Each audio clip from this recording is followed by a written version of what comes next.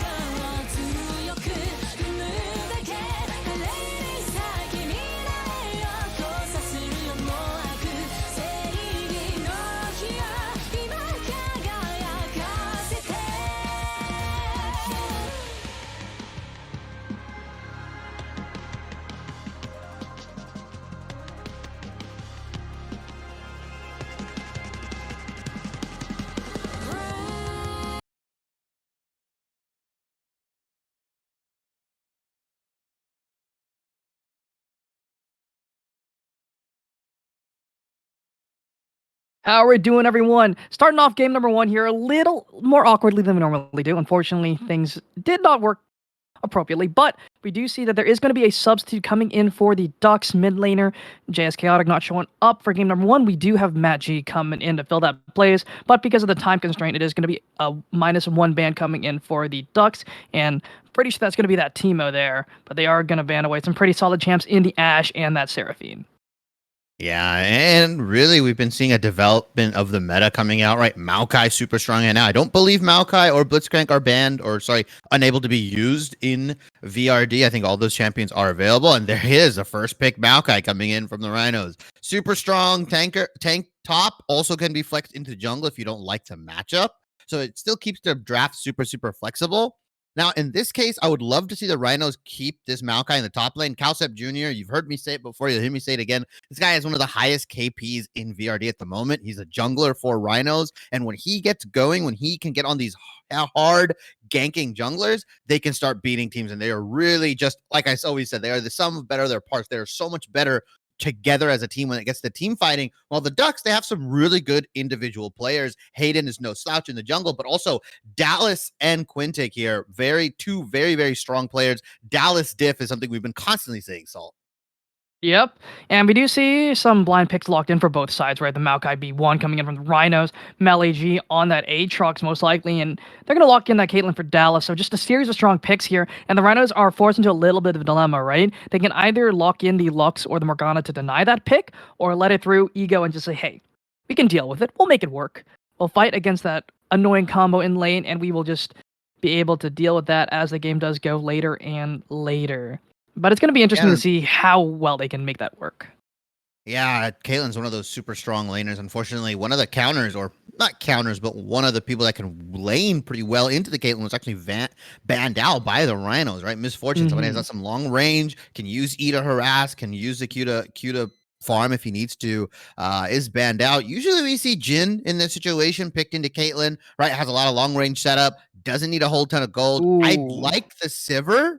I definitely like it, but it's a very short range. So it's really going to be up to Calcep Jr., sorry, not Calcep Jr., the Renata, specifically Zolobon or the Renata, to get a lot of that shielding off, a lot of that poke, and harass Caitlyn so that Caitlyn has to choose whether to choose CS or choose to hit the Sivir here, or potentially choose to hit the Renata, because Sivir most likely won't be in range other than potentially the Boomerang Blade or the Bouncing Blades if it gets a lucky bounce onto Caitlyn here. And we see Hayden picking up their famed Kindred, a very strong pick for that individual alone, right? Has a bunch of games onto it and is very strong on it. I want to see what the Rhinos are going to answer back into this Kindred as the Akali gets banned out from the Ducks here, not getting Lobum any assassin so far.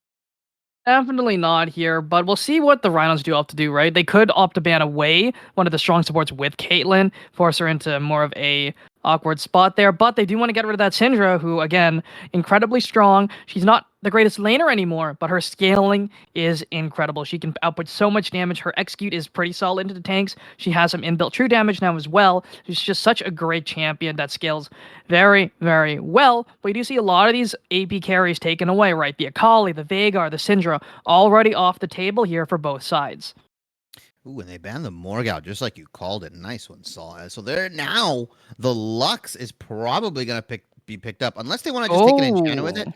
They're actually taking a pretty strong, I would say, engage / counter engage, right? Very good peel, but also has the ability to just all in you at any moment, right? You get hit with the vines, the trap comes in, then you're taking damage from the plants that are also slowing you sometimes. So there's a lot of follow-up damage coming out from this bot lane. And it's also really nice because you can use the plants to block out the handshake, which is a very intricate skill. But I was just going to say, with the Syndra being banned out, with the Veigar, the Akali, this opens up the window for those handshake mid laners like Victor, like Azir, like we've been seeing at World so far. These two champions have crept their way back into the meta, and we've just been seeing more control mages along with the Silas, which is not traditionally picked into the Victor. Definitely not here. It's a rough matchup. We've seen a lot of players just dominate the Silas in lane with the Victor. And if the Victor's able to get himself a strong enough lead, he doesn't really have to worry about getting one shot out of lane. Not really Ooh, too I like scared. this. But ooh, it's a very tanky composition coming in from the Rhinos, and they have some decent range there with the Sivir and the Victor as the game does go later, mind you, not early. but later that Sivir will be able to output some damage with the Boomerang Blade, and those bounces will be annoying because the front line will have to walk up here, but the Ducks may not opt for a traditional composition here, right? The Aatrox doesn't really need to be a frontliner, and it's very, very counter-engagey, right, from the Ducks, especially if they lock in this Talia. It's going to be hard for the Maokai and Ornn to look for any real kind of engage having to deal with this zone control from the Zyra and the Talia, right?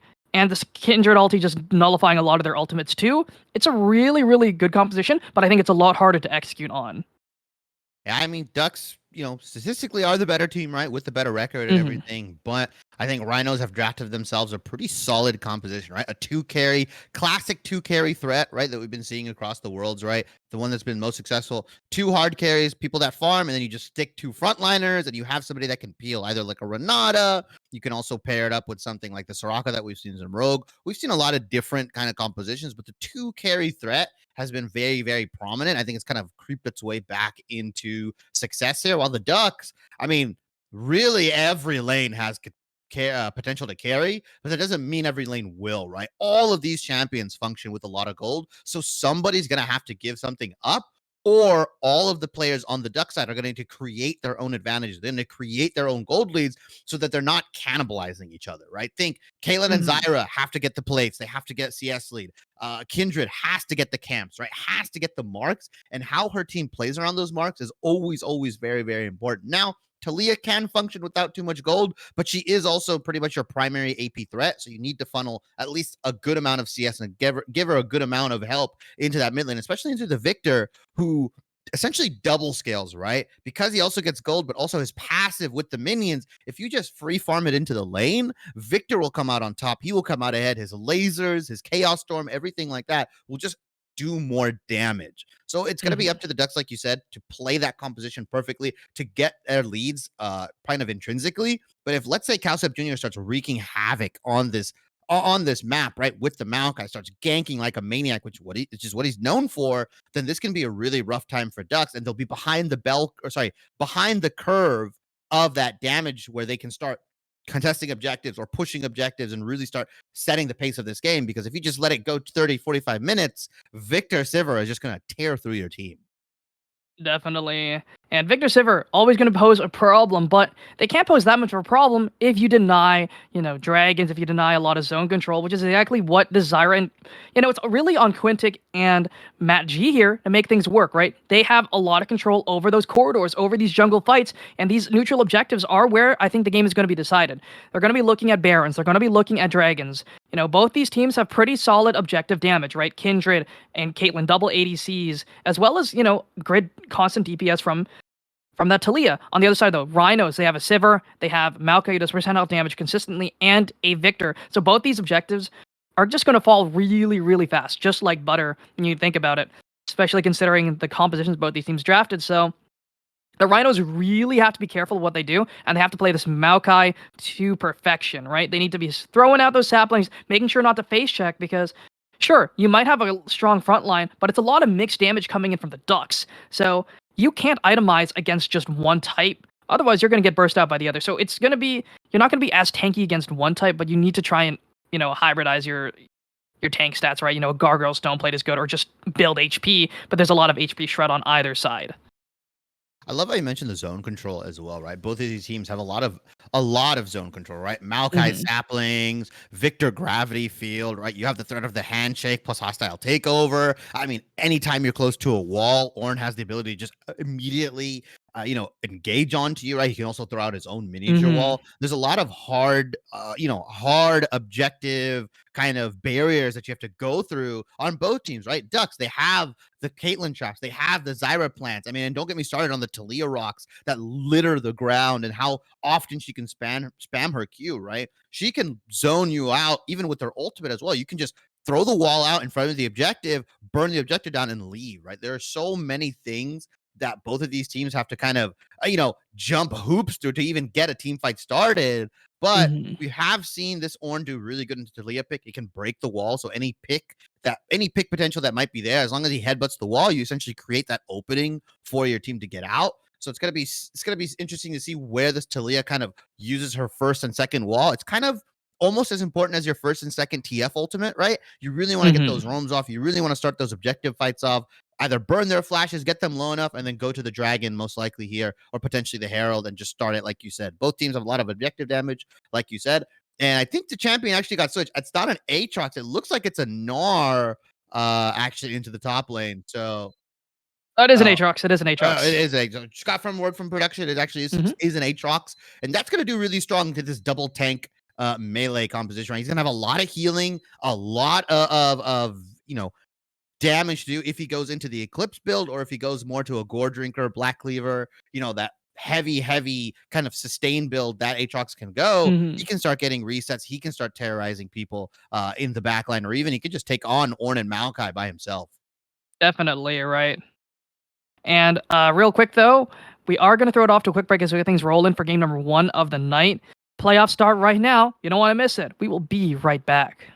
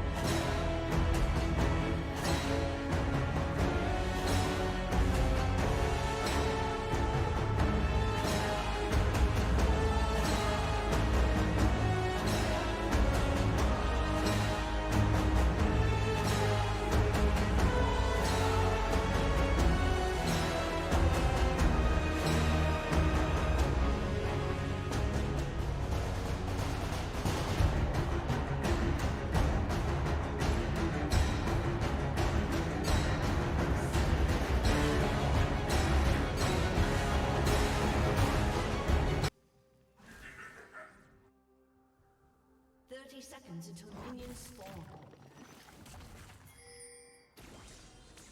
How are we doing, everyone? Starting off game number 1 with a little bit of spells thrown. You can see some mana gone from both the mid laners here, but Rhino's on the blue side with Ducks on the red, and this is our first best of 5 of the split, starting off right here, right now. Yeah, starting off pretty hot and heavy into the mid lane, like you said. Spells being thrown, both of these mid laners not wanting to give anything up. 5-point defense for both teams. Saul, you've heard me say it multiple times. A lot of these teams, they play very shy, they play very conservative the first game of the best of 5. As we get into like the game 2, the game 4 potentially, that's where you start seeing the invasion shenanigans, right? 5 people coming down from bot side or 5 people hiding in the top brush. That's where you really start seeing a lot of these kind of plays to get those small incremental advantages. Both teams, though, not crucially, not able to put down any wards. So both junglers are technically unknown starts. They might think that bot lane is leashing. I think they had to get pinged out, though, because Duck's bot lane is trying to cheese here. So they're going to take the safe way. So they definitely know that Kindred started top. I think both teams with a little bit of IQ can understand that.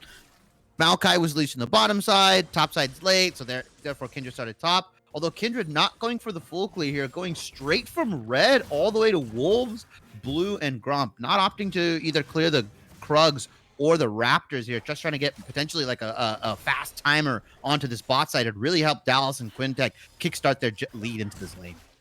And we already see that the bot lane has prio. They are going to be pushing constantly over and over again here into this Renata, into the Sivir, at least until level 4 is hit, and the Sivir actually has some wave clear of her own. But the Sarva, doing a solid job of poking out, blowing the Guardian nice and early in this lane, so that way the next trade is going to be a lot more effective. But Handshake lands, a lot of damage there onto Dallas, who is going to be chunked to half HP. You're going to have to walk away from that one, trying to get some autos over the wall. They'll be able to land that Piltover Peacemaker, and, trade some decent damage back. I'm very surprised they were just willing to hand Zolo Bomber over the Renata, who's one of the stronger. Ooh, nice gank into the top lane. Gank in the top side, directed camp. Can you please take me to the right place? Melly taking so much damage here. A knockup will be able to do it, but will be able to walk away. So no flashes burn, no sums burn, but at the very least will be out of here safe and sound. I would have suspected that, Zoo on the top side would have gone for the Flash E to try to just get the stun off, but maybe it's just too much, it's too much time for Meli G to react, and unfortunately, Meli G is going to have to back burn the TP here, so I expect Zoo to trade super, super heavy into this because they have the TP advantage, force Meli G out of the lane again. Another gank from Calcep. Oh, you have a flash there, a lot of damage right into Lobum. Calcep trying to find the kill. Can they confirm this one? No, Matt G will be able to walk out of that one alive, but Melly looking for the trade here on to Zhao as well. So much damage down. The Darkened Blade does not land. Umbral Chains won't be finding the pullback, but it is just going to be a trade of spells, and that's all we're going to see so far this game. I would have loved to see Lobum flash the stun, or the knockup. Oh, Calcep Jr., though, he's in rockin' a hard place right now. Oh, rockin' a hard place indeed. We see Hayden going for the damage. Wolf is out trying to find its mark, but cannot do it. At the very least, they do have some bot side proud, but next winter, going to land at least a Boomerang Blade, land some decent trade back, making sure that Hayden's going to think a little bit more before looking for plays. And unfortunately, Calcep Jr. ended up getting the mark away from the Kindred, so she's still standing at that one mark. That means the next Scuttle Crab should guarantee a mark there. So let's see how, again, the Ducks play around this Kindred. I very strongly, and you know this, so I very strongly dislike it when teams pick this Kindred and they're not playing for their marks. They're not playing for the jungler. They're just saying, oh, we have a farm jungler on our side. She'll be able to get the marks by herself, but they're not really activating or not really playing for her in this early game. And so she doesn't become a champion. She's not really that strong. Whereas Maokai, super low econ, super low tank, can CC, has a lot of high base value damages. You can already see Calcep Jr. trying to get something started on the map, and I wouldn't be surprised if he re-enters mid lane knowing that Hayden's flash is down. Definitely, but at the same time, Matt G's flash is down as well, right? So both these junglers could be looking for plays here in the mid lane, and that's where we want them to look for things, right? Lobum and Matt G, very, very susceptible to getting ganked, especially by a Maokai. Kindred can provide some nice counter gank power, but not really the greatest at finding something all on her own. She has to rely on Matt G to find these shoves and maybe look for something in that way. Yeah, not a lot of gank setup, like you said. We'll have to kind of stay down into the mid, I would say, bot side. It's really hard for Meli G to get their CC off if they're not sweet spotting consistently, or if the Umbral trains are down. But Ornn, one of those champions that's one of the best at avoiding these kind of ganks, right? Has the unbreakable CC, or has the unbreakable CC chain, so can just run out, with the W, can E out as well if he needs to. So has a lot of ways to avoid these ganks. But next winter and Zillobomb are doing completely fine in this lane, right? Going even with Caitlyn is pretty much the best you can ask for, considering the amount of jungle attention that has gone into both mid lane and top lane from Calcep. They've kind of just been left alone, getting shoved in, and Sivir has been doing very, very well. And these saplings are just, kind of spotting out any of these sort of roams that are come in. And so Calcep Jr. has definitely practiced this pick, knows where to put the saplings, knows how to place them so that they can spot anything out. These little mini wards can get very, very annoying. Definitely here, but top lane level 6 is going to be hit for both these laners very, very shortly here. But the first Taliyah ultimate you said is going to be very important, right? Want to be able to make that one count. It's similar to Twisted Fate ultimate or Galley ultimate. Those ultimates need to have impact, otherwise it just feels really, really bad with the cooldown that it does have. Yeah, and if you can't get the first one or two really going, it kind of just stops the momentum there, right? You can't really do much with this Taliyah pick. Once you lose that ultimate, you eventually just get shoved in by the Victor, and he may leave to go, maybe contest a dragon, or maybe Calcep. No flash there. Chaos Storm is down as well. The Gravity Field will find the stun, and who will take first blood? It's going to be Lobum, grabbing that one up on Melee. Aggressive trading up in the top side, up against Zoe here. A beautiful Umbral Chains will find the pullback here onto the Ornn. Unstoppable's already been used. Does he have the Darkened Blade up again? He does. Q1 going to go wide. Sweet Spot is not going to land for Q2 as well. Trying to find the ultimate, and one more auto will do it. And no form is ended. Melee finds a solo kill in top lane. Yeah, and that's just a champion diff right there, right? Aatrox, the best at fighting, the best at skirmishing, and Hayden taking the red buff away from Calcep here because of all the ganking that he's been doing. He hasn't been able to really farm his objectives. It's just now found out that his red buff has been pillaged, and now the dragon is the eyes for the Ducks here. Are they going to be able to even contest it on the Rhino side? Doesn't look like it. First dragon going over to the Ducks very, very early on. I really like that play, making something out of nothing pretty much here. Even though your mid laner's dead, Hayden beelining it over to that mark on the Gromp right now. And that's a very important dragon too. Hextech Dragon scales so incredibly well. 9 attack speed and 9 ability haste scales very well into the late game, right? It's almost as imperative as getting a Mountain, right? I think the two strongest dragons are Hextech and Mountain. The Adaptive Force is nice and all, but I do value ability haste and attack speed very, very highly. But armor and match resist, you can't get any of that very, very easily. But look at this top side, just getting completely ransacked here by Matt G and Hayden. The Ducks, man, playing this guerrilla warfare style. I'm going to take your red buff, I'm going to give my mid laner your blue buff, and I'm going to take the Gromp mark. All while Maokai pretty much can't do anything here. And Zoo, he's fine. He's just going to take a big chunk of damage here, unfortunately. Oh, Calcep, though. Level 6 to level 5. Could be looking for the play here. Lamb's Respite is available. The roam from Victor's already here as well. It's going to be a 2v3.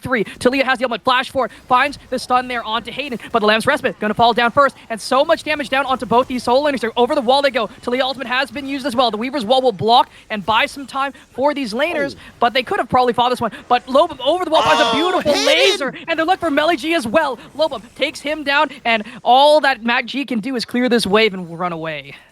The Ducks flew too close to the sun. Unfortunately, their wings get burned. Calcep Jr. ticks level 6 off of the minions, throws the ultimate down, and there was definitely enough damage coming out from Lobum. A nice 3-0 start for him, picking up kills on both the mid laner, the top laner, and now the jungler here. Zoo is looking to contest Matt G here.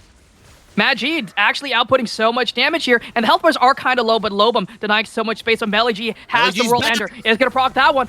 Ultimate has been used. There goes the Ornn Horde. Not going to find much, but Dallas solo killed on the bot side of the map, and Matt G trying to fight for his life. Can he find one? Melee G trying to find the kill here, and Zhao very low as well. Who's going to be granted this kill? It's going to be Melee G. Over the wall, a nice Darkened Blade will find the double kill, and Melee G slam dunks all over the top side of the map. Melee G picks up a couple kills for himself. He's got the solo kill in the top lane early on, and has also picked up 2 kills from the top laner and the jungler. All while that happened, Dallas just ended up dying here. I think Zyra, unfortunately, Quintek went on a roam, and that was the go button for next winter, and Zillobomb are just completely all in Dallas. You see every single summoner is pretty much burned on the side of this bot laner here, except for Quintek, who had the flash, but probably wasn't even in that lane to begin with. So really nice, pick up from Melly G here, right? Getting really strong on this Aatrox, a force to be reckoned with. You see how much damage he was putting out onto these tanks. Although they don't have their Bambi Cinders finished into the Sunfire Capes. If Melly G keeps going like this, it's gonna be very, very hard for anybody to deal with them, Lobum included. Even with this 3-0 start, Aatrox just has so much self-healing, so much mobility, can do so much into your backline. Definitely here, and already starting off with that Eclipse very, very close to it. But Dallas dashing forward. That may have been the wrong move here. Sivir ultimate is going to be used on the hunt. They are hunting for this stuck. Skeet shooting. They're going to take him down with a blade to the face. But we do see the rotation here coming in from Hayden and Quintic. They're looking for next winter. Very, very low. Hayden going forward. No Lamb's Respite available. May have just killed himself going forward. But one more auto may be able to take him down. The tree has been felled, and Hayden's going to be able to walk away. Yeah, he's just not tanky enough, even right now, right? Kindred has been able to pick up marks, has the Noon Quiver, has the percent health damage. If you put the E plus the W on, can really start laying into you. You see the jungle lead that Hayden has, 38 to 3,400, and that's just him pretty much pillaging and ransacking, like you said, Cowsep Jr.'s jungle. He's essentially robbed about 4 to 5 camps so far, including taking his own, so that's just a lot of influx of gold. Regardless of the KP that Cowsep Jr. has, he's been going for this more gank-heavy, low econ style, which is going to put him behind in gold and not make him as tanky. Right now, the gold is pretty even from the Rhinos and the Ducks here. Objectives are in the favor of Ducks. Mountain is coming up in about 40 seconds. Talia ultimate is up. Maokai ultimate should be up by that time, same with Sivir. So we might see at least bare minimum a 4v4 scrap for this dragon. Definitely here, and taking a look at key ultimates. So we have 3 marks on the Kindred, but Lamb's Respite is available. Weaver's Wall up as well, Ace in the Hole, World Ender. All of these key ultimates are going to be up for this dragon. Quintic's ultimate should be up very, very shortly as well here. Teleports are not available. We also don't have any Unleashed teleports up on the map just yet. Still 12 minutes into the game. I want to see if Melly G is going to walk down to this dragon. Actually, not even at all. Kindred and Aatrox have abandoned the dragon here. So this is the moment. They need to find out where Kindred is so they can start aggressing onto this dragon. They need to take it and burn it really quickly. Next winter, though, taking a buttload of damage, getting chunked out by Zyra and Caitlyn here. They don't know that Cowsep Jr. is here, though. And I don't really like that play here.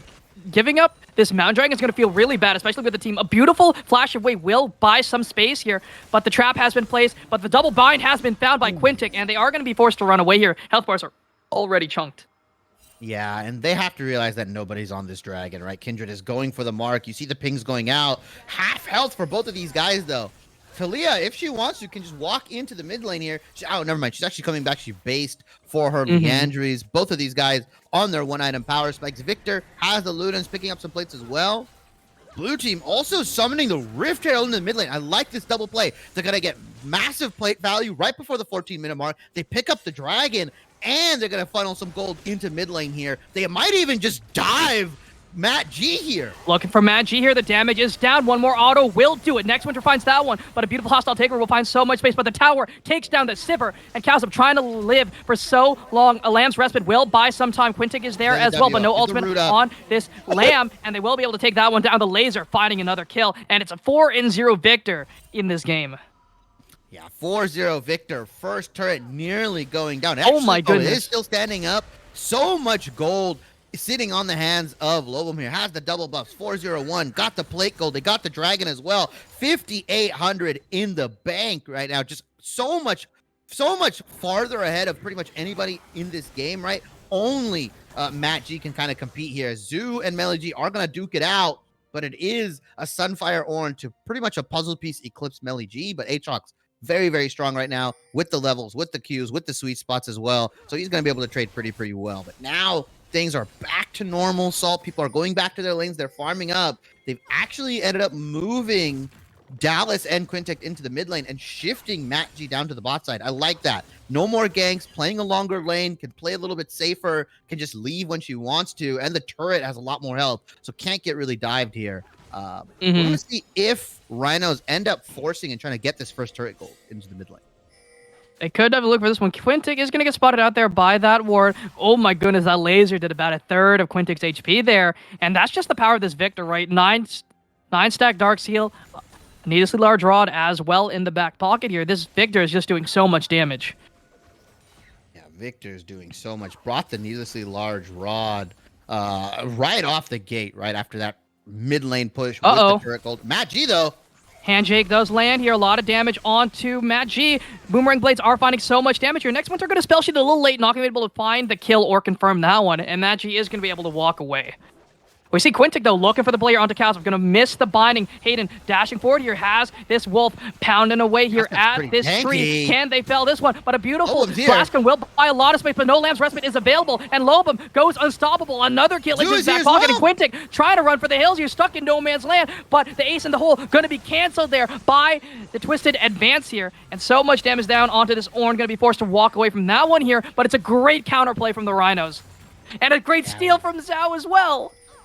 Really nice collapse coming out from the Rhinos, just using the fact that they have everybody around here. The TP coming out from Zhao as well. They pick up 2 kills. They pick up the first turret into the bot lane, and they're also going to save the mid lane here with Lobum TPing. Uh-oh. Oh my goodness, Matt G he might just die here, taking so much damage. The heal has already been burned from Dallas. We'll be able to get out of this one here, but this game is looking scary. This Victor is so far ahead, so accelerated here in this game number 1. 60 minutes in. Probably finished all the upgrades here if we want to take a look. Not just yet. Almost finished that next stack here. Yeah, and that laser, the death laser plus the Q is going to be really, really strong. And once he gets that Chaos Storm upgrade, this Victor's going to be hitting like a dump truck. Oh no, he has all of them. Oh, he has all of them now. Okay, he's good to go then. He's chilling. Victor is officially online. Gonna pick up potentially that Rabadon's death cap as he moved in. Oh, Rabadon's going to the Shadow Flame actually into this team, which is still a nice pickup. But also we mentioned right in the draft, if the Ducks composition cannot create their own leads, if they can't win these lanes, if they're behind when it comes to this, 15, 20-minute mark, they are simply outright just getting outscaled, right? Victor 5-0-2, Sivir 3-1 right now. All the right champions have all the gold on the Rhino side. Or if you look at the Ducks, really Aatrox is pretty much primarily holding the gold, as well as Talia. Caitlyn and Zyra have not had the effect that they needed to into this bot lane. They lost their turret first. They got solo killed multiple times. They just aren't as effective. And what you're going to see is there's going to be a massive, massive power disparity coming from the Sivir and the Caitlyn, where Sivir is just going to shred through your team while Caitlyn's going to hit like a pea shooter. And the main problem here that we're seeing is Melee-G just hasn't been able to participate in these fights. This Ornn has done a great job of just denying this Aatrox the space to just walk out of lane here. Yeah, and this massive tank line, as we get a nice little, skybox view of the dragon here. You just see the vision coming out from the Rhinos. 2 pinks in the river. They've got wards down in the bot side. Well, there is nothing that the Ducks can really do. They will pretty much have to walk into saplings, darkness, gravity fields, lasers, boomerang blades. There is so much damage they're going to take that they won't be able to see. They might just get bullied out of this objective before they can even think to contest it. Yeah, they do spot that one out there with the blue ward, but it does absolutely nothing here. They're going to try and get a constellation prize of this mid-tier 1. The Rift Herald may be able to do it for them, but we do see the rotation here. The wave clear is just so insane from the Rhinos here, just stampeding down this lane. The Dragons already go down, and they can't even grab the turret. Ornhorn going to look to find a couple. Cannot actually find the R2. No charge going to be found there, and they're just going to deny that tier 1 tower. They deny the tier 1. Really nice from them. They pick up the Infernal Dragon here. They're aiming for about a 30-minute Infernal Soul, which will be really nice for them as well. They are firmly in the lead with about 2,000, almost 2.5k gold. Isn't a crazy amount, but the fact that Rhinos is a scaling composition and they have this gold lead, it just hurts that much. It just hurts that much harder, right? You're gonna see Lobum finish his second item very, very soon. Once he hits that Shadow Flame spike, he will pretty much do true damage to Dallas and Matt G, or pretty much anybody on the side of Ducks, because of the MR shred that it has. And there's nobody building any magic risk other than Melee-G with the Merc Dread. So that's more for the CC than anything. Definitely here, and it's just going to be a little rough for the most part here for the Ducks. They don't have much of a way back into the game, right? They have no real go button that you did mention here in their draft. This is the draft that's super hard to execute on, and we did say most of the time the Ducks really have great solo play. They're able to create their own leads, but that's not what happened, right? Chaos of just burning summoner spells to left, right, and center.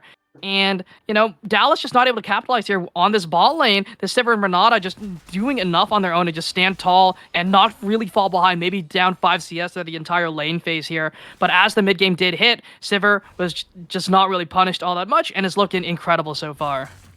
Yeah, Cowsep has just had 7 KP out of the 9, right? He's been involved pretty much in every single play other than the bot lane ones, as we see some trading in the top side. And that was the difference. That was what we talked about, right? In the draft, in the pregame, right? Cowsep Jr., can he get his lanes activated? Can he start getting things rolling depending on the champion? Is he going to get this Maokai again? I'm not entirely sure. I don't think Maokai was the problem necessarily. It's just the fact that the Ducks decided to draft a scaling jungler into probably one of the most proactive jungle players in VRD at the moment. So when you're allowed to do that, you get no priority, right? He's just going to completely and utterly run you over with this constant ganking. And yeah, you took his red buff away in the early game. You took his top side in the early game as well. You tried to keep him down, but if his laners, if the people on his team that are the carries, the Victor, the Sivir, they're getting these ganks, they're getting the gold here, it's a lot more effective. And something like a Maokai can just function off of 1-2 items very, very easily. As he's opting in for the demonic embrace. Big play, knock over the wall. Quintic trying to run for the hills. The flash away is not enough as Next Winter finds that one.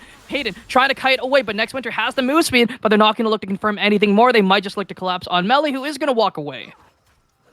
And I love Cowsep Jr. just over the wall. Damage. Oh, Next Winter. Next Winter Ace in the hole is not going to find the pick, but here comes the Weaver's Wall into the backline. But you may have just jumped into enemy territory. The damage is there. Ornhorn going to be found onto one. Meli-G into the backline, but it's another kill from Lobum as well. Lamb's Precipice already been dropped here. Cowsep is finally going to fall. Meli-G has to try and take down Lobum, but cannot find the damage. Has no flash, has no way into this back line. Just going to get kited out here. Going to get knocked up here by the Brittle Auto, but Matt G will find the kill onto the Ornn. But they can't really do too much off of this one, and they are stuck in an awkward position, but health bars are low on both sides. Yeah, Next Winter kind of got deleted out of that fight before it even started, right? Took a bunch of bursts from Hayden, also took some damage from Dallas here, wasn't able to contribute as much as they would like to. Even then, RNO still come out on top. They trade, I believe, 2 for 3 here. They traded Cowsep and they traded Zoo here for pretty much 3 members on the side of Ducks, right? Hayden, Dallas, and Quintek. Matt G and Meli-G both trying their hardest in these solo lane carries with the goal that they have to really put the pedal to the metal. And you said, right, this mixed damage coming out from Ducks can be difficult to itemize against. You can see Ornn and Maokai both have not built a sliver of magic resist. So for all intents and purposes, Matt G and Quintek can really burn through these guys' health bar and burn through these defenses pretty easily. You saw though Lobum on the backside pretty much one-shot Dallas and Quintek with the laser plus Q combo. So it really is going to be who is marking Lobum in these team fights and how are they going to deal with it. Turtle Drake on the board here, just under a minute as well. Blue is going to be claimed here.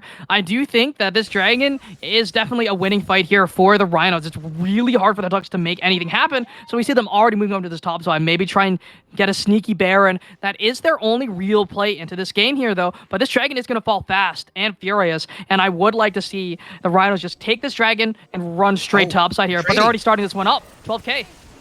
It's going to go down super fast, like you said. Percent health coming out from both double Leandries. You have double ADC going onto it. This Baron's gone. So it is done. It is gone.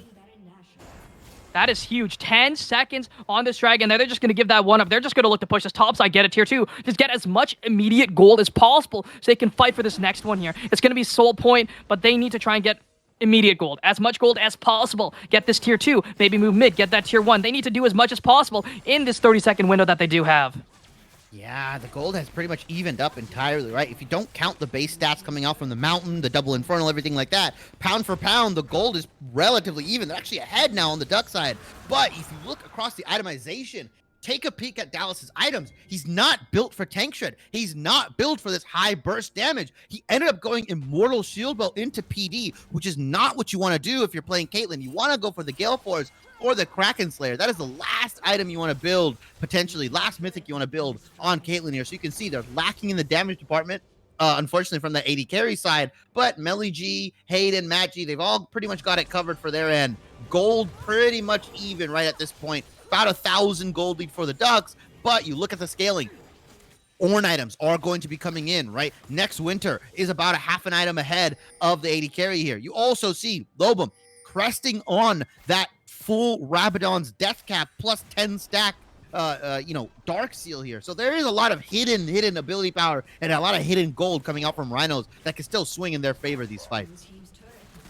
Definitely, and we do see a fight breaking out here in the bottom side of the map. Cowstep Jr. taking a lot of damage. My Melody going to cast that God. in the wrong direction. The shutdown comes through. Lobum finds another, and Dallas is next on the menu, trying to kite away here, using that Zyro to buy some space, and they will be able to get their AD carry out of danger, and Ace in the hole going to do basically no damage here to Cowstep. Does not really care. mid But lane. look, this wave just getting pushed in nice and easy, and they're probably going to lose at least 2 waves off of that play. 2 waves, potentially more. Nobody's really going to pick it up right now. Finally, Matt G is going over with Hayden. Oh, That could Cowstep be over the wall. dangerous. They're trying to find the play here. The damage is down here. Zhao taking a lot of damage here. Hayden trying to kite away, trying to kite towards his team. Will X-Winter's find one here. pick. Lamb's Pressman is down. Gonna buy some healing. Hostile takeover is gonna find one, but Lobum finds the other. Lobum And they're gonna look for more. The laser might find the slow. Matchy forced to flash away. Run for the hills. Gonna get rooted up here, but a seismic shove is gonna land. A lot of damage there onto this Victor. And Dallas trying to find anything, but gonna get stunned up here in the gravity well. Over the wall. The damage is there. Boomerang that's Blade gonna go wide. disgusting. It's disgusting damage, and they are just going to be able to push against this Baron, and it doesn't even matter that these Baron up minions are present because they just can't do anything with them. It's all that hidden gold value, the Infernal Drakes, the Mountain, the Dark Seal stacks. I mean, just Lobum miles ahead of everybody in terms of gold individually. 3 items to none. You look at it right now, 12K in the bank he managed to get, right? You look across the board, who's even remotely close? It's Matt G at 10K, right? He has 2 items, that's about it. Unfortunately, even with that Baron play, that sneak, it just wasn't enough. They're not able. Wait, next winter though. Oh, next winter, gonna buffer that spell shield in the wrong way. That's not how you do that. You buffer the chain. You actually buffer the W. You don't buffer the knockback because it's not considered an ability. But hey, you learn your lesson. Next winter knows. All right, you know what? Yep. Next time, I'm going to spell shield the W. I'm not going to spell shield the knockback here. Could have been pretty bad. Could have been pretty bad. Could have been scary, but, you know, Sivir moves a little fast, and Aatrox W, you know, not the most effective spell unless you're able to combo it with another one. 25% slow, not really the greatest thing in the world, but the rest of the kit is just so insane that doesn't really matter. Gotta play it nice and easy. But we do see here that Magi just trying to push this bot lane, trying to get something here with that Baron, or that they did have, but we do see it's fallen off already. So, you know, they weren't able to capitalize as much, but at least they did get some more gold in their pockets. They're not in as dire straits as they were before. But Loba might be looking There's for no the pick flash here. on Matt G. Oh my goodness, that's one laser. That is 33% of the one HP laser. gone. Yeah, imagine if Lobum just actually commits to it, walks around, gets the laser plus Q combo. You have to believe Matt G is pretty much dead there. Matt G, though, picking up some fruit, picking up the plants here, getting his HP back, and 1:15 for this dragon. Unfortunately, Ducks have to fight for it, because if they don't, if this Infernal Soul falls into the hands of Rhinos, it is game, set, and match. They're looking for the pick here. Trying to find Lobum here, forced to flash away, but it does not even matter. Lamb's Respite not there in time as well. And 57 seconds here on this dragon. No flash for their jungler as well. That is just they looked for the pick, they just couldn't find it. Lobum, blink and you miss it. Hayden was gone in an instant, right? 1E, 1Q plus the Chaos Storm and the Empowered Auto is dead. Magi does not have a flash right now. Knock up there onto Magi, gonna be stunned up, taken down. Cowstep Jr. claims that one up. First kill of the game for this Maokai, and dead right before the dragon will be up after it spawns up here. So just another blunder coming in from the Ducks. Yeah, and they still have time to push this in. 20 seconds till the dragon is. They're gonna get the tier 2. They're also potentially gonna get the tier 3 in the bot side. Victor plus Renata here. So they're gonna pick up a lot of standing gold. They're gonna put it into their pockets. They're gonna pick up the dragon. They're gonna base and potentially just look to end the game as they're gonna reset. Go for the dragon. Sorry, they're gonna go for the dragon, reset, go for the Baron, and look for the game-ending push. I'm peering into my crystal ball, Salt, but that's how the events are gonna be in for the Ducks here. Unfortunately, they are gonna get pushed in, and it's Infernal Soul. Rhinos have so much damage. They're front-loaded across the board. They're gonna cash in, turn their eyes towards the Baron. Definitely here, it's up in 15 seconds. And there's not really much here for the Ducks to do except wait for a mistake, right? That's all they can really do.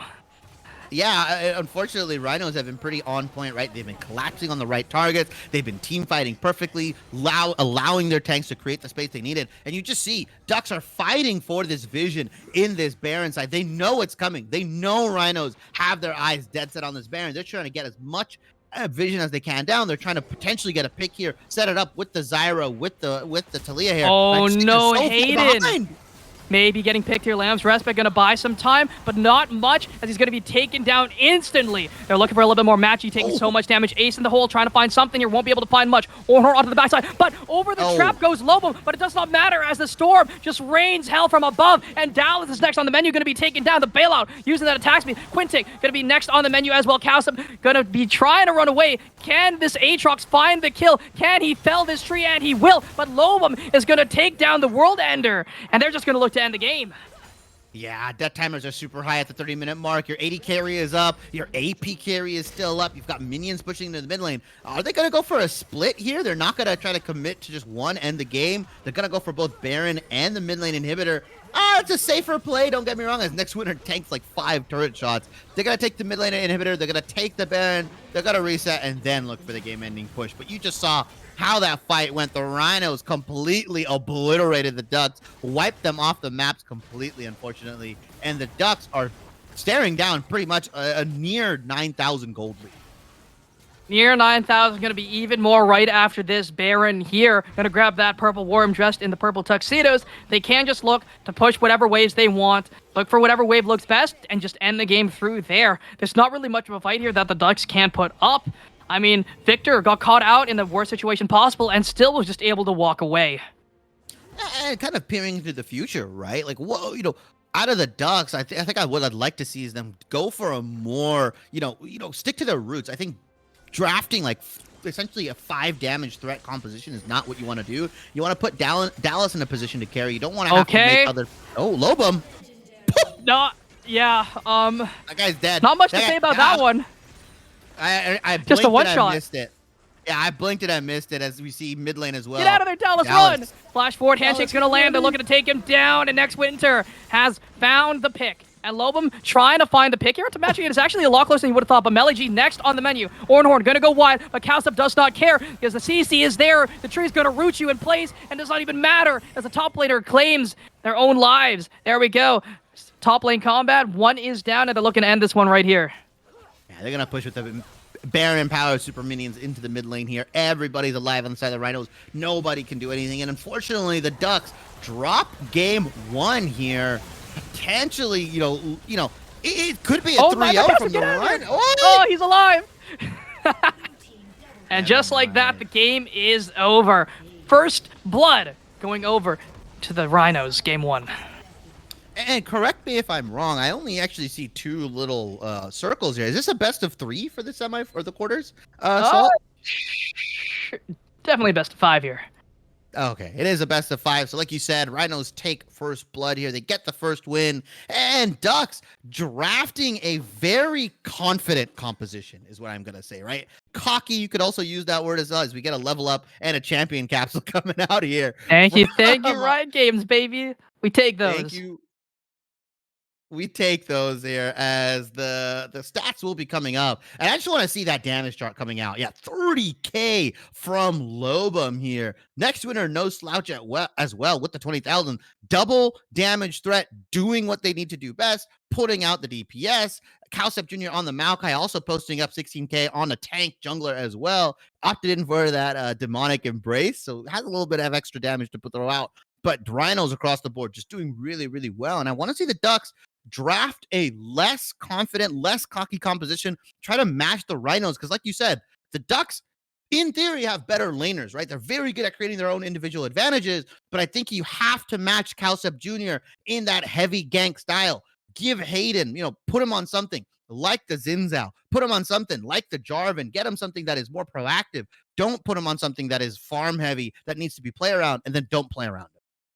Definitely here. But before we do talk more about game number 1, we'll head over to a quick break as we get everything set up here for game number 2 of the night. We will be right back, folks. You don't want to miss it.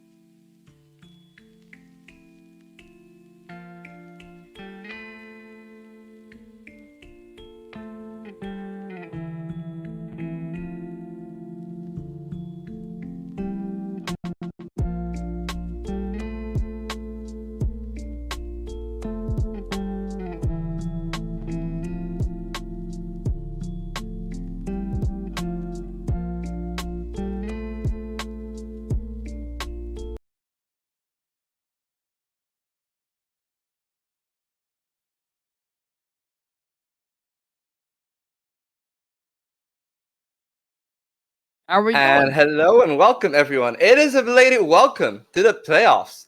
But hey, there we go. I still have Soul Spreader and Starshipy with me here. And the game one, well, we were talking pregame. I thought that the Ducks would have a much better fighting chance than what they showed in game one. Sure, Meligit was the shining light in that team, but you can sense a feeling of the fact that there was an overarching win for the Rhinos every time that they went ahead. So, lad, since you were in the game, I'll let you take it first. Like, Oh what boy. happened that actually escalated that Victor into becoming that monstrosity that it became? I mean, there's a lot of things. I think Go I ahead, think it was Chippy. that top lane fight. I think it was that Uh-huh. top lane fight that happened right where it was the 3v3. You saw the Maokai, the Ornn, and the Victor coming up. Victor came a little late, and unfortunately, the Ducks decided to turn on a point where everybody's cooldowns was back up. You saw the Maokai root come in, then you saw the laser plus Q. Maokai actually ended up leveling up in that fight. He was level 5 when he entered, but because the fight took so long and the minions were dying, he level 6'd. He turned his ultimate on and just immediately started turning onto the Ducks here. And wasn't enough. Wasn't enough firepower or horsepower coming out from the Ducks. And that's where the Victor got 3-0. Yes, Melly G on the Aatrox ended up picking up 2 kills for herself or for themselves, ended up 3-1. But Victor, when he's that ahead as an AP carry, can just start hard carrying more than the Aatrox, right? If you can't reach the Victor, if you can't reach this every Aatrox, it becomes super, super difficult, especially with a tank line like Ornn and Maokai. Mm-hmm. Well, Salt, how about you? Do you think that it was that fight in itself? Or was it more of a macro thing where the draft was giving them an advantage? As you were saying, like there are a lot of damage threats on the side of Mhm. the Ducks, but at the end of the day, none of them amounted to as much as the Victor and the Sivir did. I mean, there's not really much to say about the draft. Like, you have to execute near perfectly with that kind of draft, right? No real go button on your side. You just have to be set up. You have to have good vision down. And unfortunately, because of how much mid prio they were giving permanently, they weren't able to get things set up in time for these objectives, which is where they really needed to focus. They needed to fight around these objectives, play these corridors out, because as a team, I do think they're stronger around the corridors than the side of the Rhinos, right?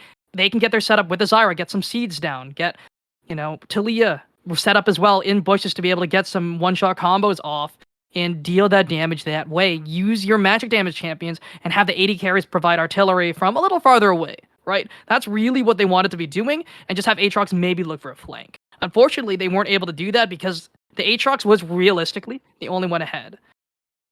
Yeah, well, that is the case. We have seen some growing pains from the side of the Ducks. That will they be able to quake their way back into this? That's what we find in game 2. So I'll leave you to it. Alrighty. Here we go, getting things rolling here with game number 2 of the night. The Twitch going to be taken off the table. The Queen of VRD also off the menu as well once more. Yeah, and notably, Ducks have their mid laner back in action, JS Chaotic here. So hopefully, with their native mid laner, with the one they've been playing with for the longest time here, back in this lineup, back in the roster, they can look to build a more cohesive composition. They can play a little bit better, and they can look to match Lobum and Calcep. But like I said, if Calcep Jr. gets one of these strong junglers and they opt in for another farm jungler versus gank jungler matchup, this guy's going to wreak havoc on the board. Maokai being banned out from the Ducks here, not letting Calcep get that. Hecarim as well being banned out from the Rhino side. So there are still some very strong B1s coming up here, right? You can take something like the Sivir. You can take something like the Yuumi. You have the ability to take the Aatrox blind if you want in the top side. You can also take the Renata for Zolo Bomber here, which is a really nice pick. Hides their draft, has a lot of flexibility still in it, and you force Melody and Hayden to either pick their jungler jungler and AD carry or AD carry support, however rotation they want to do it here. But still some strong picks coming out from the Ducks potentially here. There's a lot of options they still have on the menu, right? The Caitlyn is up as well. Didn't really perform this game, unfortunately. Kind of was just a silent piece here, but they're going to lock in the Discord kitten here for Quintic down in the bot side here, and we'll see what they lock in next. I must have not heard the memo, the name change here. I was originally under the assumption that champion was called Yuumi, but again, very strong champion. We've seen everybody and everyone complaining about it from the highest of high levels down to the bronze levels, right? everybody, I think this is arguably the most universally hated champion, right? It used to be Yasuo, it used to be Riven, but I think Yumi has firmly taken their place as the most hated champion in League. And in VRD as well, it's going to be so strong. Also taking the victor away from Lobomir, really, really nice. I had a feeling they were either going to ban it or take it away. I don't think it was necessarily the problem, right? Obviously got super fed, but that wasn't necessarily the reason they won the game, right? It was the Ducks just not playing really well, giving up kills. If you give up those kind of kills to any sort of champion, be it the Syndra, be it the Talia, be it the Sylas, they're going to carry that hard. So I think Ducks just need to tighten up. Rhinos, they need to, keep the momentum going with this high ganking jungler. And if the Ducks aren't paying attention to where Calcep Jr. is, they're not tracking him, they're going to get punished in a very similar fashion. And, we'll see what the Rhinos do answer with your. You said the victor wasn't the problem, and I completely agree with you there. Once it got rolling because of some poor decision making, yes, that's when the victor became a problem. But initially, it really shouldn't have been and wasn't a problem, right? The Talia was landing just fine. They were just trading blows, going even, nothing too crazy. But we do see here the Jarvan going to be locked in for the Rhinos, and that's pretty strong here into the Victor, into the Yumi as well, if she is on an immobile bot lane carrier. But I don't like picking Jarvan so early because you don't really see much on the menu, right? You only see the Victor. There's still the possibility of a champ like Samira, like Ezreal, to be grabbed up here for the Ducks. They really want it. But the Azir going to be locked in here up against this Victor. Just a very, very standard matchup that we've seen. It's a tried and tested matchup. Victor, Azir, both sides of the matchup, it's just a farm fest. Not really much to be seen until Azir hits 6. That's when the matchup shifts. Because Azir can look for playmaking here onto the Victor, especially with an aggressive jungler like the Jarvan. It's not that hard to look for a pick. JS Chaotic picking up the Aatrox for his top laner MLEG here. I want to know if the Rhinos end up blocking the Ornn in response after the second round of bans. Don't know if Ducks are going to look to pinch the top lane pool from Zoo here. Wait a second. I got tripped up. They're actually locking in the Ornn themselves. Whoa! Let me hold that real quick. A full-scale composition, and thanks to the infinite knowledge of our producer, right? Letting us on the tip that Ornn can actually break the Cataclysm, so he's not a very good target to be ulting here, right? So potentially can use that as a counter, right? Ornn, if he sees Victor getting ulted on with the Cataclysm, can just headbutt it immediately, let him get out of there, breaks him out of prison here, which is really nice. But Rhinos and Ducks banning away the Mordekaiser, Sivir being taken as well. I like pinching the AD carries out. Don't give any more scaling over to the Ducks here to pair up with that Yumi so you can start taking the game over. Take the Sivir away, take potentially the Ezreal away, the Zeri if that's still something that Dallas wants to play. Dallas's AD carry pool is getting pinched quite a bit though.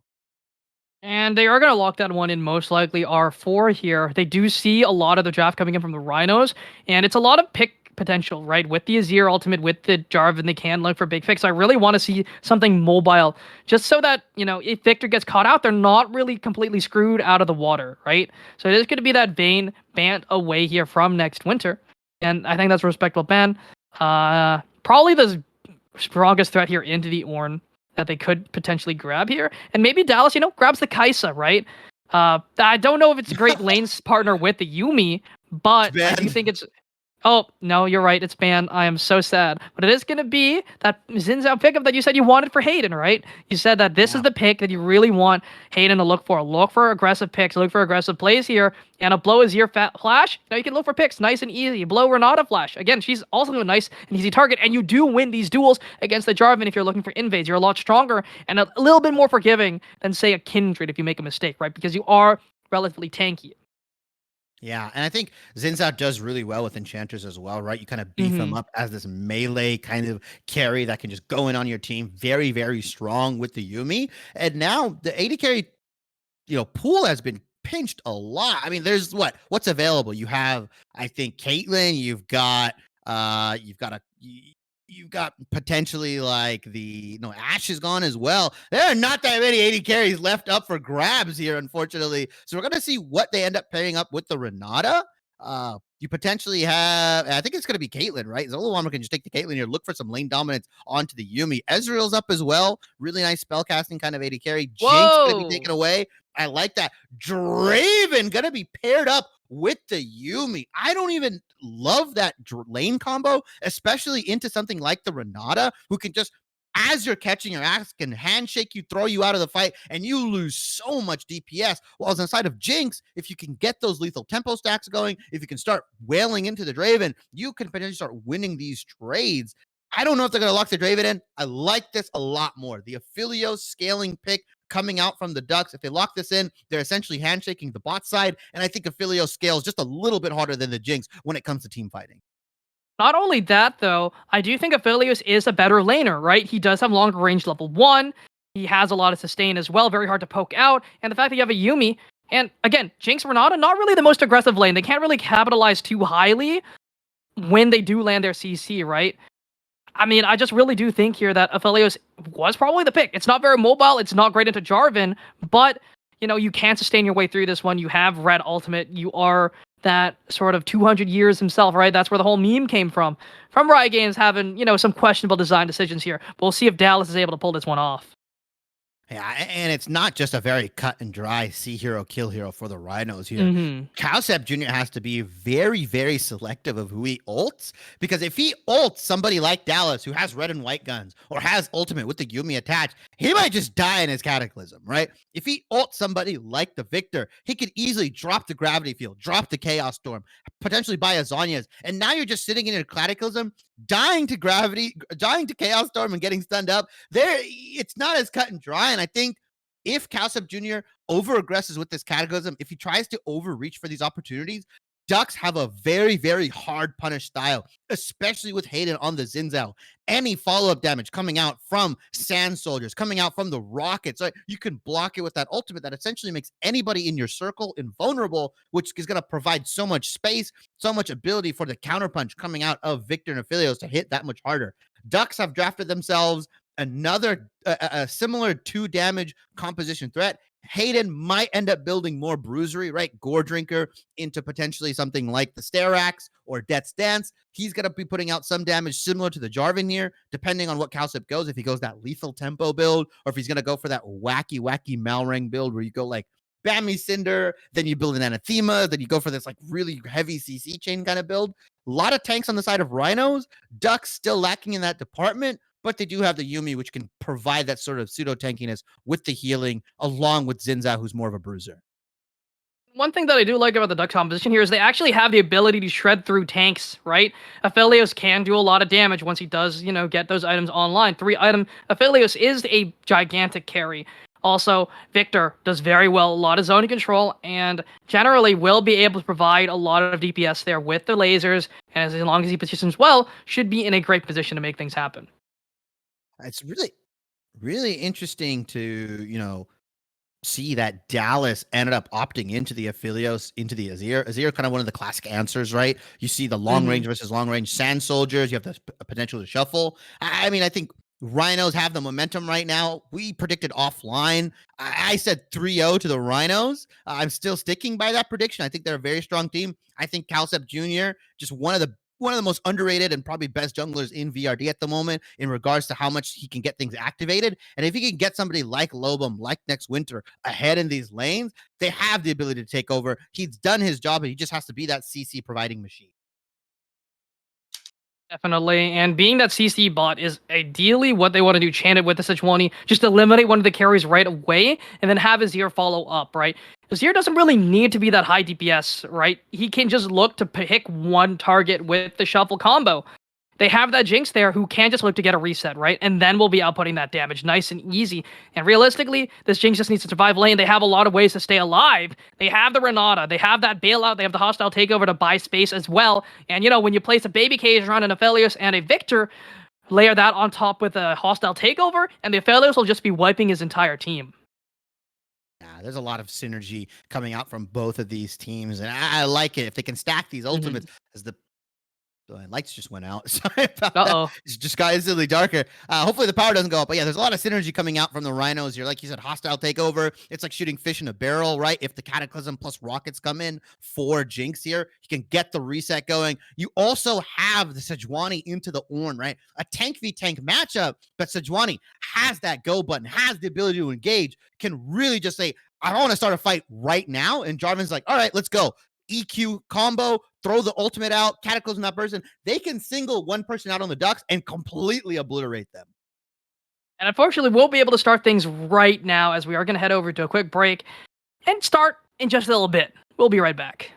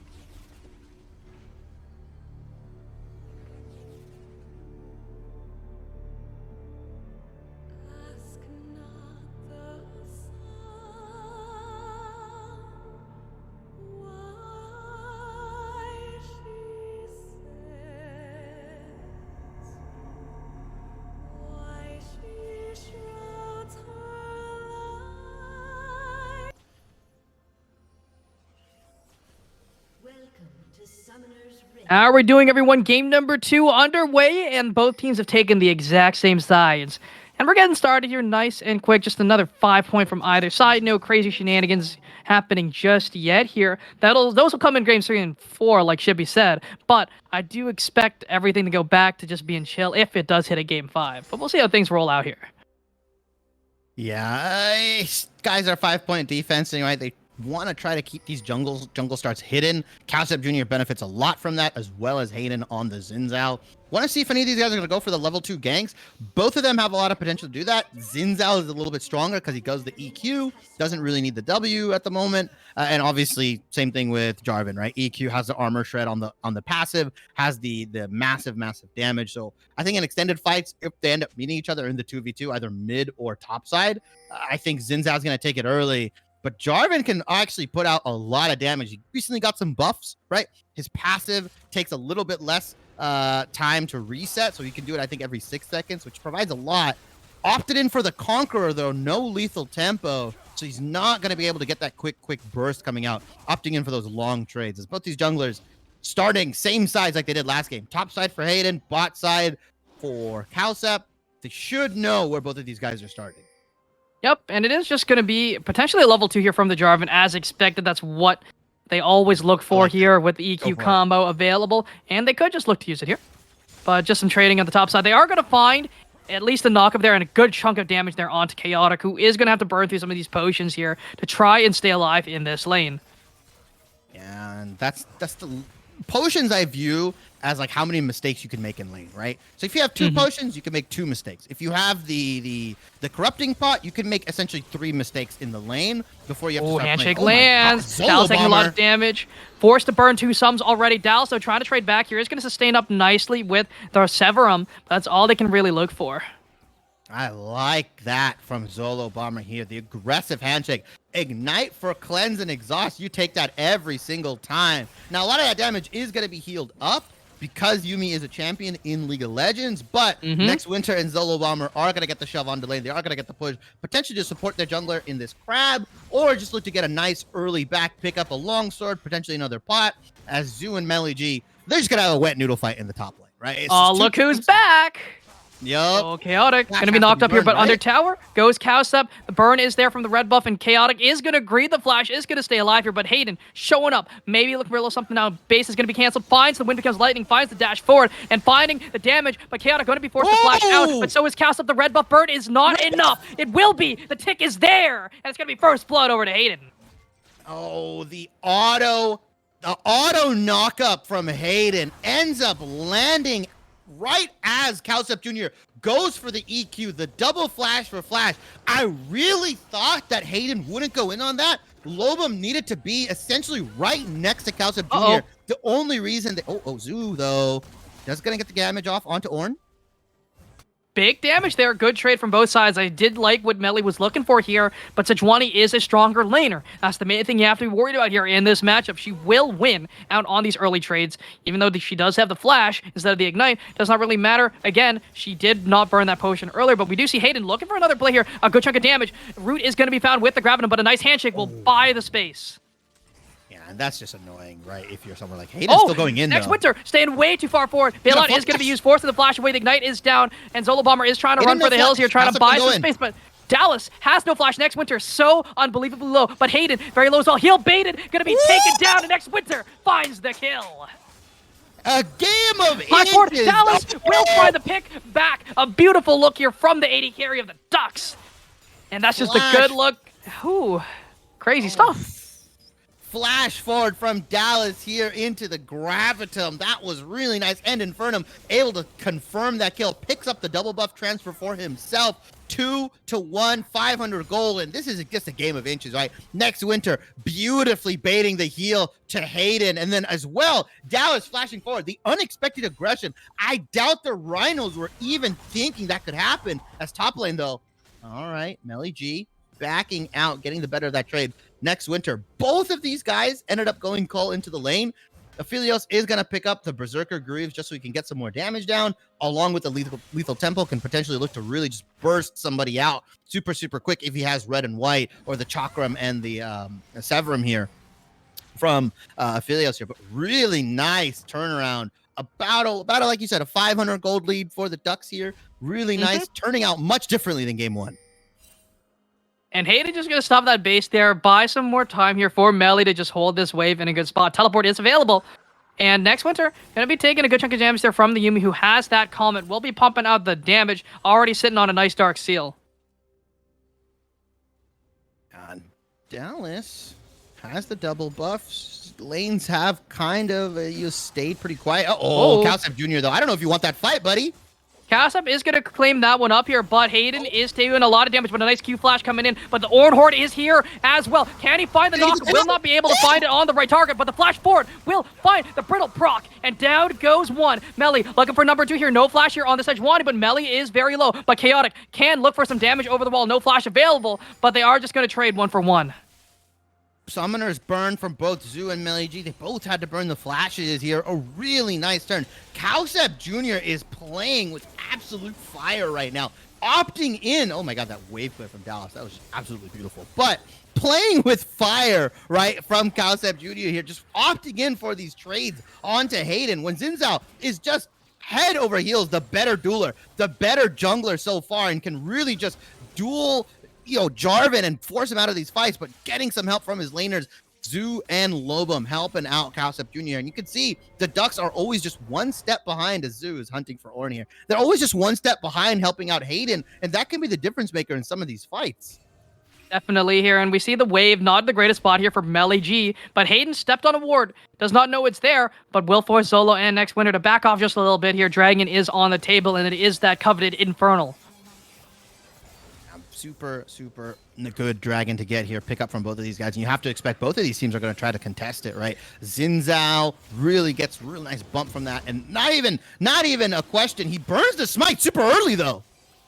Oh, this could just be a look here coming in from Kalsep. No level 6 available, and smite isn't going to be up for the next little bit here. Kalsep looking for the play, finds Dallas. The damage is there. Handshake is going to be found, but it saves him. Dallas. And Lobum finds the shuffle onto the back line, but he's lived for so long, but into the back line he goes. One goes down. Jinx is excited and is going to look for some more damage, but Chaotic has to run for the hills. Yuumi is going to provide some nice shields and heals. Kalsep trying to find this damage here and trying to take down this mid laner. Flash away. One more auto will do it, and it's going to be enough. Kalsep running for the hills here, but finds the Cataclysm. Windshake has no way out of this one. Handshake is down as well, and they're going to give a double kill over to the Jarvan, not opting to give that one to Winter.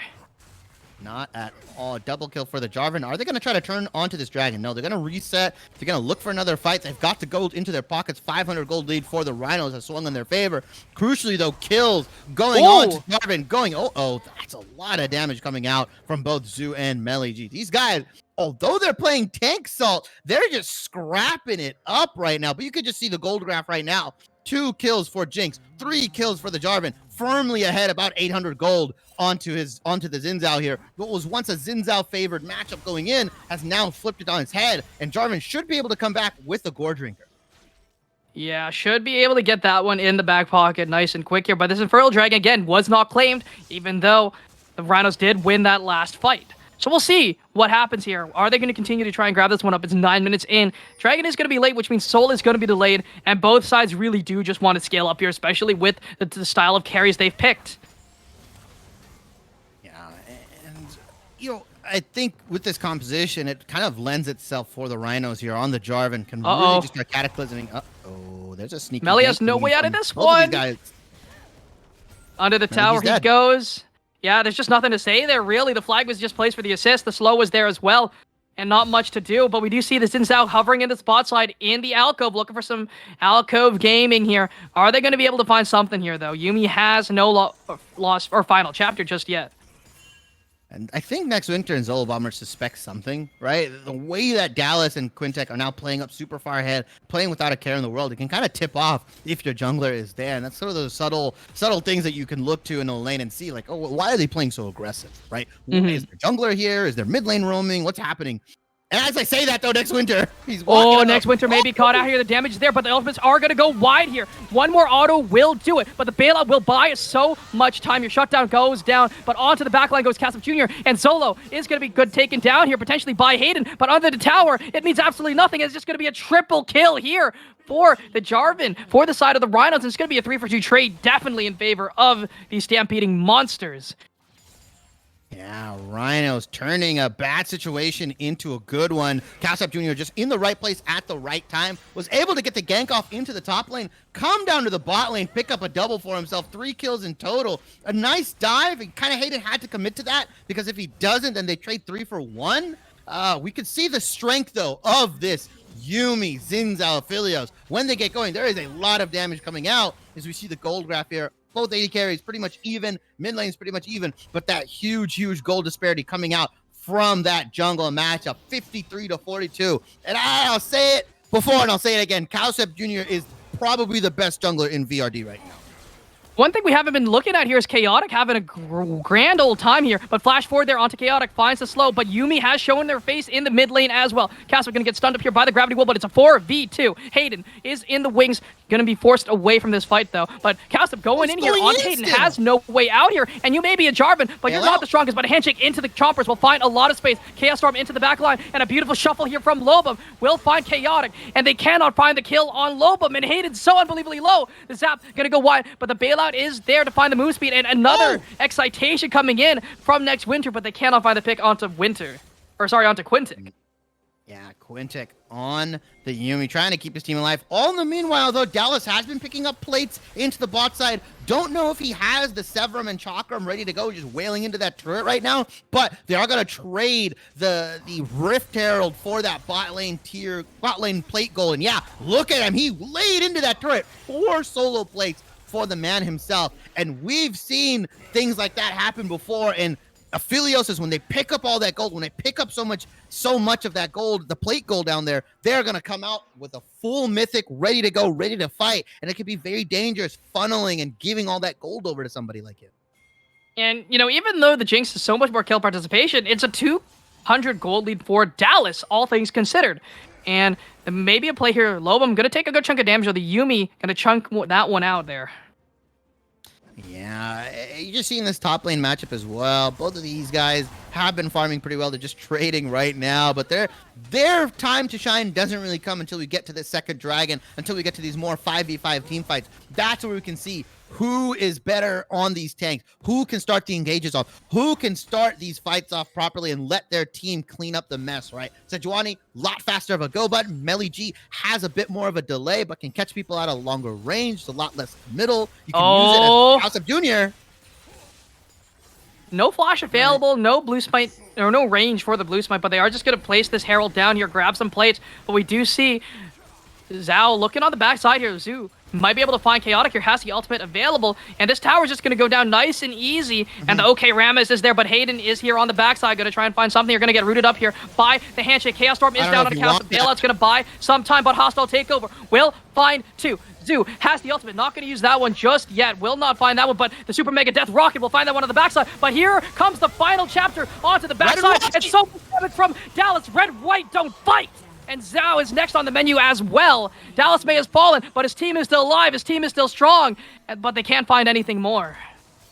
Dallas was able to put out so much damage. I don't know if Calcep Jr. wanted that Cataclysm onto him. So much damage. Red and white don't fight, just like you said. Ducks come out on top with the kills, but Rhinos come out with the gold lead right now. First tier 1 going down, first gold going down, plates as well. They're able to pick everything up and more. But this game is a lot closer than game 1. Ducks have they have their ducks in a row, right? They know what to do.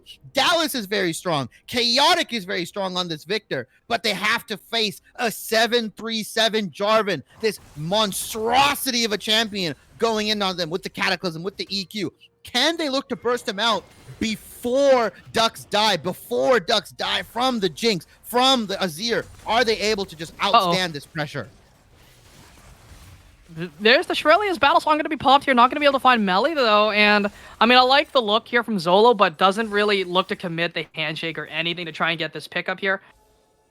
Unstoppable is always present as you look at this Ornn here, but Dallas is on the spot side here, might be looking to try and grab up this turret. Red-white still takes down turrets like a monster here. Gonna be able to pick it up with the assistance of Hayden here. And Lobum, he's got to back up. You can't defend it. Just wait for the CS to come to you. They've got 3 members here. You just look, that turret's dead. It's gone. Pick up the CS. That's all you can do. Hayden trying to pick up a consolation prize here. Calchef Jr., though, is waiting in the wings with Zoo. Zoo is going to find some damage here onto Hayden. The ultimate is still available. Arctic Prison can be found, but Hayden just surviving so long. Shuffle finds absolutely no one, and Dallas finds the pick here. Flash forward as well. Super aggressive play coming in. It's a double kill for this Victor. GAS Chaotic has arrived and is finding the damage with this pick. And that's who you choose to burn your cooldowns on? The jungler? Not the immobile Aphelios with no flash, no Gale cleanse? Force. No Gale Force either? That's who you choose as your target for the Cataclysm and the Sejuani ultimate? I don't agree with that target selection. I think that was a massive blunder coming out from the Rhinos here. And with that, they're going to give up the Dragon. They're going to lose the stacking potential that they have potentially. Yeah, they're going to lose the stacking potential completely here as Jarvan can't make it. And now the Ducks are in the driver's seat. Dallas on this Aphelios. We've seen it before. This guy can carry from this position. He's done it before. Dallas diff is a very, very relevant saying around VRD. I want to see if he can do it again here. Dallas is also up 300 gold here in the little department. And we do see some crazy things happening in the mid lane. It is just going to be a 4-man stack up here. Maybe try to take this one up, but Melly G just going to catch that wave top side here. Not going to look for anything too crazy. Yeah, nothing too crazy. The game is slowing down just a little bit, but we have 25 kills at the 17-minute mark. So if anybody's tuning in right now, they'd be like, oh, I guess these guys are just farming up. But there was a lot of skirmishing, a lot of fighting that just happened in the early game here. Both these teams, you can see where their gold is allocated, how much they're willing to fight and scrap here. And target selection is key in these fights, right? Who gets the right ultimate onto the right target? Who can they burst out? Because if these fights go longer, depending on who's alive, the Jinx and Azir can start resetting, right? Or the Aphelios and Victor will immediately just burst somebody out, and then you can get the right guns going. Then you can just start chasing down with the Yuumi, with the Zins out. It's a lot more important for the Rhinos. They cannot just walk forward and press W like they did in game 1. They have to be conscious of who they're engaging on and who they're burning CDs on. Yep, and we just see Dallas outputting some decent damage there with the help of Quintic on this Yuumi. And I mean, Yumi's just chunking out in Winter over and over again with these prowling projectiles here. Dark Seal has been evolved there into the Medjai's, has some pages there in the book, and she's probably getting more, the one that she's floating on after all, getting a little more pages than that one. Yeah, and we see Quintek opting in for the more heal-focused build on the Yuumi. Usually we see something like the Ludens or more damage-based, but opting in just to heal the team up, keep them healthy. They have enough damage. I guess Quintek is just like, yeah, we have enough damage. It's fine. I just want to be somebody that can keep my team alive and keep them in, keep them in these fights longer and in these situations. As Hayden and Melly G are going in onto Zoo, he's just going to walk out completely fine. You can't be slowed. They use the teleportation device here on the bot side of this fight here, and Melly going to try and run for the hills. He has the Ornn available, but hostile takeover buys a lot of time. But Hayden finally falls after so long. Bailout's going to be used as well. Chaotic forced to flash away the wall. The shuffle is there, and Melly G so incredibly low. But here comes Yuumi, and Dallas again wasn't in that fight. Your 2-item AD carry was not present, and they just completely lose that one. They do trade one for one at the very least. 1 for 1 at the very least. A little bit of over-aggression coming out from the Rhinos here. Calcep Jr. stepping a bit too far forward. And you see these shuffles just aren't being followed up on, right? He's getting them onto the targets, but nobody is really looking at Lobum. Nobody's really focusing and trying to burst out whoever's getting shuffled into the team here. Unfortunately, 1 for 1 for the Rhinos with all the summoners they committed, all the different abilities they committed. Dallas is just going to take mid lane turret tier 1 for himself. Red and white, a beautiful way to take turrets here. 2 items, like you said. He has the Immortal Shield Bow, has the PD, so he's going to be relatively safe, even with this cleanse available as well. One thing to note, though, is Victor, no flash. Xin Zhao, no flash. Ornn, no flash for this upcoming Dragon fight here. And this is third one of the game. Unfortunately, is the Ocean Soul. Very mitigatable. Just buy yourself a Chemtech Putrefies on either of your enchanters, and that soul does absolutely nothing. But again, getting these dragons here for these out-of-combat fights, going to feel really nice as you're able to sustain up while you're not doing anything at all.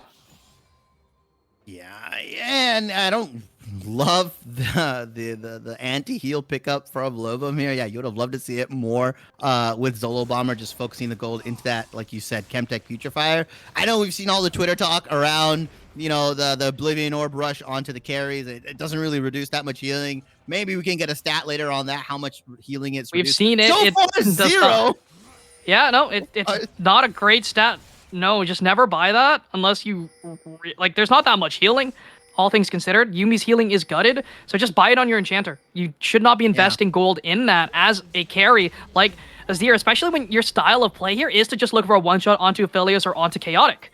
Right? That's your play. You look for the shuffle, output as much damage in one instance, and you should not have to worry about reducing healing at all. But they could be looking for a play here. They have the ultimate on the Yumi. Lost Chapter is available. The hostile takeover finds a beautiful play, and the shuffle finds everyone with the help of the Cataclysm. And Ornn does absolutely nothing as he just watches his team fall from the backside. And just as we were saying, this beautiful pickup here, the Cataclysm into the shuffle, just does so much damage and they can't do anything to get out. Flashes were not available. Dallas cannot get out, and they're looking to try and grab this Baron. The hostile takeover into the Cataclysm, into the shuffle, and then next Winter is just picking up everything with the AoE. We talked about, like you said, the synergy that this team composition has. They're able to get the dream setup. Ducks just over-aggressing. They're going to lose the Baron. They're going to lose the Dragon, and Rhinos have projected themselves about 4,000 gold into the lead. A huge gold lead here for the Rhinos. They've started up looking very, very strong. But the main issue with that setup there was Hayden wasn't that far in front of his carries. So it just gave Cassim Jr. great access into the back line. Not a proper setup here, and they're just denying so much space. But the Ornhorn is not available, but a lot of the key ultimates are down for the Rhinos, and they're looking for the player knock up onto two. Beautiful play here from Melichi. Zolo Bomber is going to be taking down Hayden, buying a lot of space here with the Crescent Guard, and Zoo running for the hills, but Shutdown goes over. Chaotic picks that one up on the back end of this one, and the Dragon should be theirs, and they know that the cooldowns are down, and Melichi is going to get sniped, though. A beautiful, beautiful rocket here coming in from Winter. Cannot find the steal, though, but they are going to at least get one pickup off the end of that one. Yeah, that was meant for the steal there. They thought they could burst the Dragon down with the Azir, with the Jinx. They end up losing 2 Baron buffs, giving some gold back. But, overall net benefit play for the Rhinos here. They pretty much get a clean ace, near a clean ace, right? Melee G was the only one that didn't go down in that fight prior to the Baron. They pick up the Baron. They've got the key members, right? Zoo still has it. Lobum still has it. Next Winter still has it. They can go for a 1-3-1. They can go for a 1-4 up to their discretion here. And there's not much Duck can do other than answer with the Aphelios and the Xin here.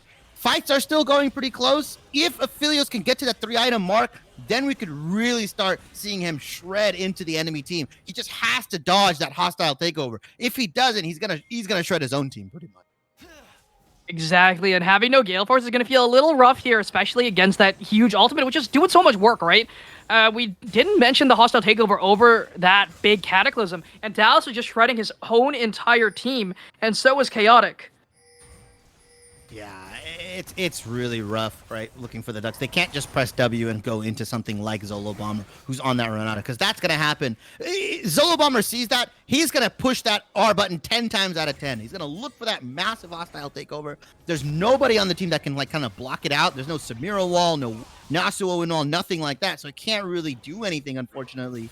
You can't really block it, so you have to look to dodge it. No Gale Force, no mobility on the side of the Ducks as well. So if you're face tanking that, you're pretty much dead, as Lobum and the rest of Rhinos are looking to just get the dive onto Melee G.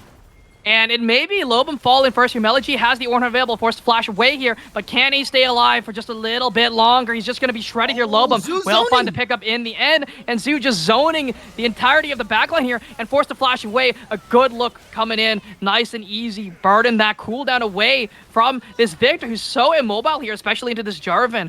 And they're just pushing forward. Hayden taking so much damage on the back end of this one. Crescent Guard is going to buy a lot of time, a lot of space, and Dallas one auto does so much damage, but is it going to be enough to keep them alive here for just a little bit longer? And he's going to at least zone them for something. But here, but a beautiful look here from Cassim Jr.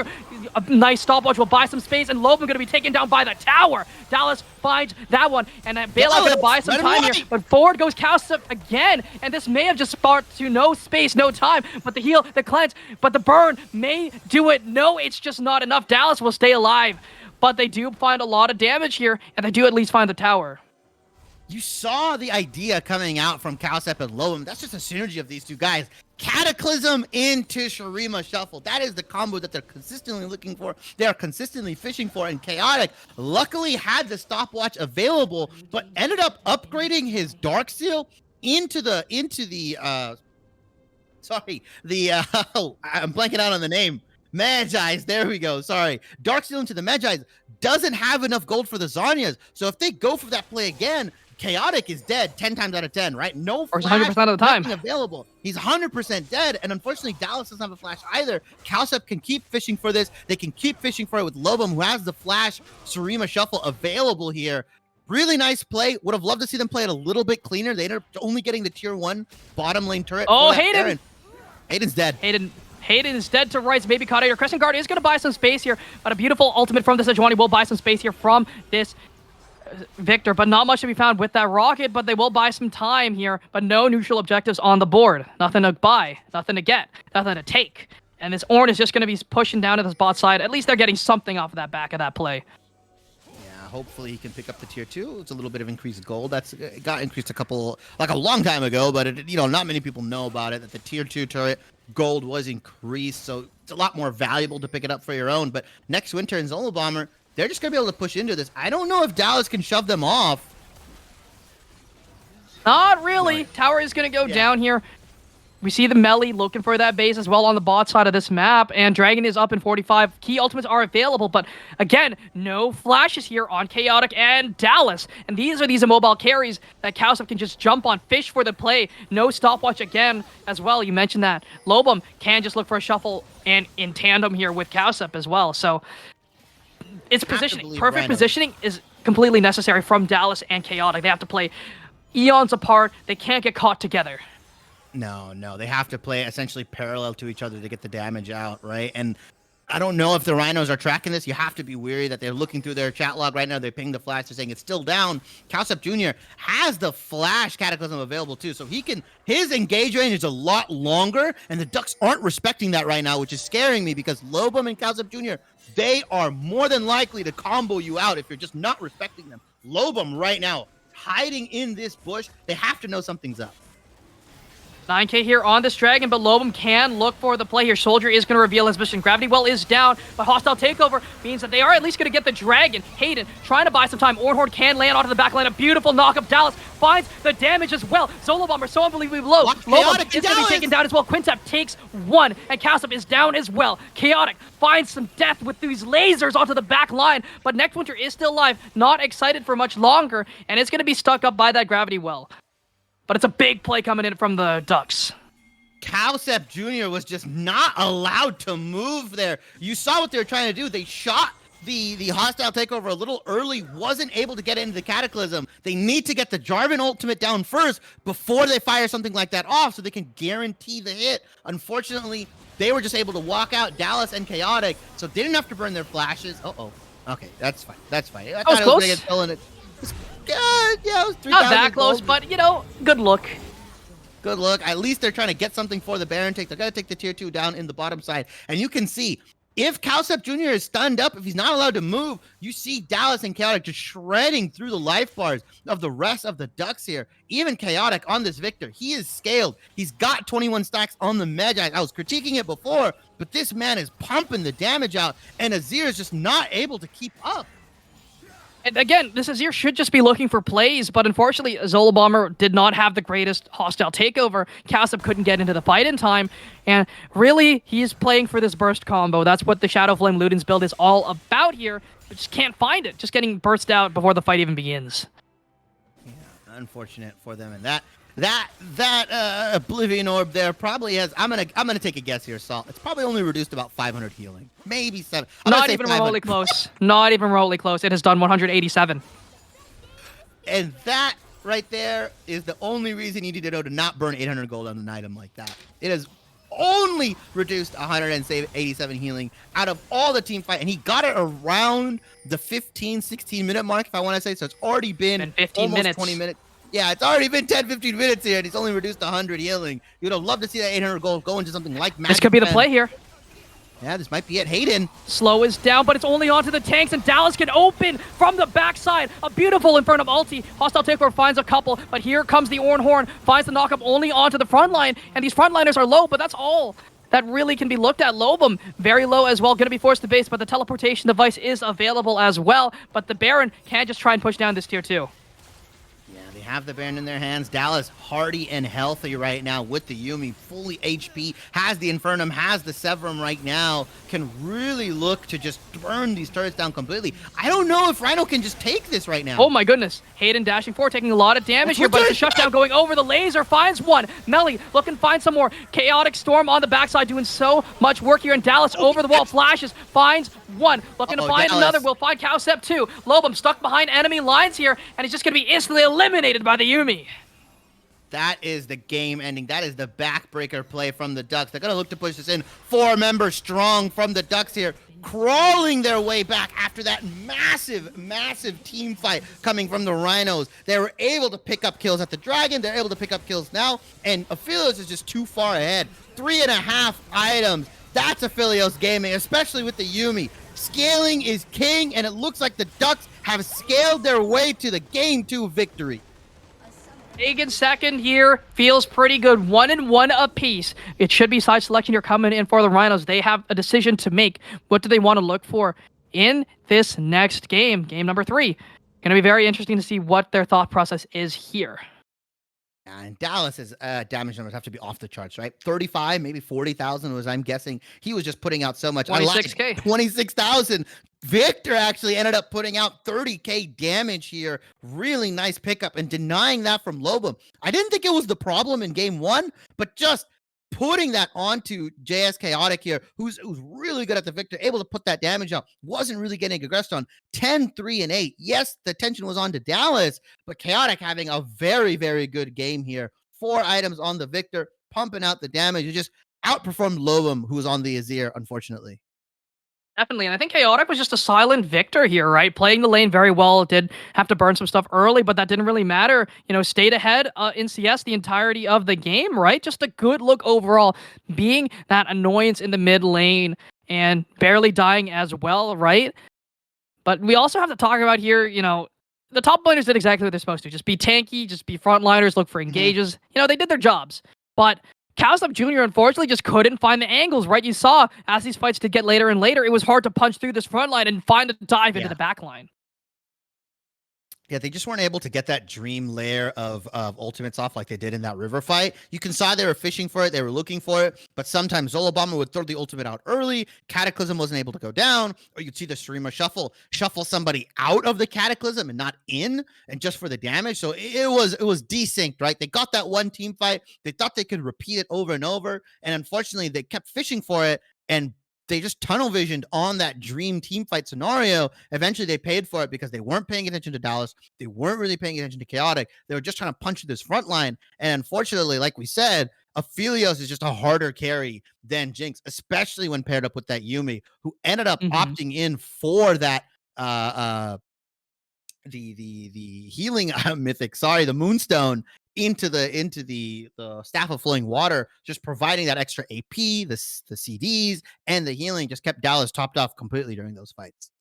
Definitely. And one thing to note, though, the timers, those were the big issues. You burn flash on Dallas, you burn flash on Chaotic. Look for the plays when their flashes are down.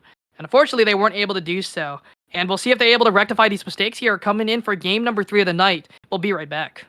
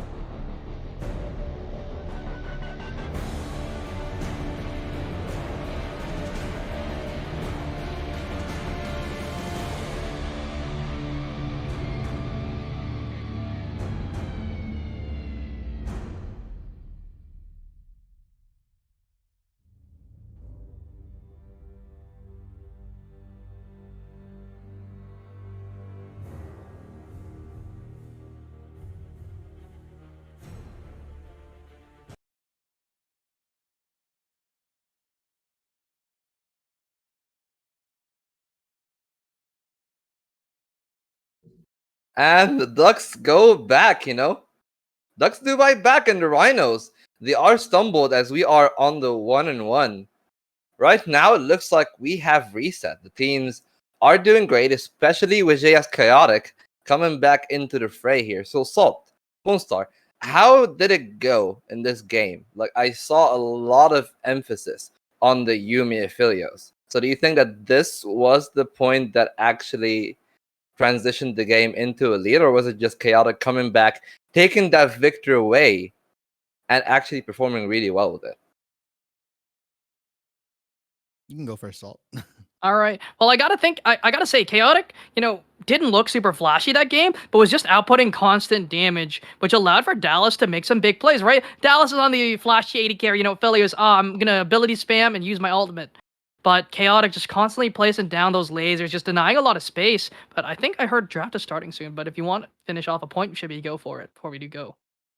I think they just look a lot better with Chaotic in, right? The mid lane matchup was a lot more stable. They were allowed to play their game. And you just saw when they're allowed the space they're created, right? When they can, play parallel from each other, Dallas and Chaotic, they can be these really, really big carries for the side of the Ducks. I think sticking Melody on the tank is perfect, right? Leaving them to that long range engage.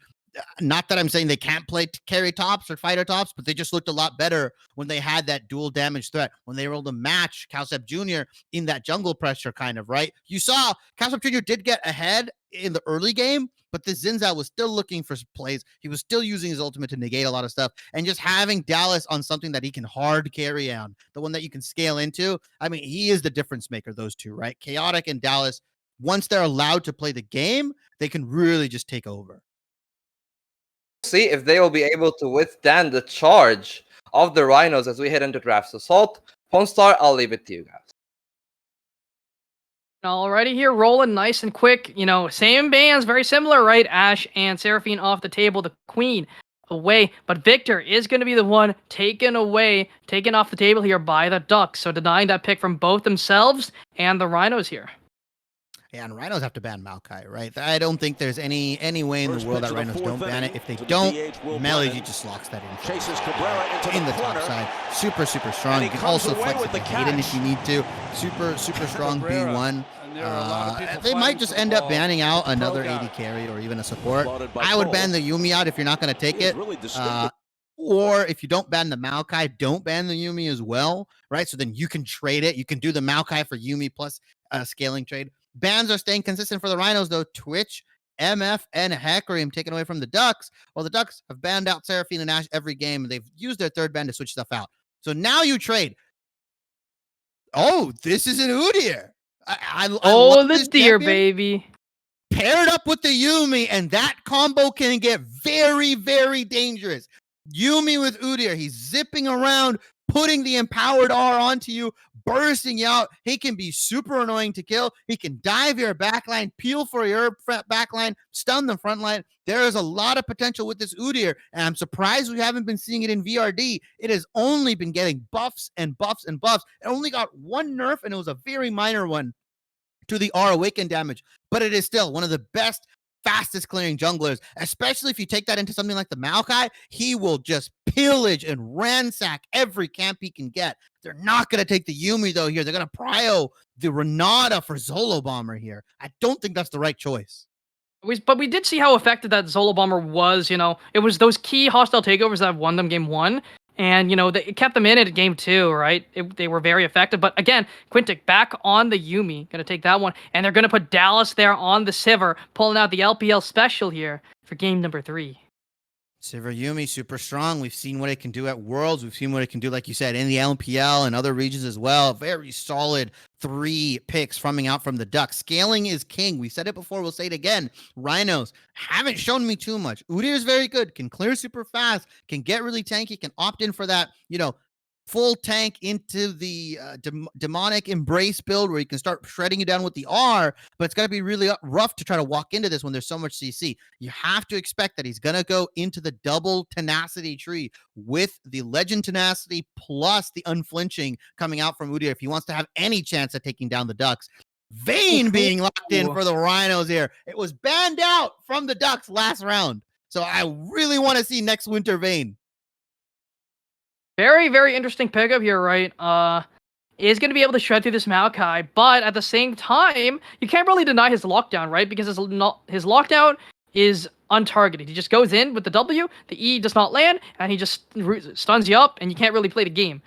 And will win out on the duel against Dallas, but again, Sivir's teamfight damage, I think, is just a lot higher, a lot more difficult to deal with, as in, as if you're clumped up, and considering how short range your comp is so far, Sivir will just be popping out these ricochets left, right, and center, and you can't really do much about it. But taking a look at these bans, it's going to be the Azir taken away from Chaotic, and the Mordekaiser taken off the table as well. Yeah, and Ducks, there's a really solid Aatrox angle for Melee. I know we said keep him on the tanks, but the short range composition coming out from the Rhinos just feeds into what Aatrox is so strong at. Rhinos banning out Azir, banning out Syndra, no Victor, no Mordekaiser as well. So this mid lane matchup is going to be something different. We could potentially see the Talia. We could see some more Sylas. I haven't seen any so far this series. I still think it's a very strong champion, especially when you have such good ultimates to steal coming out from the Sivir, from the Maokai. Even the Lost Chapter on Sylas can do a lot of damage and can lock people down. Let's see what Rhinos end up taking. I think they're gonna take the top laner here. Just stick Zoo on a tank again. Sejuani was fine. He did perfectly well on that champion. I don't think they want to take their mid laner. They want to save it for the counter pick here. We'll see what they do lock in here, but yeah, I do think that, just be that meatball. We've seen what Lobum can do. We've seen what Next Winter can do, and just support that. And yes, they are going to grab up that Ornn here. Going to take the opposite end of the matchup here, and we'll see if they lock in, the big ol' boar. Oh, but they are going to opt in for the Aatrox again. You said it was a good Aatrox angle. I am very likely to agree with you here. I do think it is a solid Aatrox angle, especially with the Yumi and some good lockdown coming in, some good setup here from this Maokai too. You've got the Yumi on your back. You've got the Sivir speed up coming in. You've got the lockdown with with Hayden on the Maokai. Pretty much have 2 roots and a stun. Dallas or Melee G should have no problem on this Aatrox catching somebody like the Udyr, like the Vayne, like the Renata. Now the issue is if the Ducks continue to funnel in like they did, Zolo Bomber is ready to let that ult rip. So they are gonna lock the Aatrox in here. And now what does JS Chaotic pick? He has a bevy of mid laners to pick from. He can opt in for something like the Corki, which we haven't seen too much of, which is pretty safe right now. You can also opt in for the Sylas, like we mentioned. This brawly composition paired up with the Yumi could be very, very nice. You can also opt in for a more long range mage like the Talia, potentially a Zerath. There's a lot of things to pick here. Sorry, the Sylas is actually banned. My apologies. So you can't pick that up, unfortunately, which is banned out. But I think the long-range mage should do it for JS Chaotic here. That's where he's comfortable. Cassiopeia has been known to pick that as well. We're going to see what he ends up locking in here on the Duck side. And timer should be whittling down nice and short very quickly. But it is going to be that Veigar here locked in, and I really do like that. It's a great pickup here into the Vayne. It denies a lot of space and from this Udyr as well. So it's just a good, solid mid laner, right? It's a decent blind. You will just be able to farm up for the most part, considering the champ pool that we've seen from Lobum. No Azir to look for playmaking either. So we'll figure out what they opt into real shortly here. But I do like this Veigar pick, but it does limit the range that you have as a composition, right? So both teams are very low range, very scrappy comps, right? They're looking for wild skill shots to land and capitalizing off of those. And we'll see which team is able to do that better. Rhinos have a ton of scaling, right? They're essentially just matching pound for pound what the Ducks have picked up. Vayne, Cassiopeia into a Silver. Vigar is going to be so rough. Vigar does have a lot of gank setup onto this Cassiopeia, can throw the event horizon around her. You have Hayden with the jungle on Jungle Maokai coming in to root. You have so much setup for your damage. So I think Ducks drafted a really nice composition. It's essentially 4 melee or 4 short range champions into Aatrox. It's going to be up to Cassiopeia to kite him out, use that W really, really efficiently. And if Aatrox can get a flank off, if they're not keeping track of him, right? If you get the TP flank off, it can wreak havoc onto the Rhinos. It's going to be up to next winter and Lobum once again to carry the Rhinos out from this victory. But the Ducks, a 3 damage composition, the Aatrox, the Vigar, the Sivir. Where is Hayden going to put his attention to? This is a ganking jungler on the side of Hayden for a more farm-centric jungler for Calcep. But we've already seen, regardless of what Calcep picks, this man is going to chain gank you until he can kill you. Exactly. And, you could take that Boar stance level 2 or the Ram stance level 2, look for CC, and just do something that way. Or, just opt to farm to hit that level 4, make sure you're nice and healthy throughout your clear. So it's we'll see what Calcep does opt into, right? But Hayden, again, the clear speed on the Maokai is really insane. With the saplings, toss 3 into a bush, you can insta-clear first camp, move over, keep that rolling, right? And, low range on both sides here, but I do think that Hayden is going to have better ganks, especially with, this Aatrox. I think that's where he wants to either look here, because Dallas and Quintic are just going to be able to sustain their way through lane, right? Nothing too crazy. It's Sivir or Yuumi. They can farm under tower, nothing to be worried about. But this Ornn, before he hits that level 6, very susceptible to ganks, right? As the unstoppable, but you are a Maokai. You have many ways to CC someone up, and you have great follow-up with the Aatrox as well. And you could gank mid, yes, maybe blow a flash, but your damage is very, very low, and it's of the same damage type. So it's going to feel really bad to gank this Cassio, and she can ground you if she plays it properly before you're able to get the W off. So be wary of that. So I do think just focus this top side, get this Aatrox ahead, so he's super hard to kill for the Rhinos. Yeah, I think Yuumi just kind of warps the game into their favor, like you said, attaching onto the Aatrox, giving him that speed. You have a lot of setup. This is Melly G's game to carry. I'm going to say this now. Melly G has to perform on the Aatrox in the early game, can provide that cushion so that Chaotic and Dallas can farm up, can get their items, can get the scaling going, and they can carry the mid to late game fights. Rhinos are probably going to look to force objectives early, I would say, on that bot side. I think if you have the Udyr, who's a really fast clearer, who can look to pillage and ransack the jungle of Maokai here, Maokai's going to look for more ganks. Like you said, if he's focusing that top side, start the dragon stacking early and don't give up priority on it.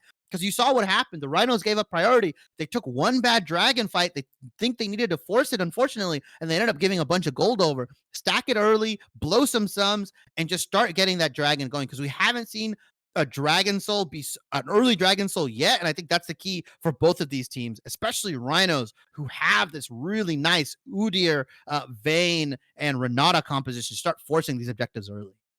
I mean, you can think of it 2 ways, right? Getting the early dragon buys you time, buys you space to scale up, because all these teams want to hit 3 items. Sivir doesn't really do anything till 3. Vayne as well. Same with Cassio and, Veigar. They want to hit their 3 item spike. Same with the Aatrox, especially with the new, Eclipse, Cleaver, Cyrilda's build. You want to hit 3 core before you are truly online as champions. So, you can either opt to try and stack your dragons early, or just take one to buy space and let the other team set up around those objectives while you farm outside lanes, farm out that mid, push out, get towers, right? So it's really a decision. Do you value getting to your items faster, or do you want that innate scaling from the dragons? It's really a trade-off if the game goes 50-50, if it goes even either way.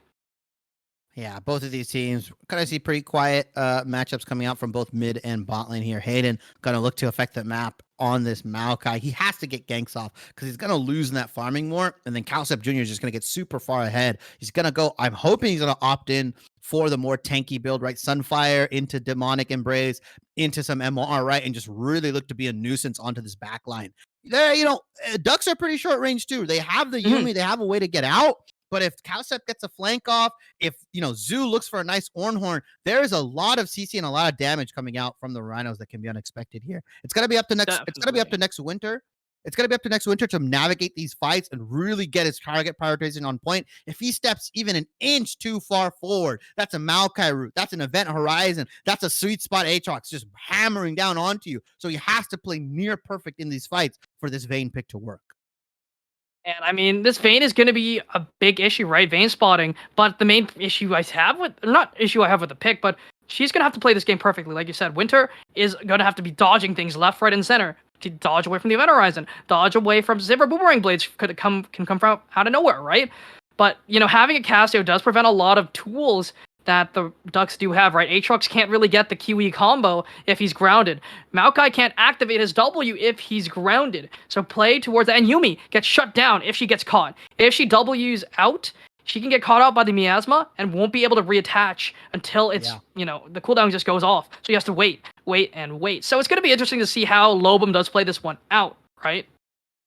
Yeah, and I think JS Chaotic having the Ducks native mid laner back into the game after game 1's E-sub, he has just been providing that stability in the mid lane, actually ended up carrying game 2. Let's see if he can do a repeat performance on the Vygar. It isn't a Victor, but it is somebody that can burst you out and can really just look to use that primordial burst into the Event Horizon, just absolutely shred through one of your carries and, you know, just press the delete button and say, you know what, I don't like you, I'm going to take you out of this fight, we're going to win this 4v5 pretty easily. So both teams picked a lot of scaling is king in these games. I think we're going to see a very quiet early game, and it's going to be up to Hayden to kind of get things going for the Ducks here. Before we do get things going here for game number 3 of the night, we'll have it over to a quick break as we get things rolling here. We will be right back.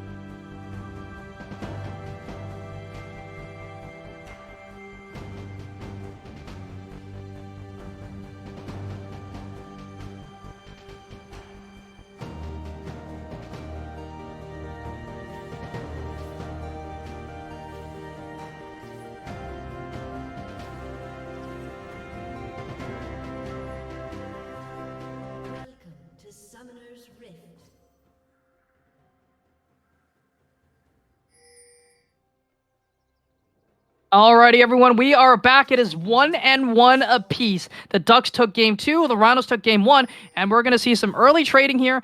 G just blind Q in that one, knowing where this orange is going to stand in the 5-point.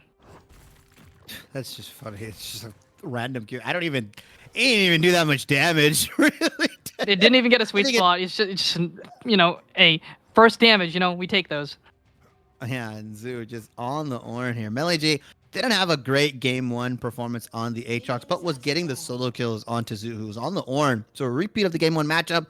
Bit of a different jungler, though, right? Hayden on the Maokai this time instead of Calcep in that game 1. But Calcep crucially going that Udyr, which is something I've been wanting to see. Super fast clear times, can essentially come out 6 camping before the crab if you do it right. If you use your empowered R correctly, if you double camp the blue and the Gromp here, or actually he's not going to double camp here. He's just going to look to transition, but you can really use that empowered R onto the Raptors here and look to just get that empowered R again, resetting onto the Krugs. So I'm going to see how he clears here if he can get to that get to that Scuttle Crab before 315 and really look to impact the map, just mounting that gold lead. But the rest of the map, mid and bot lane, you have to believe, Salt, it's just going to be a farm fest.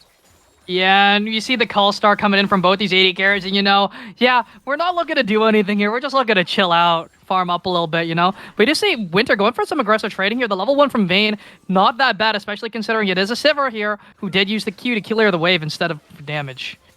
And anytime you see that, you just Q in. That empowered attack damage, you can see Dallas and Quintek. Quintek doesn't have the W, I believe, leveled up. Ended up going Q.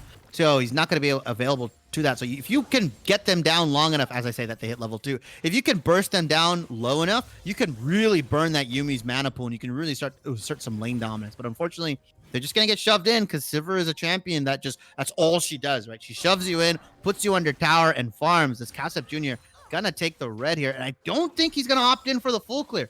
Ended up 4 camping, so he has to have that Ram stance level 3, so no turtle available to it. It is still going to be the Ram stance that has been leveled here, and the Boar stance not up yet for this Udyr. It could look for the gank on the top side, as we're still focused here on this bot lane. Thank you, Directed Cam. Not much to be found here, but Calcep looking for the play here. G has no dash, may not be able to get away. The flash is available here, and the double Phoenix stance has been used, trying to burn away at this Aatrox's health bar, and that will do so, and his sustain is gone. No potion left in the back pocket. Yeah, no potion at all. Is going to give Zoo, alleviate some pressure for Zoo. Are they going to look to use that gank, use that damage that they got on? Nope, you cannot get the Scuttle Crab. Cassiopeia has been shoved in, unfortunately, from the Vigar. Vigar also going Predator here. So on his first back, he's going to really look to start supporting G and Hayden. Uh-oh. Event Horizon is down. The Conqueror has been proc, but Hayden has the way, has the flash forward. The Ghost is actually buying enough space because of the creep block, and Lobum is just able to walk away. Oh, walks it out as the blue suede shoes on. You saw the flash coming out from Hayden. That Ghost gets popped perfectly, but now Lobum has no mana, right? And Udyr is still on this top side. Calcep is losing double Scuttle as the Udyr not willing to keep his top side up for a little bit longer. So he's looking to do something, but unfortunately, he gets spotted out. You see the ping going out from Chaotic here. They know where he is. Gonna have a bit of a delay camp, and you see Maokai 33 to 21 CS, or essentially a 12 CS camp lead for the Maokai, which is not something you traditionally see.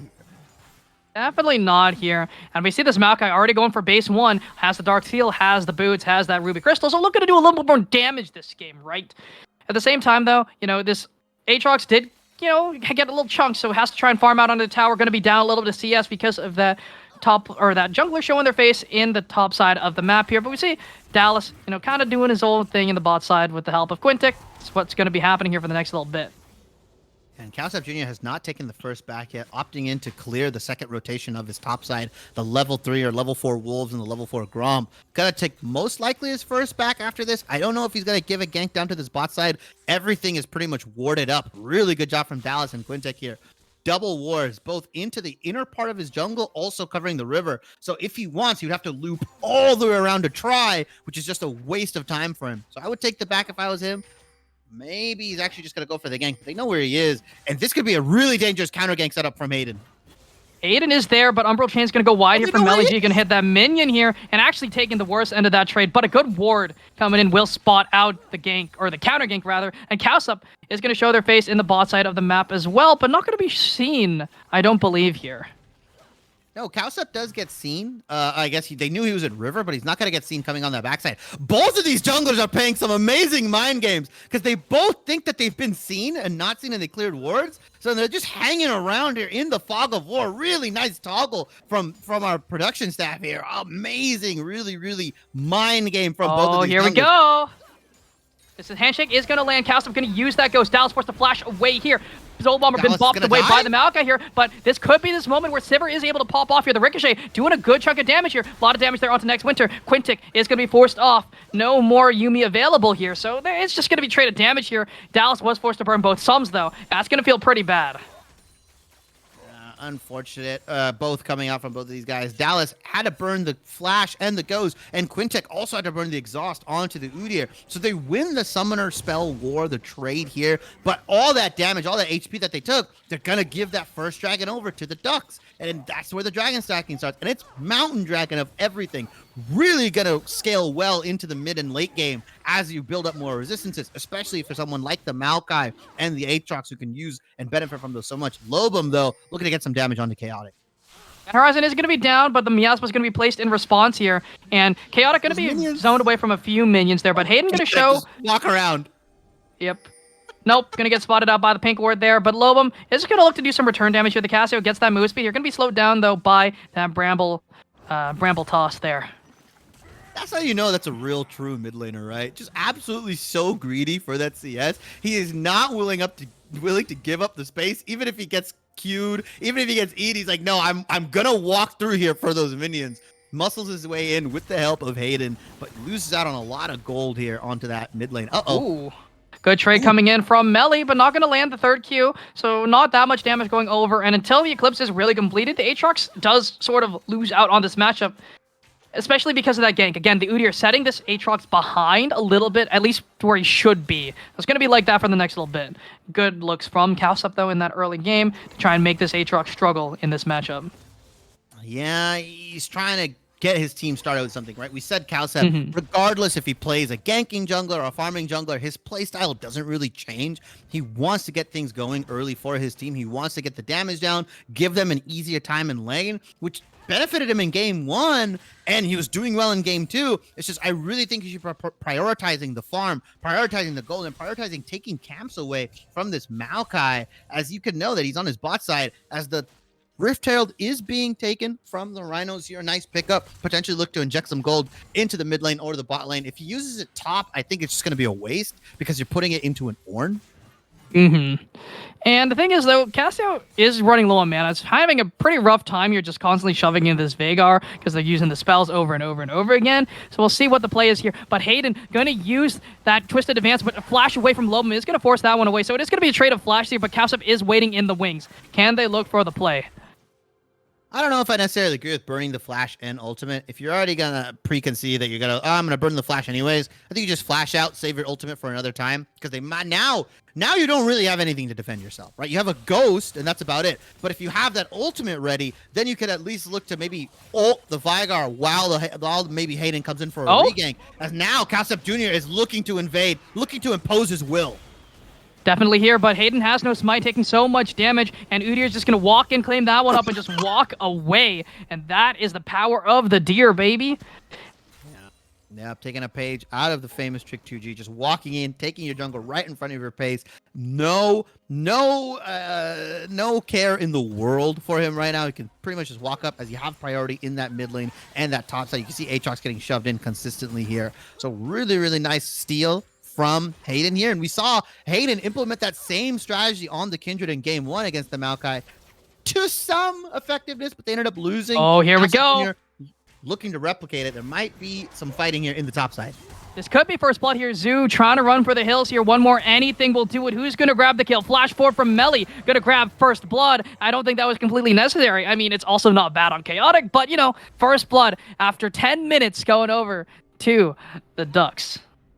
Yeah, 10 minutes, the slowest game we've had so far here. 400 gold into the pocket of the Ducks here, specifically into the Aatrox. He's going to be tapping him. Oh, does he get the... Nice, Does get the stun, but a beautiful Event Horizon will stop anything from happening. Cowsup is going to be forced to just walk away. And look at this, Dallas already 2 plates down. Well, one of them did just die. 2 minions wasn't there for the local gold here. But Next Winter going in for some damage here. But, you know, the Yuumi going to keep this one topped up. Yeah, it's going to be fine. Oh, Next Winter going in for the play. Going to be stunned up, rooted up here by the last chapter here. Dallas taking so much damage. The flash fall enough, and it's going to be just a free kill. But on the backside of this one, Cowsup might be next on the menu. Going to be taken down here. Lobum trying to kite away, has the damage. Event Horizon is going to land, though. Flash away. It's not enough, but it is going to be a 2 for 2. But definitely winning for the Rhinos as they got a pick in the bot lane. They got a pick in the bot lane. They got the kill onto the Sivir. 2 for 2. Like you said, both mid and jungle going down for Rhinos. They just don't win it, right? They don't have the damage just yet. Cassiopeia is not at that level. Chaotic has a lot more burst. Once you single somebody out, you can land the W, you can land the Q and the R, pretty much guaranteed if they're rooted up by Hayden. Really well played from the Ducks into the mid lane here. Next Winter seizing his opportunity, understanding that Dallas's summoner spells were still down from that earlier gank and exploiting that window perfectly. Really nice from Next Winter here. And so far, this Vayne pick working out in their favor. Definitely work it out very, very well here. Up a little bit of CS, or just even on plates here. But, you know, Dallas should just have the priority. But again, their fighting power just isn't really there, right? Next Winter is going to win out on these duels. That's the main problem here with the Sivir, right? Is not a great duelist. An excellent team fighter. Provides so much AoE damage, but is not great in the 1v1 if she's not ahead. Yeah, and now we're going to see kind of where these teams look to focus their attention. We're going to get out of the laning phase in a couple minutes here. Herald has been dropped. Cowsup Jr. Just taking the Raptors and taking a fight with Hayden here. Oh, Lobum. Oh, Chaotic's going to a little bit too far forward here. Umbral Chains are going to land, but it's going to be Chaotic who grabs the kill, taking vengeance for that earlier kill stolen from him up in the top side of this one. And this could just be a Hextech Dragon. And you talked about stack, and I talked about buying time. It looks like it's going to be the stack coming through here. Yeah, apologies. Lobum is going to die there. Chaotic with the nice collapse onto Lobum, especially with Melee G walking down as well. Just guarantees that kill pretty much. And unfortunately, no flash for Lobum, no ghost. They're going to pick up the dragon, like you said, with that mid lane kill. Yes, they did get some gold back, the Rhinos, with that Rift Herald. They're also going to get some gold back into this top side here. But these guys, they don't take the turret too well. They're not taking it too fast. As Shattered Crown comes out from Chaotic, I like the early pickup. It's not horrible, especially if you don't want to get popped by something like the Udyr, like the Cassiopeia. It allows that early mythic spike as well. So you can start stacking your other item. It's probably one of the cheapest mythics in the game in regards to other than the support one. So I don't mind the pickup. It is really nice. Yep, and here comes the Maokai here, looking for something, can't find the big old play, but here comes the final chapter. Gonna force Zola Bomber to flash out of that one, and it's a good look. They do burn some flashes, and they take that every day of the week. Yeah, Lost Chapter, Sivir Ultimate, and the Maokai Ultimate taken for one flash. Maybe that's a good trade. Obviously, those are going to be on a lower cooldown for sure, but mid lane turret is getting pressured right now, and Lobum. Nice trade. It's really all you can see there. Do you see some trading to the top side too? Not much. Yeah, pretty quiet game so far. 6 kills at the 14-minute mark. Hayden just looking to get, things rolling again. Has 4 KP, 100% for his team. Hasn't been involved in every single one. Unfortunately, Cowsup really not able to get a good farm lead going. Not able to match pressure, either ganking or just super far ahead. He tried to do something with that early start. Like I said, I would have loved for him to prefer just full clearing, building that gold, and then entering these fights. Because you can see the item disparity right now, right? Hayden almost has a full Sunfire cape to what? Cowsup Jr.'s Bammies plus like a Boots of Swiftness. You're not going to be winning these 2v2s or 3v3s anywhere you go. So as long as Hayden is matching Cowsup's pressure wherever he is, or just being around for any of these potential ganks, they're going to lose out. The Rhinos are going to lose out every single time. Definitely here. And we just see the Sivir, just constantly pushing in, pushing these waves, just making sure Vayne can't really show up for anything, right? And that's completely ideal. That's exactly what you want to be doing. You don't really want to be trying to fight in this bot side. Just have the better wave clear and move around with your jungler. And we see Hayden looking for a play here. Yeah, really nice setup, right? Pink in the alcove bush, another ward down there. There is no way that next winter and Zolo Bomber know that he's here, and especially with this ultimate coming out, Flash is down for Zolo Bomber. I'm assuming he's Quintic gonna has die. no way back.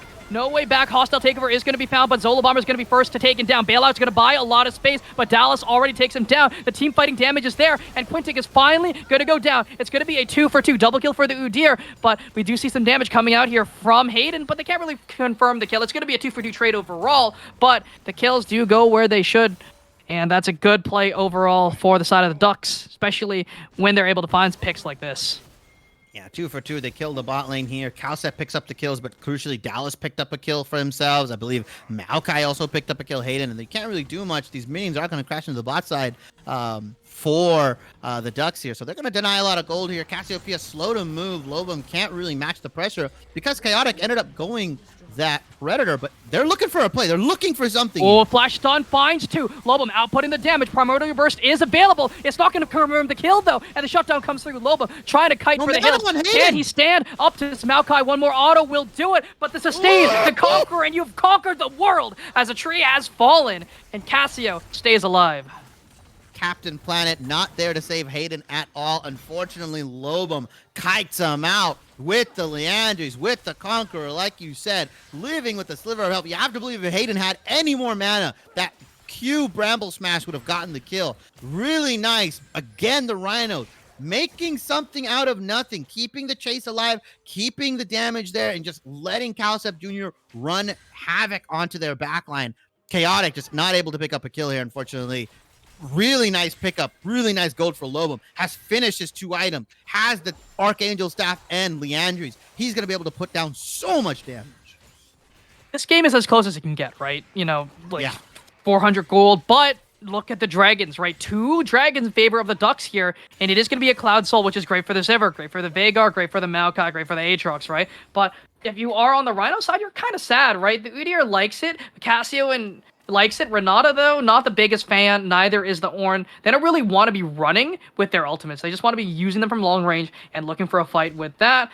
But, I mean, it's not the worst thing in the world, and you can maybe get some, out-of-combat move speed, which is pretty effective here, especially if you're looking for rotations with this Cassio to match that Predator from the Veigar. Yeah, the slow resistance is really nice as well, like you said. You can't really do much out of ultimate. Next winter's going to be loving it, right? The mobility, as we see Hayden looking to aggress with the ultimate here, not able to get anything. Oh, Hayden. Crucial ultimate taken out before the dragon. He ultimate down, hostile takeover finds one. Dallas is going to be caught up by that one as well. Not going to spell shield. That one taking so much damage. Melly G takes down instantly. Dallas next on the menu as well. Houston has fallen, and they're looking to take down Quinton as well. They get the tower, but look at Maokai stuck in no man's land. This is not your forest, friend, and he has to try and get out of here. Yeah, a nice 3-for-0 pickup on the Rhino side, and that's just off the back of Hayden burning his ultimate. No! Hayden's still dead! Run, buddy! Run! Get out of there, bud! Run!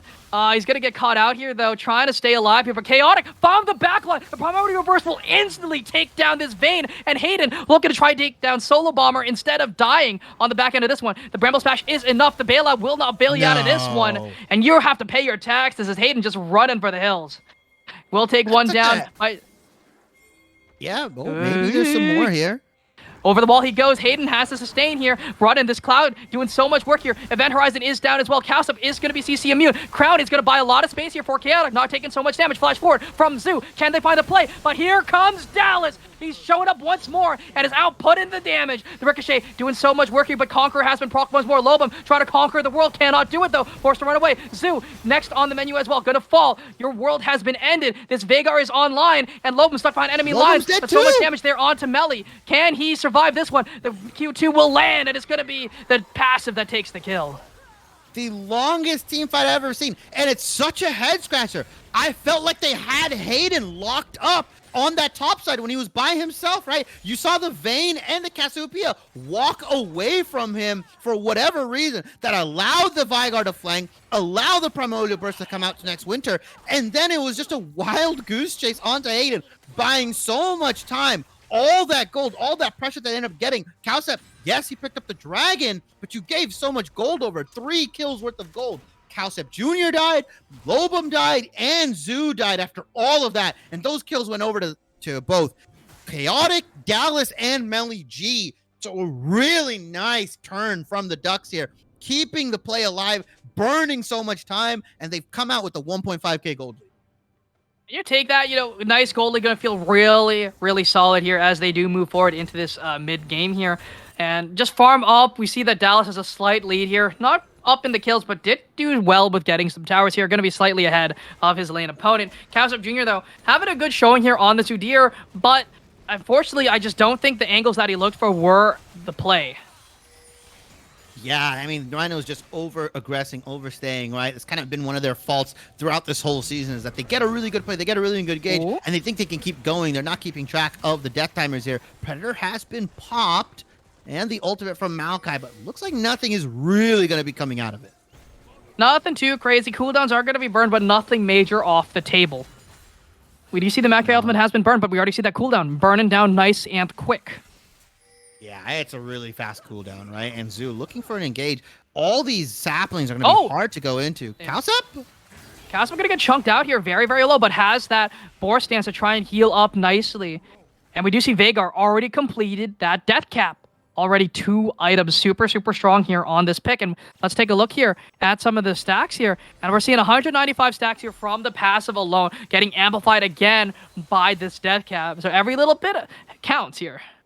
Yeah, every little bit of ability power, every stack of his passive counts, right? He's getting stronger and stronger, especially when you pair that up with something like the Yuumi. And nobody has picked up any anti-heal yet, right? And Zolo Bomber has not been able to pick up the Chemtech Putrefier. So these tanks, this Hayden, this Melee G on this Aatrox, the self-healing, all this so much healing coming out from the Ducks, they're able to sustain through these fights. And Lobum, unfortunately, cannot put the damage out fast enough because he's also one of those long, drawn-out kind of fighter mages that we see. And look for Lobum here. Stun is available. Only going to be landed there onto Melee G. Kazub into the backline, trying to output the damage. Hostile takeover finds only the Sivir, but that's a good amount of damage down onto JS Chaotic. Onto the front line, though, Hayden trying to do some work, but a beautiful play from Zoo. Finds the kill, but Dallas cutting over the wall. They can't even match his DPS. As Winter's taken down. Going forward, Hayden just sustained so much, and Dallas running forward straight into Zoo. The melee range Sivir is not even a matter, as they do find one more. They could just look to turn on this Baron here. Ghost has been popped. Lobum trying to find something here. Chaotic going to flash forward. Not going to find anything with the flash, though, but Zolo walks straight into the event horizon. Is going to be taken down. Yeah, and you saw Lobum try his best to kite out, but Dallas and Chaotic were playing that fight perfectly. The Ghost and the Flash were popped. Nobody could get onto the Sivir, so mobile, especially the whole team of the Ducks. The Sivir ultimate gets popped, and unfortunately, Calcep and Next Winter doesn't have cleanse. He couldn't cleanse out of the event horizon. Could not put the damage out, like you said. Quintic just healing everything up.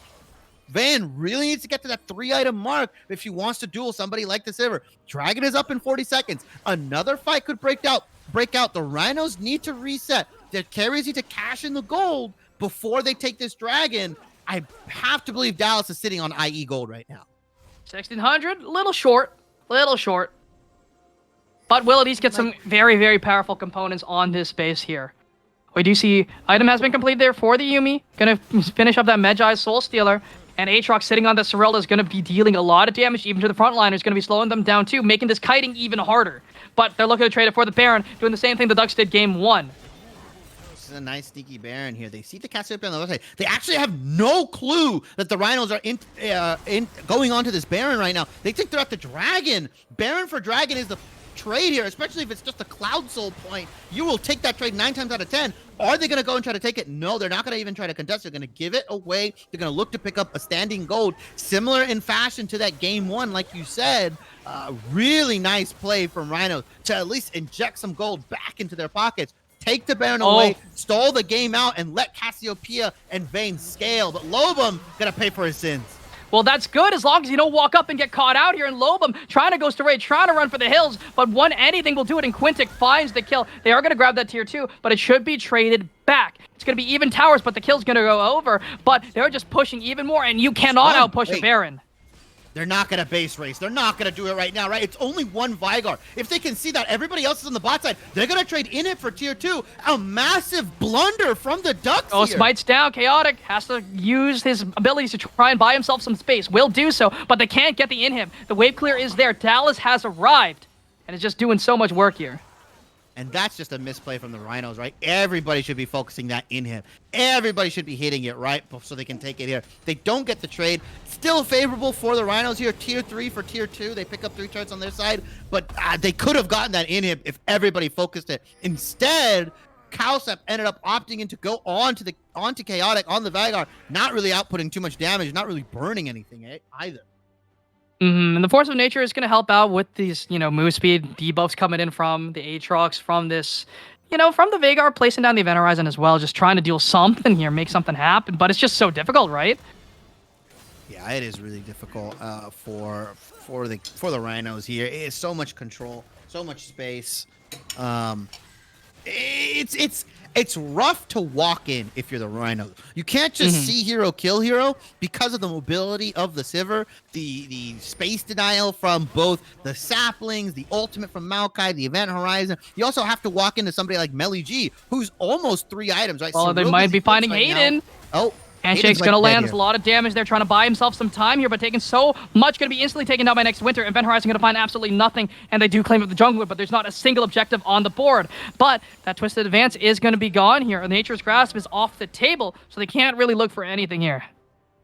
Yeah, they can't really look for much. This Baron push still going into the favor of Rhinos here. They're also just posturing onto this bot side, looking to pick up this tier 1 that they weren't able to get early on, unfortunately. And, gold is still in the favor of the Ducks, but the Rhinos are keeping it very, very close, denying the Baron, taking the standing gold, getting the pick onto Hayden. Are they going to try to force a 4v5 or a 4v3 here? Sivir is nowhere in sight. Sivir is nowhere in sight. Sivir is in the mid lane. Dallas is not going to be here to match, and here comes the hostile takeover. Going to find absolutely nothing, but going to deny the zone. Here comes the Orange Horn. Going to land onto the final chapter, is finding the route onto all of the members of the enemy team, but Chaotic's instantly taken down. Cowsep Jr. may fall to the tower, will finally go down, but it is going to be a 3-for-1 trade. 3-for-2 make that, and Dallas is finally showing up, but Next Winter outputting so much damage, the Bale buying so much space, but Maokai is showing up once more, and Next Winter will find the final auto, but will be taken down by the tower. But it's a quad kill for the Vayne. Hayden trying to buy some space, but can they kill this Maokai in the jungle? No, they cannot. They will be able to defend the tower, but the minions are there, and they're looking to try and take this one down as fast as possible. But here goes Hayden, goes under the root, trying to find the knockback here onto Zhao, cannot do it. The damage isn't there. The tower isn't helping him out, and they are just going to walk away. These guys, these big, beefy boys trading back and forth. Crucially, though, 2 kills went over to the Yuumi, unfortunately. Oh, they're not going to get a lot of gold. Hayden goes play. In. Hayden goes in, has the healing, has that passive up, and we see the teleportation device being used here by the Veigar. Chaotic has his way back into this fight. Flash Force from Solo Bomber, and the Primordial Burst will find the kill. And it's just going to be staggered death timers here. 118 on this Dragon, 2 minutes here on this Baron, and if they can find a pick in the meanwhile while this Ord is dead, that is the perfect play. Yeah, really nice from Hayden here to keep the play going. Again, Chaotic using his TP, using the flank ability to keep the play going. 4 kills, though, got onto that Vayne. Next Winter has the wits end ready. A lot of gold put into the pockets of the Rhinos here. They have essentially evened it out after that bot lane dive, and now Next Winter is in the position to carry. They can do the damage. You can see how much they are outputting, especially with the lethal tempo. That extra range is so deceptive when fighting into the Vayne, because you don't expect him to be able to auto you from that far. He's going to be able to shred through the tanks. He's got magic resistance for the Veigar. There is so much in the hands of Next Winter. He's going to have to carry this next Dragon fight. Everybody is up. This fight might be the game-ending, game-deciding fight here. We did say eyes were on Next Winter here for this game, and so far, been putting on a show, right? A beautiful quadra kill. A lot of damage was output here by this Vayne. Unfortunately, they just weren't able to get on her during this fight. So the Ducks are just trying to get this mid priority here. Dragon is up in 7 seconds. This is their soul, but they're walking in blind. They're walking in blind. They can use the saplings to check. That's about it. They're looking. Do have Melly. a really good flank. Melly's going to be caught out here, instantly taken down, and they're just going to have to give the Dragon a blunder here from the top laner of the Ducks, as this Dragon's going to be instantly taken down. We see the pink going towards this mid lane. They want to try and push this, get something back, but the Baron is up in 30, and Melly's still going to be down.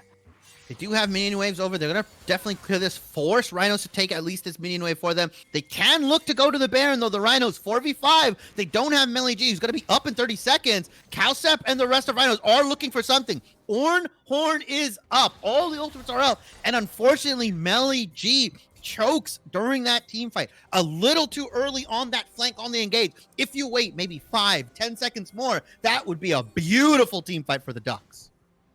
10 seconds here on Melly. Going to be up very, very shortly. Teleport is available as well. But right now we see Chaotic here looking for a pick here onto Calcip, and they might just be able to find it. The route has been found. The event horizon is there as well. He is finally CC immune, finally pops the stance, but it's just not enough. He is going to be chunked down to half HP. They did burn quite a bit for that pick, though. Not even. And they burned the Lost Chapter. They burned the Predator, I believe, for that, so they're not going to be available. But Calcip also burned the Ghost, I believe, and the Empowered E, sorry. Calcip Jr., though, is half health. Everybody's up on the side of Ducks. Are they going to look to try to turn this because Lost Chapter is down? It's still down for another 30 seconds here. Yeah, and they are looking for a beautiful event horizon on the backside. Dallas instantly takes down Zolo Bomber. A beautiful, beautiful Nature's Grasp onto the backline. Finds 3. Ornhorn is going to be used. Can they find something? Buy the peeling space. Buy some time. Dallas is taking so much damage on the backside of this fight, though Melly G does fall. Lobum outputs the damage. Next Winter takes a lot, but the Primordial Burst is not enough to take him down. Lobum kiting. That's the name of the game, baby. But the event horizon is going to be found, and one more spell will do it as the burst finds Vayne. They're trying to take down Lobum. Calcip Jr. is going to be the front liner who's going to fall. Dallas is running at speed of sound. The Yumi's buying a lot of healing, but sticking in this burn damage as Lobum finds the kill. Can they find Maokai? They are trying to take down this tree with an axe, but it's just too dull. Here comes Calcip trying to sustain his way through, but this Maokai with the help of Yumi just does not fall. The saplings have been tossed, and Lobum trying to output the damage. They can't do anything here, as it's just going to be a 3 for 3. No one comes out on top. No one gets an objective, but Zolo Bomber's back up.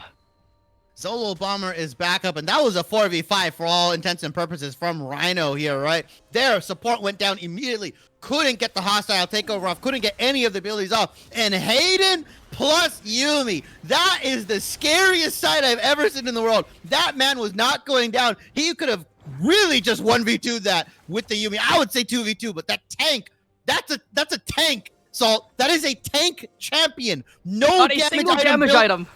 No, not at all. And now has opted in for the item's never even built. I'm so sorry. The the Abyssal Mask here for Hayden here. It's gonna increase that magic damage coming out from both himself and Vigar here and the Yumi. Really nice. I like that pickup. We do see they're starting up this Baron here. We tell you the teleport also going to be used on this backside. Nature's Grasp can land. They could look for the play. Lobum going to be stunned up here, taking so much damage. Zolo Bomber is going to be taken down instantly. The Flash does absolutely nothing, but a beautiful Ornhorn finds 2. Hayden into the backside, steals the Baron. The tree falls. That purple worm, but Dallas is trying to kite for his life. Can he find the damage? Going to be taken down eventually, but Dallas is still alive. But next Winter, can he find the pick? Will be able to do it. It's just Quintic alive. Going to be taken down as another Quadra for the Vayne. And they're going to look to end the game. Next Winter with the Quadra kill. Baron be damned. This man will kite you out. He goes on to the Vayne. There's a reason it was banned in game 2. They're going to look to push, potentially ending the game here. Death timers are really long. Melly G is the only one up, coming up in 19 seconds. They have the minion wave. They have the cannon. Can they end the game? Are they going to look for the push? 15 seconds on Melly G. 14 seconds on Hayden. They aren't going to look to end. They don't have the pushing power just yet. They're going to take the inhibitor into the mid lane. Dragon is coming up in 50 seconds. They're going to reset. Next Winter probably has another item in the bank right now. And we talk about Dallas playing very well, but look at next Winter showing up when it counts here. Team fight after team fight, just doing so much work for the team. And I think really the Ducks focus, even when they take down somebody like Zolo Bomber super early in the fights, these 4v5s, there is no target focus onto next Winter. And, you know, I'm applauding him as well. He got the cleanse off, has the Mercurial Scimitar as well, and another fight might just break out. We do see that ultimate burned away, and they're looking for the pick here onto the jungler, taking a lot of damage here, but he's running at the speed of sound. Ornhorn going to land onto 2. Melly and Chaotic caught out, but Maokai trying to buy the space in the back line. Dallas going to be taken down by next Winter in the back line, and they just have no damage. They've lost their carry as Dallas has fallen. Chaotic stuck in the middle of all of them. Complete chaos as this team fight goes over, and it's not going to be a penta, it's going to be another quadra, but this should be the end of the game. Dallas Diff be dabbed. Next winter is here. 17-5 on the vein. Full items ready to go. This man carried the Rhinos from the brink of defeat, able to lock down game 3 here, put them up, match point. That is a Houston, heartbreaker. we have a Heartbreaker problem. loss. Going to game 3 or game 4. Houston, we have a problem, and we're going to match point. Rhinos take this one, and it's going to be a bumpy ride. Strap your seatbelts, folks. There's going to be some turbulence on this duck flight. No Mighty Ducks here. They have been felled in game 3 after amassing a solid lead. It all started from that Baron take. The Rhinos able to inject themselves into the goal. As we see everybody ready to go back into the lobby right now, we should probably go to a short break before we go into game 4 of this set or quarterfinals matchup. The Ducks versus the Rhinos. Roll it, folks. We'll be right back.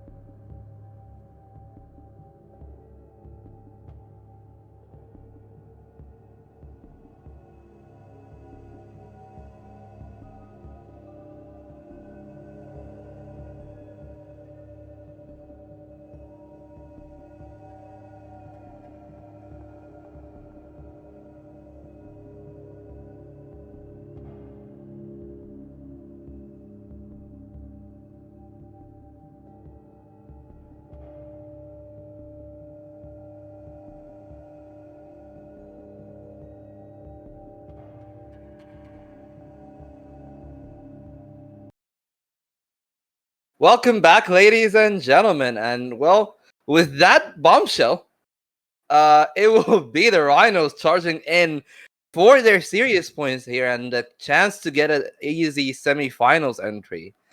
It looked like in the back for a very good period here. So looks like they are willing to charge again into draft. So Salt, Pawnstar, I'll just let you have it. Maybe you can even talk about the game in the meanwhile. Alrighty. Stampeding forward here into game number 4's draft match point for the Rhinos. Now, speaking about last game here, you know, it was a back and forth fight. Super scaling compositions, very, very close on either side, but it was just some bad decisions here from the Ducks that cost them the game here. Seraphine was let through, by the way. And it's just B1. It's just B1 instantly. They banned the Queen. Renata, a blessing in disguise for the Rhinos. I'm going to say that. I think I think the Renata prio has been too high for them. Game 2, it didn't really do too much, right? It got that one really nice team fight off.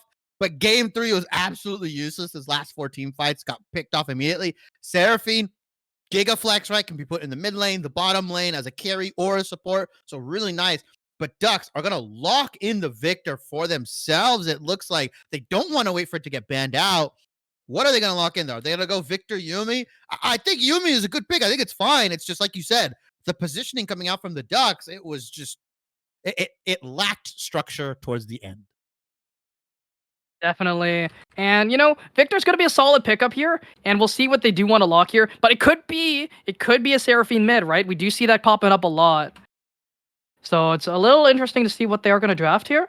But they could prioritize jungle because the Seraphine is still flexible, and they might want to see where it's actually going before they do lock something in, right? So they pick a weird support here to just try and all in the Seraphine. They could just instantly get blindsided, right? Yeah, I think Graves still being up is criminal, right? That champion is so good after the buffs, right? Super strong farming jungler. It feels like that's where Hayden's comfort is into these games, right? He does okay on the ganking junglers, but you just see on the Maokai, he was really strong with the Yuumi, but it just didn't feel like he was getting the right engages off. His ultimates were very lackluster towards the end of the game, right? A lot of those ultimates were just thrown for one reason or another. Hayden, though, locking in the Kai'Sa for his AD carry. Dallas going to be taking that into the bot lane most likely. So very nice, very, mid to late game scaling comp right now with the Victor, the Kai'Sa. You've kind of thrown your gauntlet down by locking these champions early. And so now Rhinos can just counterpick mid lane here. Unless they're thinking you want to keep the Seraphine flexible, they can lock in their jungler, they can lock in the support, or they can lock in the AD carry if they want, and still flex that Seraphine around. Definitely here. And the Amumu is still flexible, right? So the Rhinos haven't really revealed too much because we've seen Kausa, he has played this Amumu a couple times, more damage oriented though, rather than the full tank, right? So it's not a complete, they're not showing their hand just yet with their picks. And I think the smartest pick here, just lock in ADC. That won't really show too much, right? You just pick, anything like that's pretty solid into the Kai'Sa, right? Could just lock, Misfortune is banned, sorry, but there are a few AD carries that you can lock here. If you want to play safe, you could pick Ezreal. You could again pick the Vayne as well. It is not banned, right? But they're gonna actually lock in the Yasuo, which again, still flexible, could be put into that bot lane. We don't really have anything solidified here from the Rhinos composition. Yeah, I mean, we've seen the Yasuo top in some regions as well, right? There's a lot to still be thrown around here. And Hayden possibly going to lock him. Yep, they're going to ask could be Zachary mid. Here. Could be Zach. Yeah, could be Zachary mid. Could be jungle. Could also be top lane, right? Solo lane, Zach is still pretty good. It's not horrible. We saw it in Worlds. So a lot of flexibility on that pick, but Rhinos haven't really revealed too much. Most likely assumption is that this Amumu and Seraphine are going to go onto the bot side. Yasuo will probably go mid, but you can still ban a bunch of stuff out, right? Rhinos taking the Yuumi away, taking more support picks away. I would say take something like the Leona out, the Nautilus, keep your Seraphine super, super safe. Take more, you could potentially take more enchanters out. You can also take a couple top laners out if you don't want to face the Aatrox.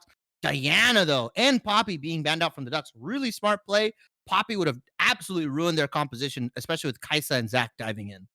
Definitely. Poppy is one of those champs you really don't want to be locking in, a Zach or a Kai'Sa into, so get rid of that pretty good, right? And it's going to be rounded out here with an Ornn band, and we'll see what they give to Melly G. Are they going to grab up the Aatrox once again, or are they just going to pick a tank? Put him on a tank. I'm sorry, Melly G, just 2 games of Aatrox. Both of them you lost. I know that's results-based analysis, but also just if you look at the games, right? What is that?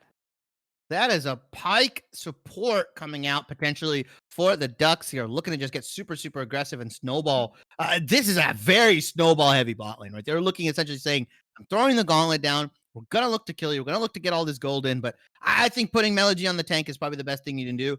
I think the Aatrox was lackluster, right? Solid in laning phase. Wasn't able to get the flank timings off. Wasn't really able to do too much. You saw as the later the game went, he was just getting absolutely shredded by everybody and wasn't able to really do much as a backline disruptor. Mm-hmm.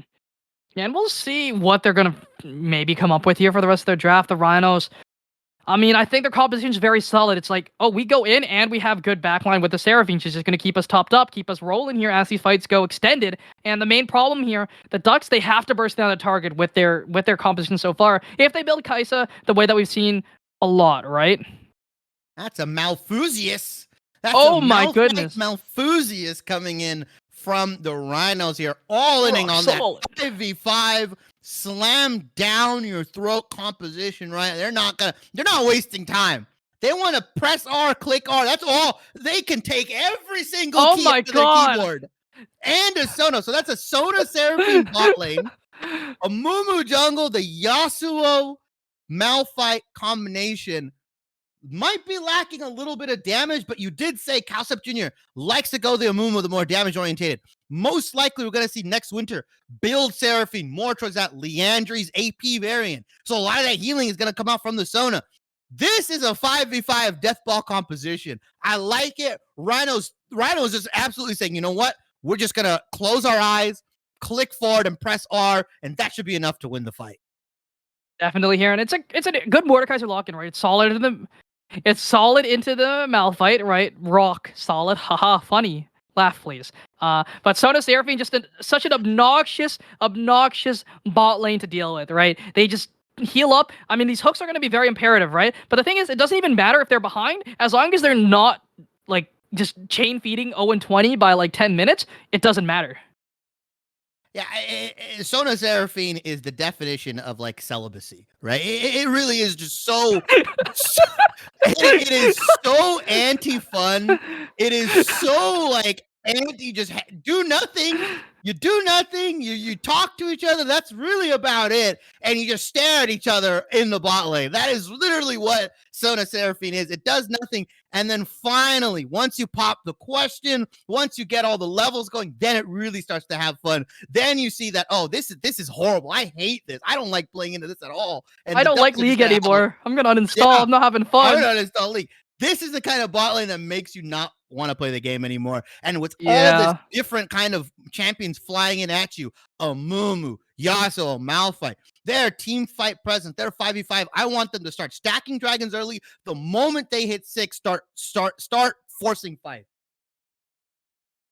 I mean, the Wombo is insane, but the thing is, even if they miss the Wombo, they have the sustain, right? Because the same thing has to be said for the Ducks. They have to do their Wombo. And if the Wombo fails, they have nothing left in the tank. The Rhinos, on the other hand, have so much gas. They just never run out. As long as they have mana, it just doesn't matter. They can burn one ultimate, whiff it, and be like, all right, next in line, guys. Come on, we'll get in here. Throw your R. All right, we missed that. All right, Seraphine, throw your R here. Let's go. They have so much CC. They are lacking in the damage department, I would say. They have to be a little bit more ambitious and bold with their builds, right? Yasuo is going to be their primary damage stat for most of the early game until Calcep goes off of that Sunfire into potentially the Demonic Embrace. And next winter is probably going to go rush that Leandri's. She's not going to really start doing a lot of damage on the Seraphine until she hits 2 items, I would say. Leandri's plus if she goes to Seraphs, or if she goes Leandri's plus armor or Magic Pen, right? She's not going to be really able to provide that upfront damage. Crucially, though, Malphite did get a lot of AP buffs recently. His W, his R. Your missile Malphite. You can go missile Malphite here, and if your job is to kill hero, see hero, kill hero, there are only realistically 2 damage threats on the side of Ducks, right? It's Chaotic and Dallas. once you deal with them, Melly G, Hayden, and Quintek, they can be cleaned up relatively well. I'm going to see who Mordekaiser targets into these team fights. Who can you get out of these team fights? If you choose the Malphite, if you choose the Mumu, who are you going to look to isolate and really kind of deconstruct this Rhino's composition? There's a lot of different avenues, a lot of different build paths. I think the Rhinos are just going ooga booga, orc smork into the team, and hopefully they're just going to look to win off of that. These games have been pretty scrappy as we've gotten into the mid and late game. And one thing to note, thank you, 6000J in chat.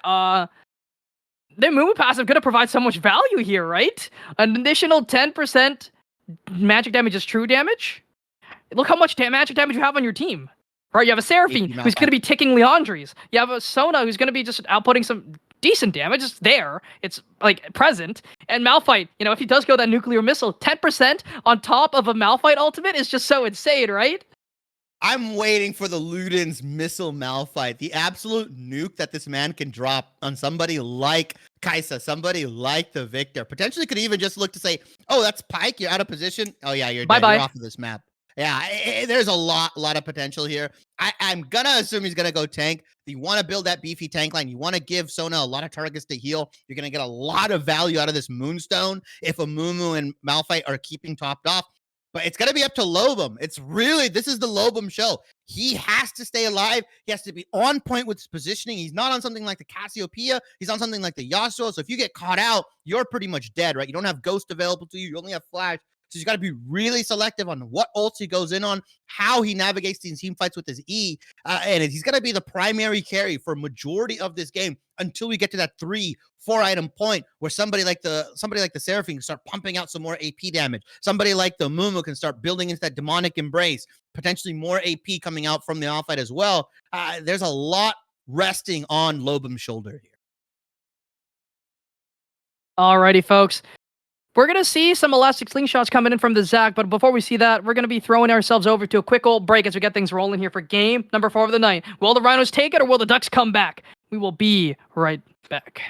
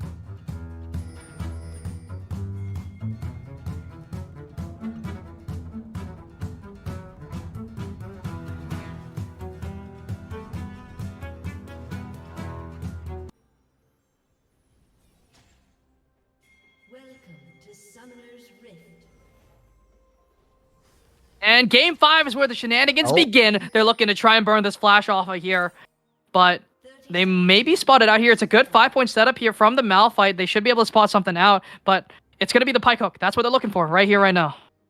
Might be a flash Q, right? Oh, Zoo! Run! Run! Zoo, run! Run, boy, run! It's The flash hook. Is Q, he going to right? flash for it? Flash for it. Will be able to find the Why hook would you not and not flash? going to burn the flash. You just got to burn it.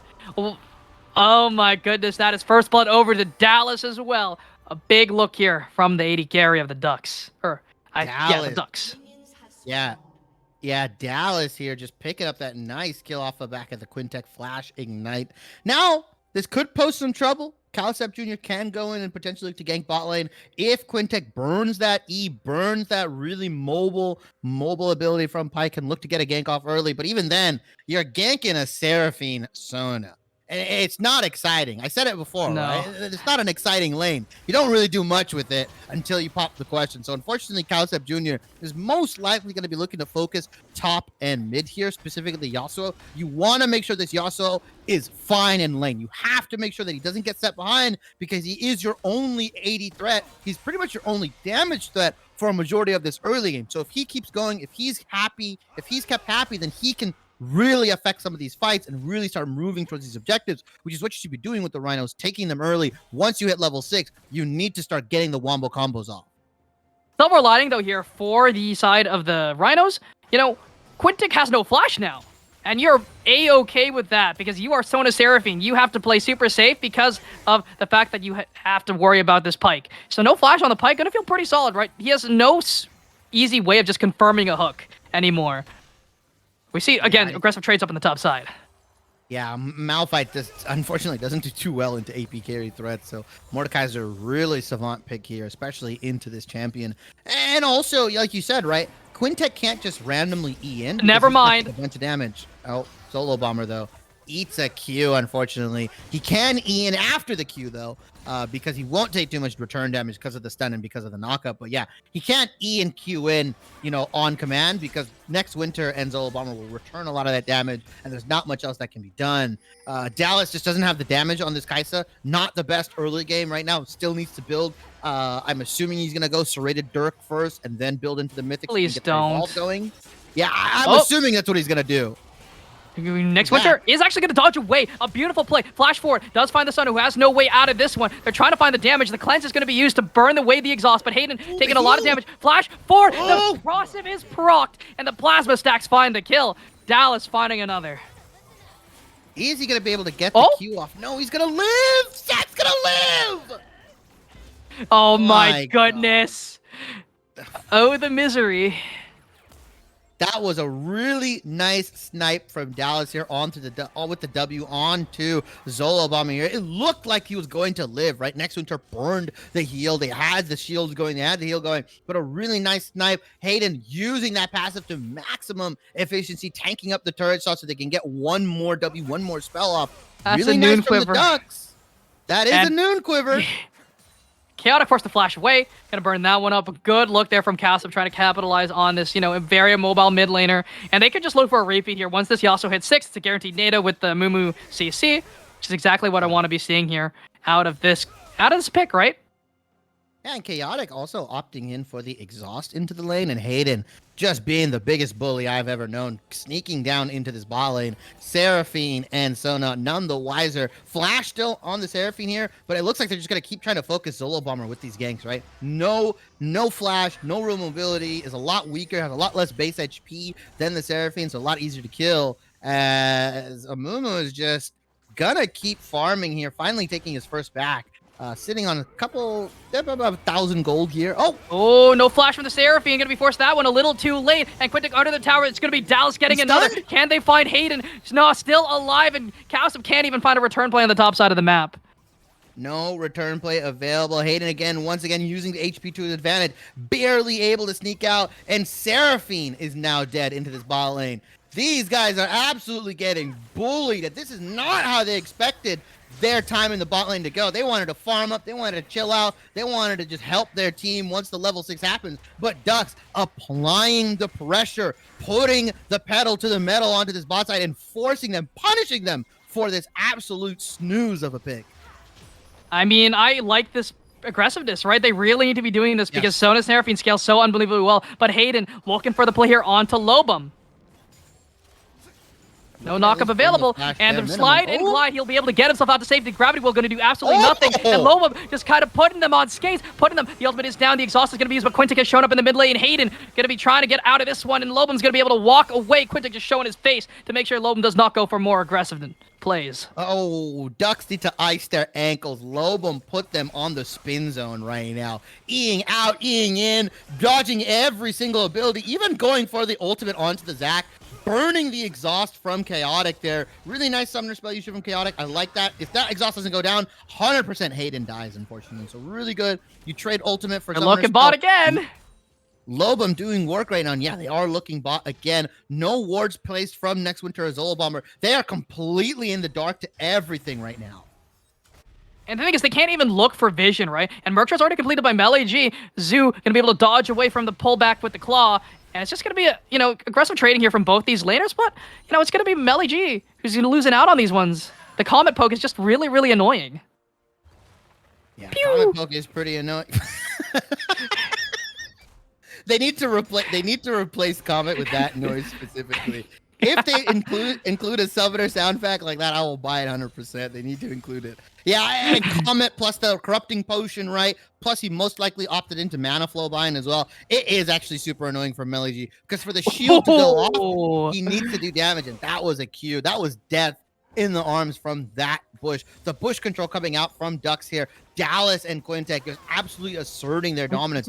Even everything after, though, CS is pretty even, although Kaisa does have a 3-0 lead. She opted in for that Noon Quiver. I think everybody's saying pretty much go attack speed, go Bork. You have to go on hit. That's the way to build her, but I don't think everybody's caught on Flash! yet. This could just be a solo bolo here. Melee is stuck under tower. Zoo could be forced to flash up, but stuck under the tower. It's going to be a solo bolo the other way around as Melee takes that one.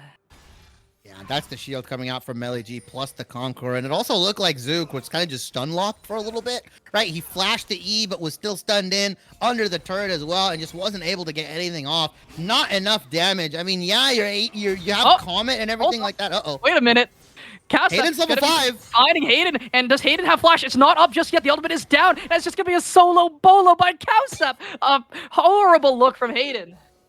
Hits him with the watermelon head of Mumu, just absolutely bonking Hayden to death. Catches him out. Cowsep Jr. in. Dallas nice. Stunned up here. The second Q is available. The bandage toss the towel, looking for another play. Quintic going to be blocking that one, and they are going to burn the flash and the cleanse away from Dallas. And Quintic just going to walk away as well. But Lobum here as well in the bot side of the map. Slide, glide, looking for the play here. Quintic taking so much damage, going to be able to dodge away. And Dallas maybe stunned up here. The knockup is not going to find it. Flash forward, the Q is there. Does not have the ignite, but does not even matter as the shutdown goes over. And Quintic finds the flash away. Quintic, one more auto will do it. The ignite is down, but the NATO lands true. The fadeaway pickup looking so good from Lobum on this Yasuo. It's popping off. Game number 4. And it's a Mountain Dragon too! And it's a Mountain Dragon into the eyes of this team composition. They pick up 2. They pick up the Dragon. They swing the momentum in this favor after a horrendous early game start. Wait a minute. Zoo? Flash out from Zoo, or flash out from Hayden. Finds the pullback. The claw is available. Can they find the pullback? No, they won't, as Zoo will just be able to walk away. The claw has finally been used, maybe baiting out a little bit. The damage is there, but the Malphite has no TP. Malphite OTP. Hayden really wants to go in on this. Wants to force the 2v1 here. Hayden taking a lot of damage here. Going to be tanking, but has the passive available. Zoo running for the hills. Melee trying to find the claw, finds the pullback, and finds the damage, but the ultimate brings him out to safety, and it's going to be an outplay by the Malphite. The Rock is better than Slime, as Dwayne The Rock Johnson stands tall. Rock beats paper, rock beats scissor, rock beats slime. A beautiful outplay from Zoo. The ultimate to avoid the damage, gets the kill onto Hayden. That was a massive outplay from Malphite. I see why they locked in the rock top lane. My God, well played, Rhinos. And they're just coming back. The gold is dead even after that horrendous early game, giving Dallas 3 kills. The shutdown goes over to Yasuo. They're picking up kills left, right, and center. And that's exactly what you want to be seeing. Yeah, and the game has stabilized. Gold is even after that early game start. Yasuo 2-0. Malphite's got a kill in his pocket. Cowcep's got a kill in his pocket. And the bot lane is doing just fine on items right now on CS. You see Dallas opting in for that high scaling build, potentially, or most likely, gonna be going into that Kraken Slayer. And now Chaotic is just getting shoved in. He's not allowed to do Victor things. He can't shove the wave in. He can't apply pressure anywhere else. He can't roam to some of these objectives. And you have to believe that now Rhinos, everybody on the team has hit 6+. Quintic taking a lot of CC here, trying to get away. The Ignite just might be enough as Lobum gets another kill. 3-0 on Lobum. We were worried about the damage threat for the Rhinos. Worry no more. Lobum heard our despair, heard our concerns. You know what? I'm just going to get Hayden. fed. I'm going to...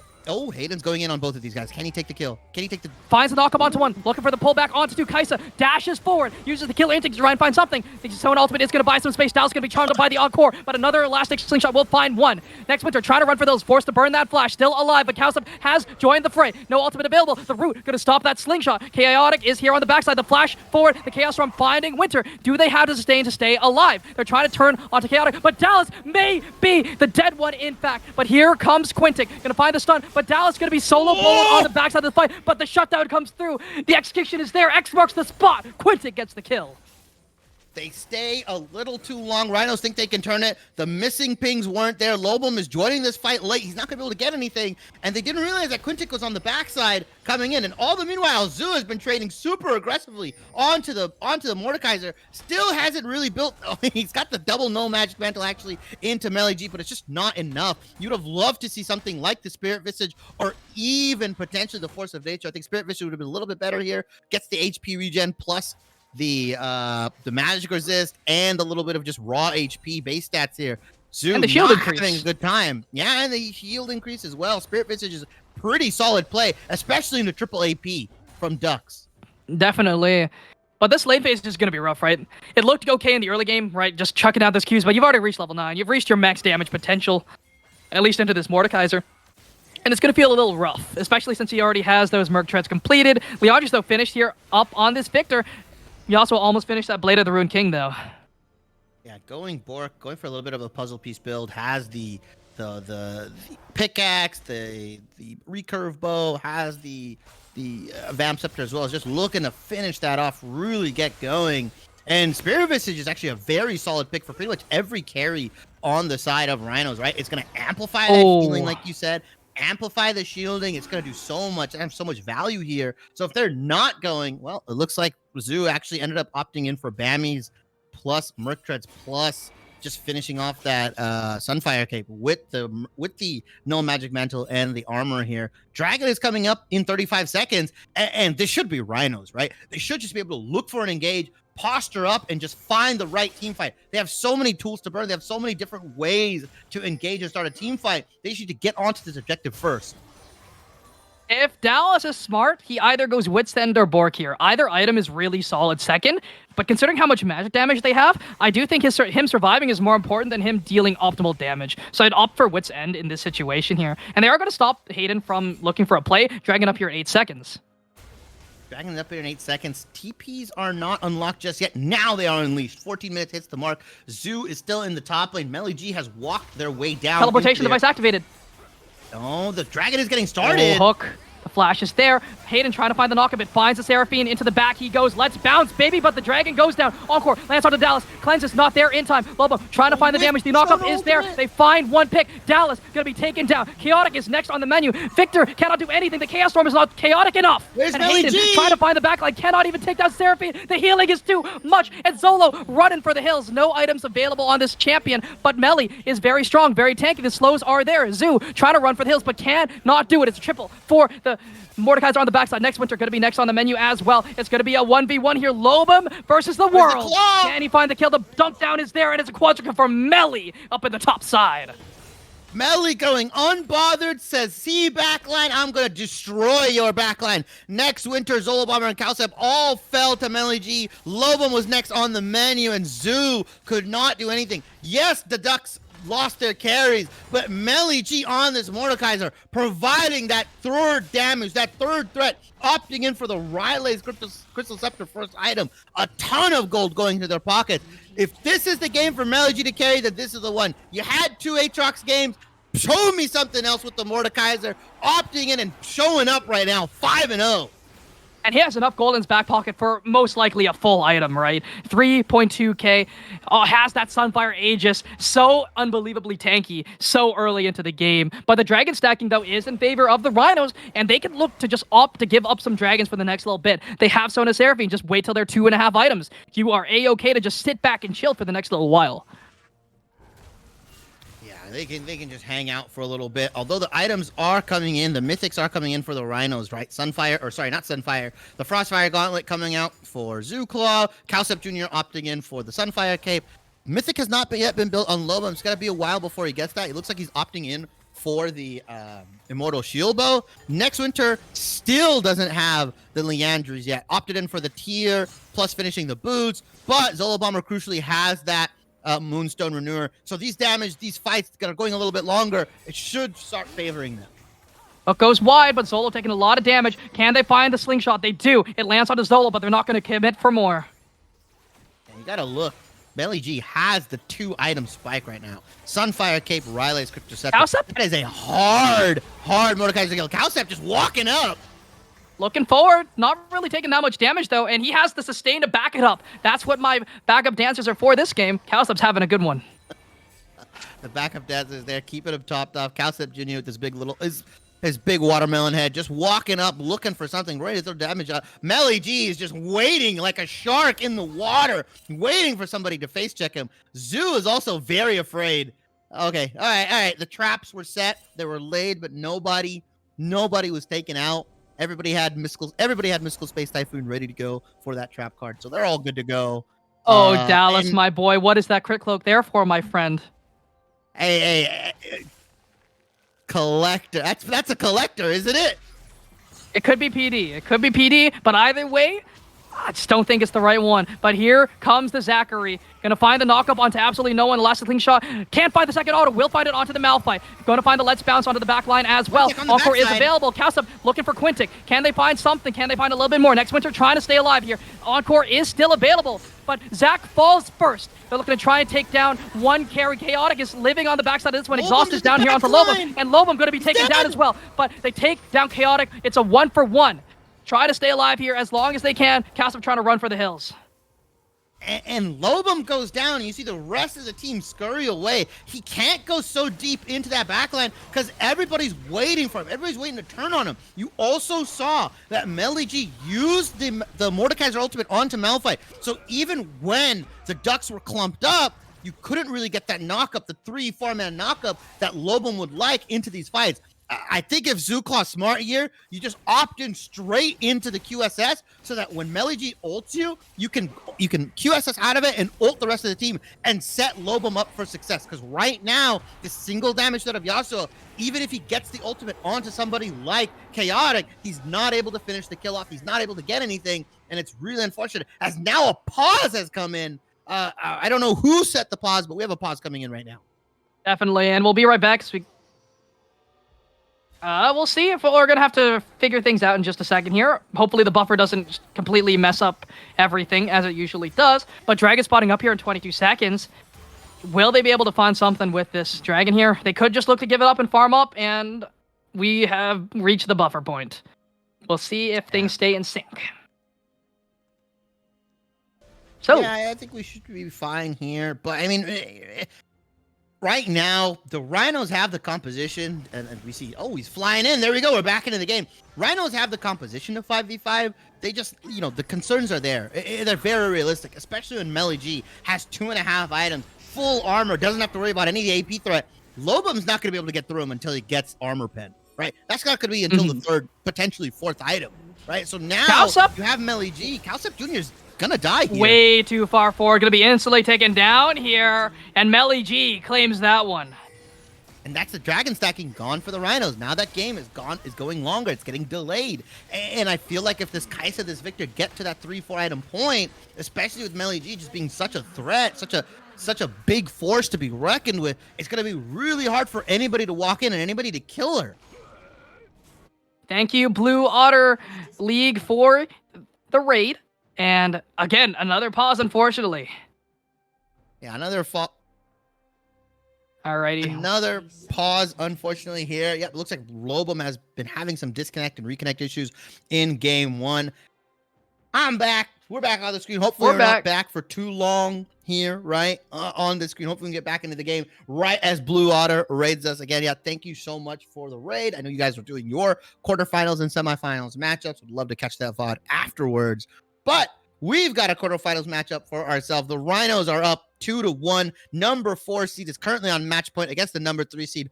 Both of these teams, I would say, are pretty equally matched, right? In terms of strength, in terms of power. Rhinos, we've kind of deciphered as the team that is really good when playing together, some of their parts, well as Ducks have a lot of good high variance individual players that can really start to carry this game. And you can see it shining right here with Melly G on the Mordekaiser. And they are starting up this Baron here very fast, very furious, and I don't know if they know it's going down, but it's going down quick, and I got another buffer. Thank you, Riot Games. Love ya.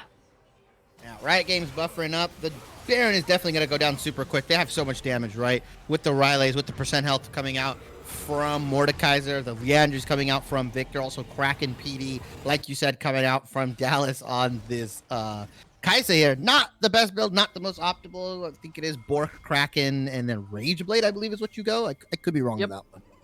Yeah, it is Rageblade, and that just allows you to do so much on-hit damage, so much burst, and just really look to just pump out that damage. Still, it's not like Dallas is not going to output damage by any means. He's still going to be able to burst, still going to be able to go through, but it's just not going to be the most optimal. It's not going to be, you're not going to be seeing those crazy harder zeros like you usually see from those kinds of builds.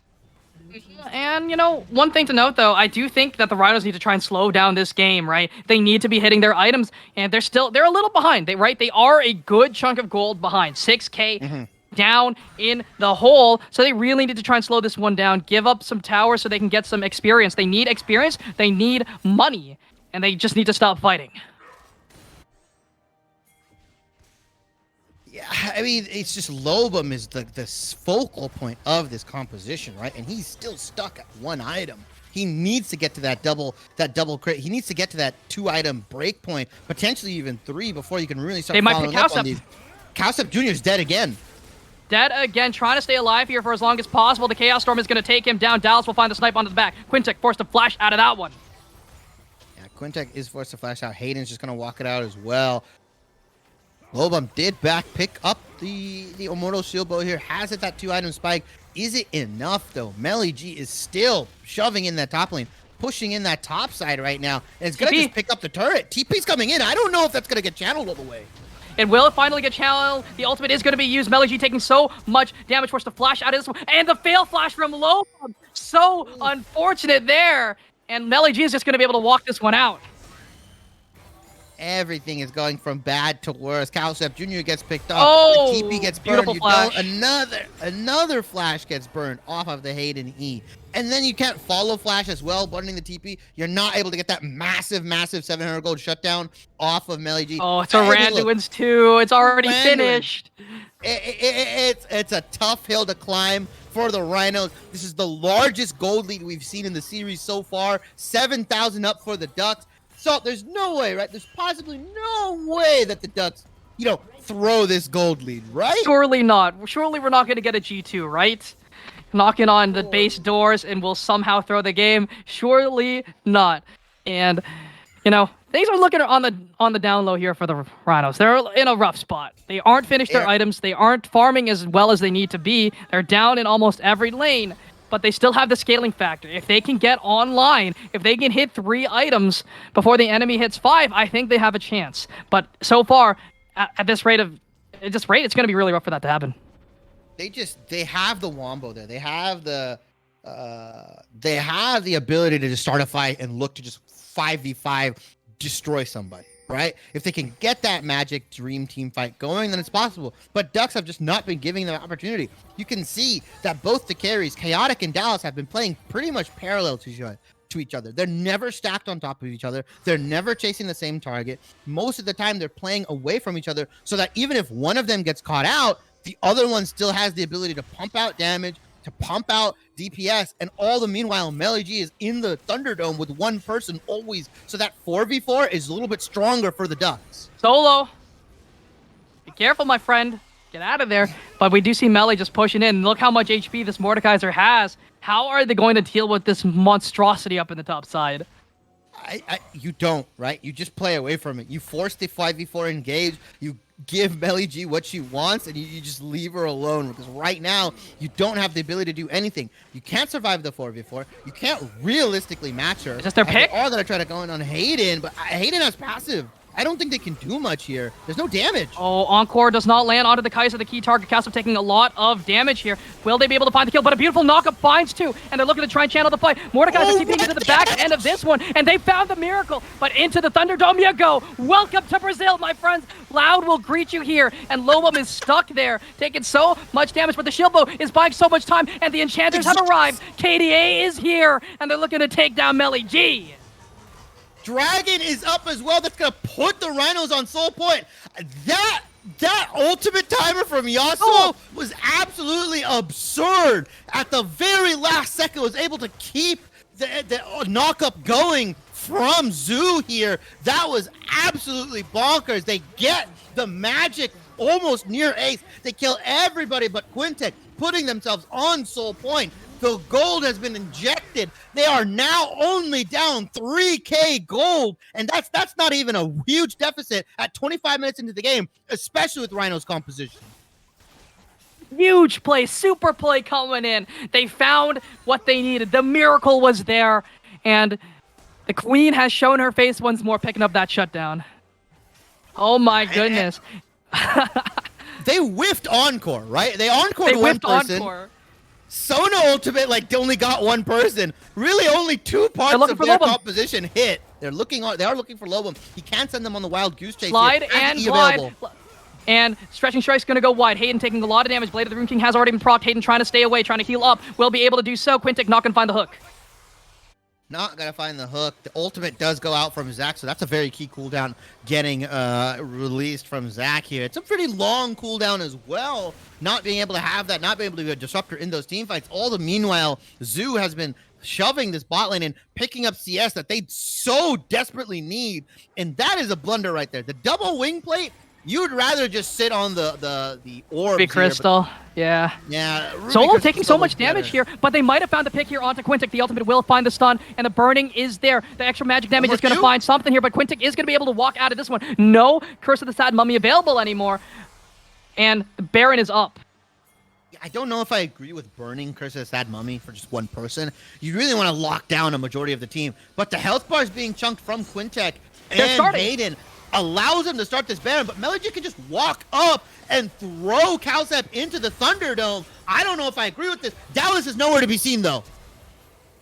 Dallas is in Narnia, finally showing his face there as they do push them off the Baron, but they could look for a pick here onto Melee. They find the ultimate. They find the extended CC. Who are they pulling into the Thunderdome? It's going to be Calcep, but it does not matter as the shutdown comes through. Lobum takes him down, and that should just be a free Baron. It should be a free Baron, but Hayden is playing Zac, and E is available. Can do the drive-by steal if necessary. They know this Baron is being taken. They don't have vision on it. How can the Ducks turn this around? What can they do? Hayden charging the E up. Oh, he's looking for something here, but Zoo gonna spot them both out. Here it comes with a knockup from Yasuo. Will stop the steal, and they're gonna grab the Baron and just walk away here. A beautiful look. Great shot calling from whoever called it. They were able to stay alive in this game. Only down 2k. So much has been put on the shoulders of Lobum this game, and he has not disappointed. The double kill in the bot lane, the massive ultimates in the team fights, and now that Q to stop the Zac E. This guy has been put on a pedestal, and he's been performing admirably on this Yasuo, dragging his team to potentially a victory as they claw their way back from a 7,000 goal lead. It's too early! It's too early, but Dallas is going to be able to flash away, but they're going to find Quintek instead. It's 1-for-1. They burn some ultimates, but Dallas has no sums before this dragon.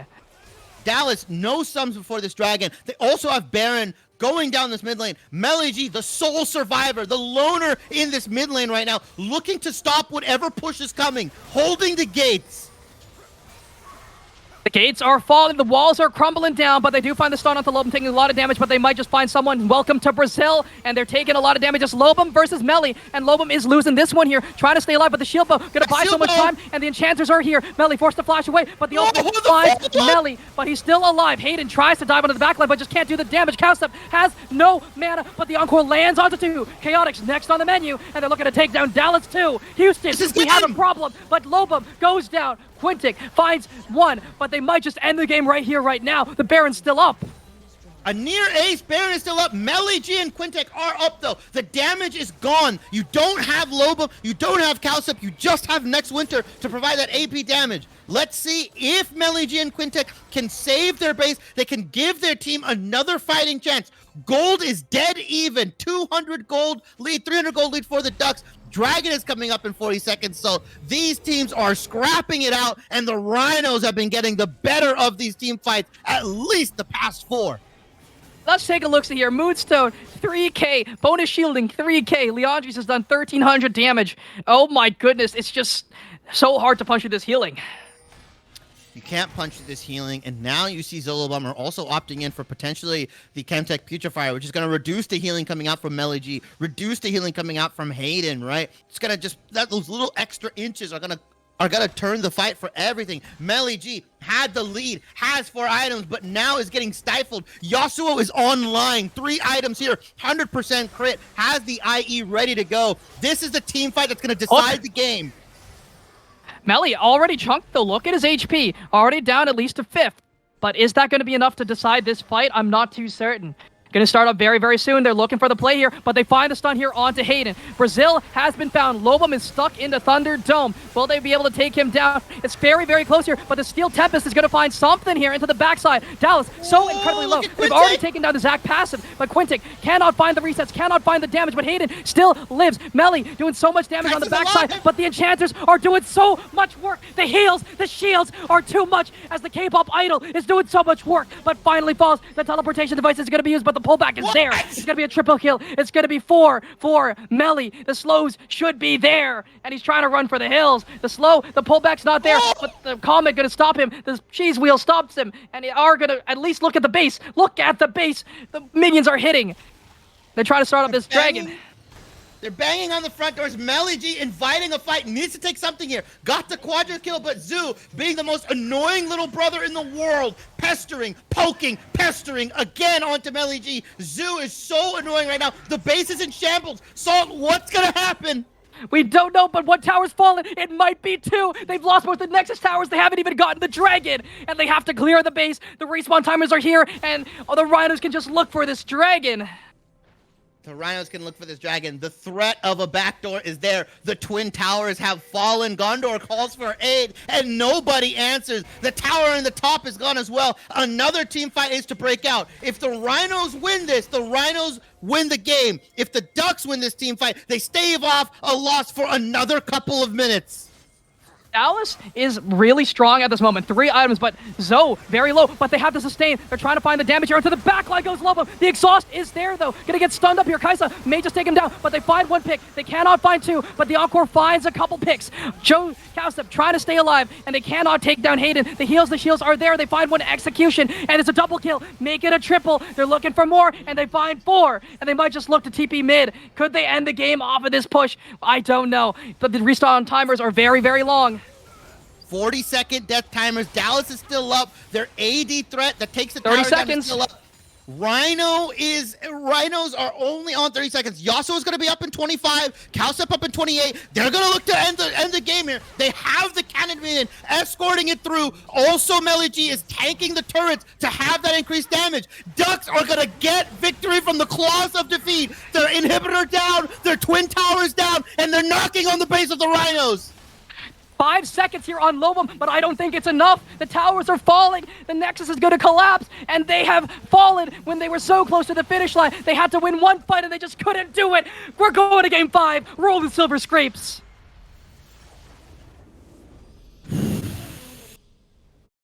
The Ducks send it to match point off of a botched team fight from the Rhinos. The damage wasn't there. The healing wasn't there. They were separated for too long. You can see Lobum on the Yasuo trying to carry his team with that 32,000 damage, but Melly G on the Mordekaiser showing up when it counts. 10 and 2, 33K. That Oh was my a word. banger of a That game. was a game. Banger. An absolute banger. And we're going to game 5, everyone. We're coming in hot. The Ducks are soaring high, but the Rhinos are stampeding forward. We'll see which one wins, the land mammal with the horn or the bird soaring high. We'll be right back.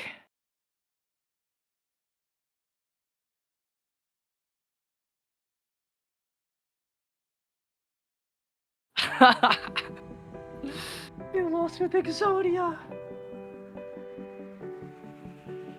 It was bound to happen. It was bound to happen.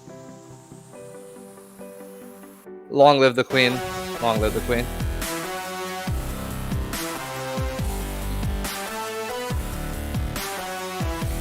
They lost the dragon too. That's so depressing. How come nobody built the QSF, by the way, on the side of? Nobody.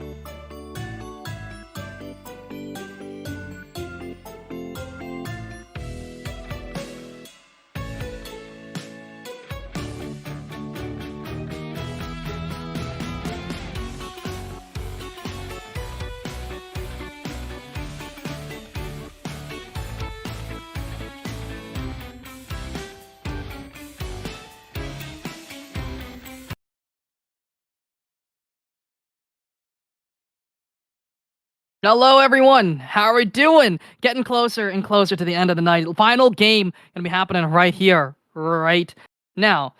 Gonna be these drafts already underway.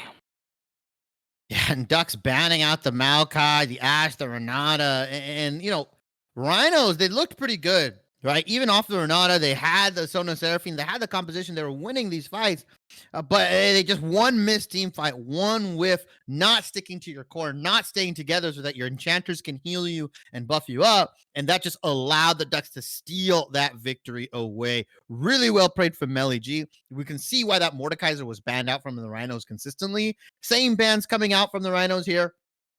Twitch, Hackery, and Misfortune. They're not going to let them get those hands on those. Well, as the Ducks, they have been banning out. They've been dynamically banning, right? They've banning out Calceps Maokai. They've been taking out Zolo Bombers Renata. Ash has not fallen into the hands of Next Winter, rightfully so.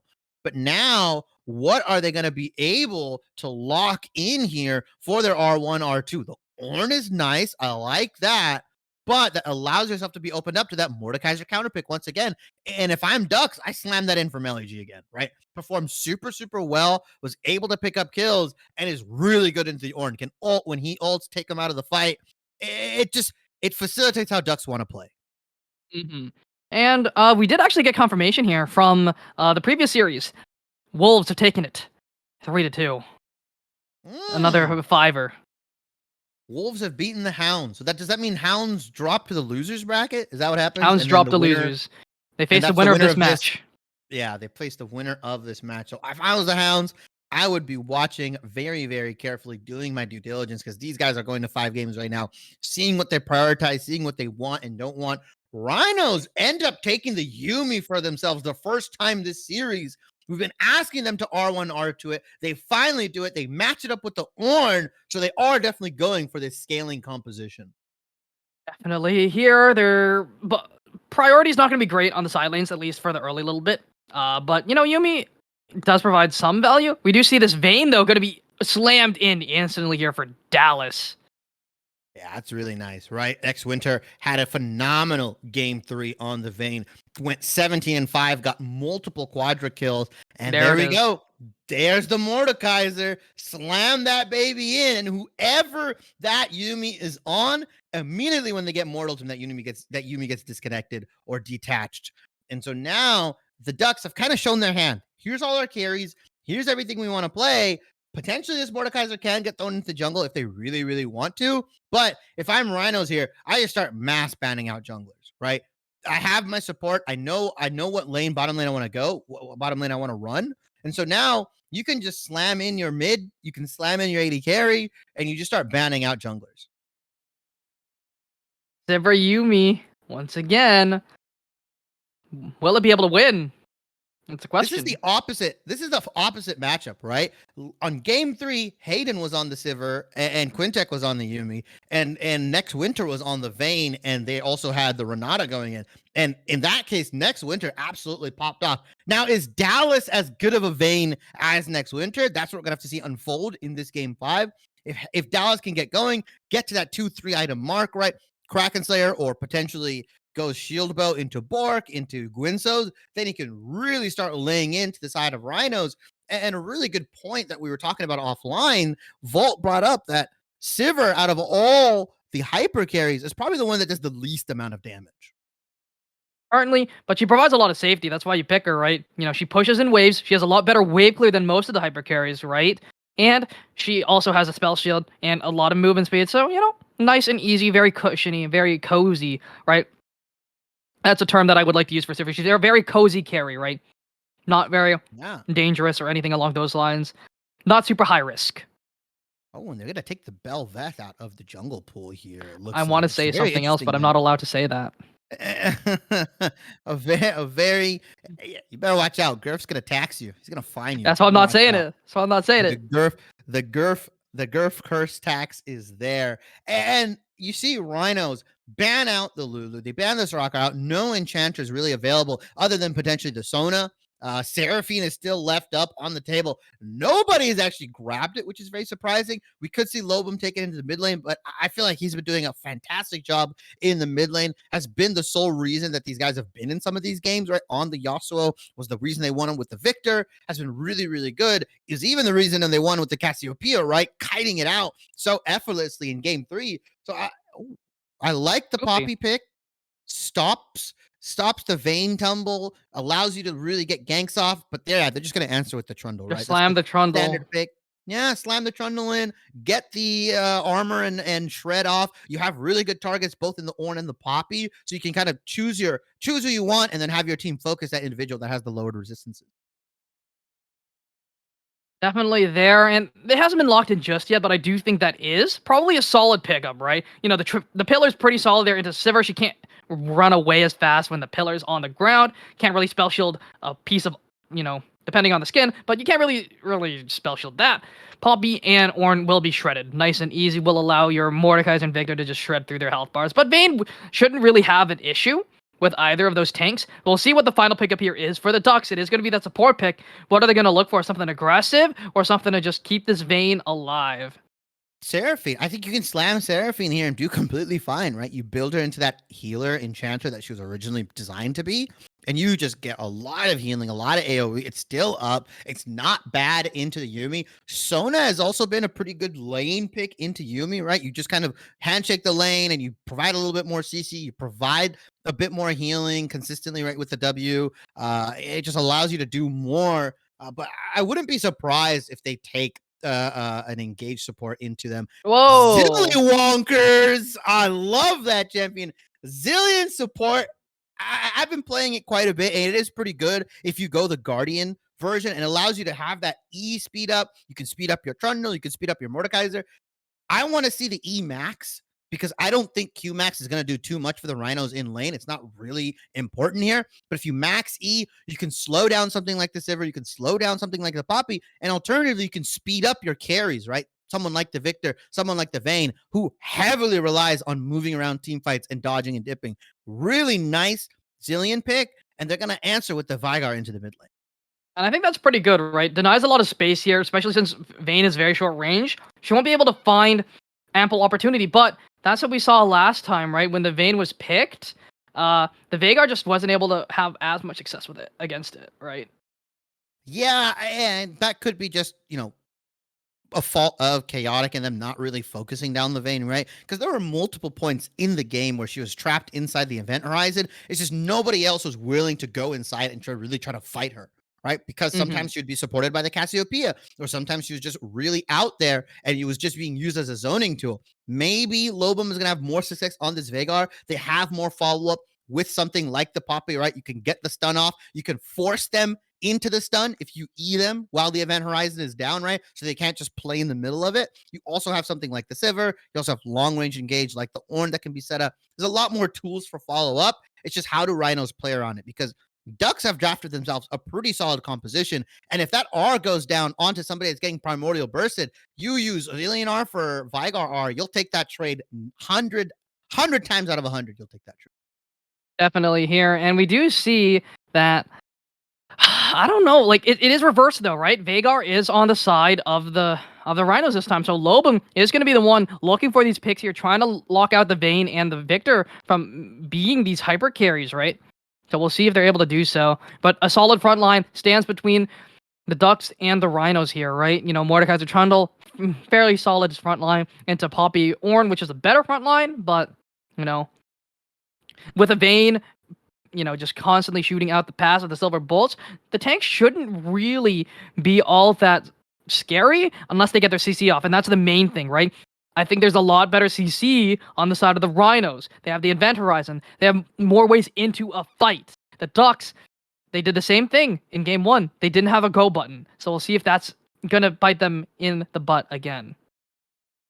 Yeah, and this is where you leave everything out on the table, right? You play 100%. You go for the cheese that you need to. You go for those plays. You force. You want to be the one on the forefront. You want to start these fights off. You want to get the objective stacking. Any sort of mistake can be very, very detrimental. I don't want to see these teams play to not lose. I want to see them play to win. I want to see the aggressiveness that has come out from both Hayden and Calcep Jr. Guys are both very proactive junglers, right? In the Poppy and the Trundle, we've kind of turned the patch back a little bit, and now we're in the Poppy Trundle meta once again. But you have a lot of scaling on both sides: the Vayne, the Victor, the Mordekaiser. You also have the Sivir, the Yuumi, and the Veigar. This is the first time that Zolo Bomber has picked up Yuumi this game. This is only the third support out of the 5 games that we've had that he's played. He's mostly been playing Renata. He played the Sona last game. Looked shaky on it, I'm not going to lie, but Yuumi is a lot easier of a champion to execute. You can get a lot more value out of it. Don't know if he's going to end up going for the Ludens build or he's going to end up going for Moonstone. Both have their own, advantages and disadvantages. I think you want to just keep your team alive and top them off, though, in this situation. We're leaving all the cards on the table right here, right now. Ducks and Rhinos on the brink of defeat, right? This is game 5. It's do or die. It's a best of 1. The table has reset. The bracket is back to 0. The timer is back to 0. Everything is going to end in this game. And we'll be right back as we find the end to this intense series. You don't want to miss it.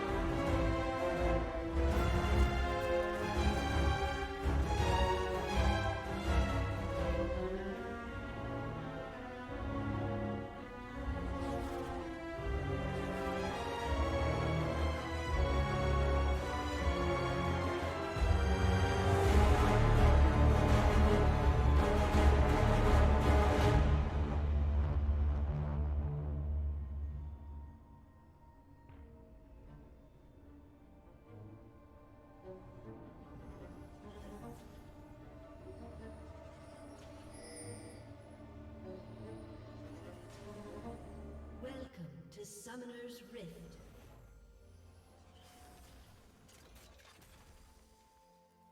Alrighty, folks, we are back, and we're seeing some shenanigans coming here from the Ducks.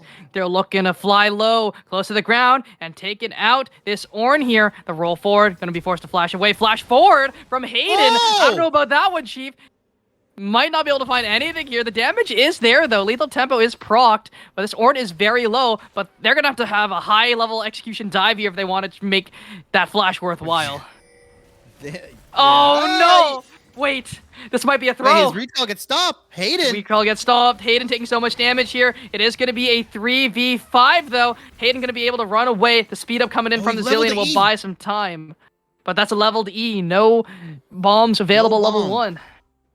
No bombs over Baghdad today for Zillion, unfortunately. Leveled the E. Not going to have any lane presence at all. And now, Sivir and Yuumi, they've got the lane, they've got the ward down onto the red here, so they're going to know that Hayden started blue, and it's going to be a rough jungle start. He's going to have to smite here, and he's not going to have any of his pots available. 100% he's going to have to back right after this camp. Most likely 3 camps, and he's going to back. Oh, Zoo? Oh, no pause, but we do see the smite is burned here, but, you know, it's Trundle, right? Sustains a lot here in the jungle. Yeah, So we'll see. We'll see how things work. He's going to give up that lane pressure, like we said. So, yeah, he's topped off, but it's going to be hard for him to do any of the other camps, like Raptors or anything. Actually going to opt in for the blue Grump, most likely into red, to potentially get like an early gank timer. But because next winter and Zolobama were able to use that shenanigans in the top lane to put the ward down, they're going to spot him out immediately. And, yeah, they have to know where he is. They don't die to any of these ganks, right? Mid and bot should play extremely safe. But the wave is pushing away here from next winter. They're pushing this wave, and it is definitely freezable. So they know he's there, but they may not die to the gank, but they might get zoned. They might get zoned out. They have to play a little bit more respectfully here. Oh, next winter, they're throwing some shenanigans down in here. They're just hanging out in the bush here, potentially, you know, anticipating a gank or something like that. Poppy free to farm, free to pick up all the camps. I believe she's 5 camping here, so they will be down here for that Rift Scuttle here. And unfortunately, Hayden did have to back. Has to back only with boots, which is not ideal, not optimal. You want to try to back with that Sheen power spike, get that 700 gold, and then come back onto the map, because that gives you a lot of dueling power as Trundle, something you want to do, especially into this Poppy with the lethal tempo that you have. And unfortunately, Poppy does have the phase rush, so he's not going to be able to duel that well. Definitely not the greatest duelist with that spell or with that summoner choice. So we'll see what happens here. We do see up top side goes that Trundle, going to be able to take away that crab. Going to be able to grab that one up here. Is a camp behind because of that little bit of a low health start. Not feeling all that great after that one, but Flash should be up very, very soon for both these, for the top laner and the jungler. And one thing to note here, no punishment left here on Zoo up on the top side. He's down 10 CS, but that's pretty much a given when you're playing into Mordekaiser. As you say that, though, we do see some shenanigans in the top lane. Exhaust has been used. Dallas is trying to run for the hills. The Ghost has been used, but he's pushed into his own fountain. His own barrel is still alive. He's still alive. He's still alive, and it will be able to live on 1 HP. The red buff is not enough, but they did burn almost all their summoners on both sides. Oh, here's the punishment, though. No flash on the Ornn. No pillar going to be found, though, and Ornn's going to be able to just dash out to safety. He'll be fine. Time wasted for both of these guys, but crucially, Dallas, like you said, burned the Ghost, burned the Flash. Quintek also burned the heal as well. So no summoner spells available for the Ducks other than Quintek's Flash here. And Rhinos, with this Sivir, with this Yuumi, are going to be able to burn and really keep the pressure onto this bot side. Definitely. And Vayne's going to be missing out on quite a bit of XP there, right? Dallas going to be feeling a little rough after that one. No Sums has to play a little bit safer as well. This Poppy can come for a repeat, stop the tumble as well. Again, now your only mobility is negated by a single spell, so you're in a rough spot. Yeah, and you can just hold that W and really just, as you go closer and closer, you just keep it up, and then you just stop that tumble, root her, and then the rest of your team should be able to do the damage. Zolo Bomber, looks like they're opting in for the Moonstone Rush when I see that Fairy Charm here. Didn't go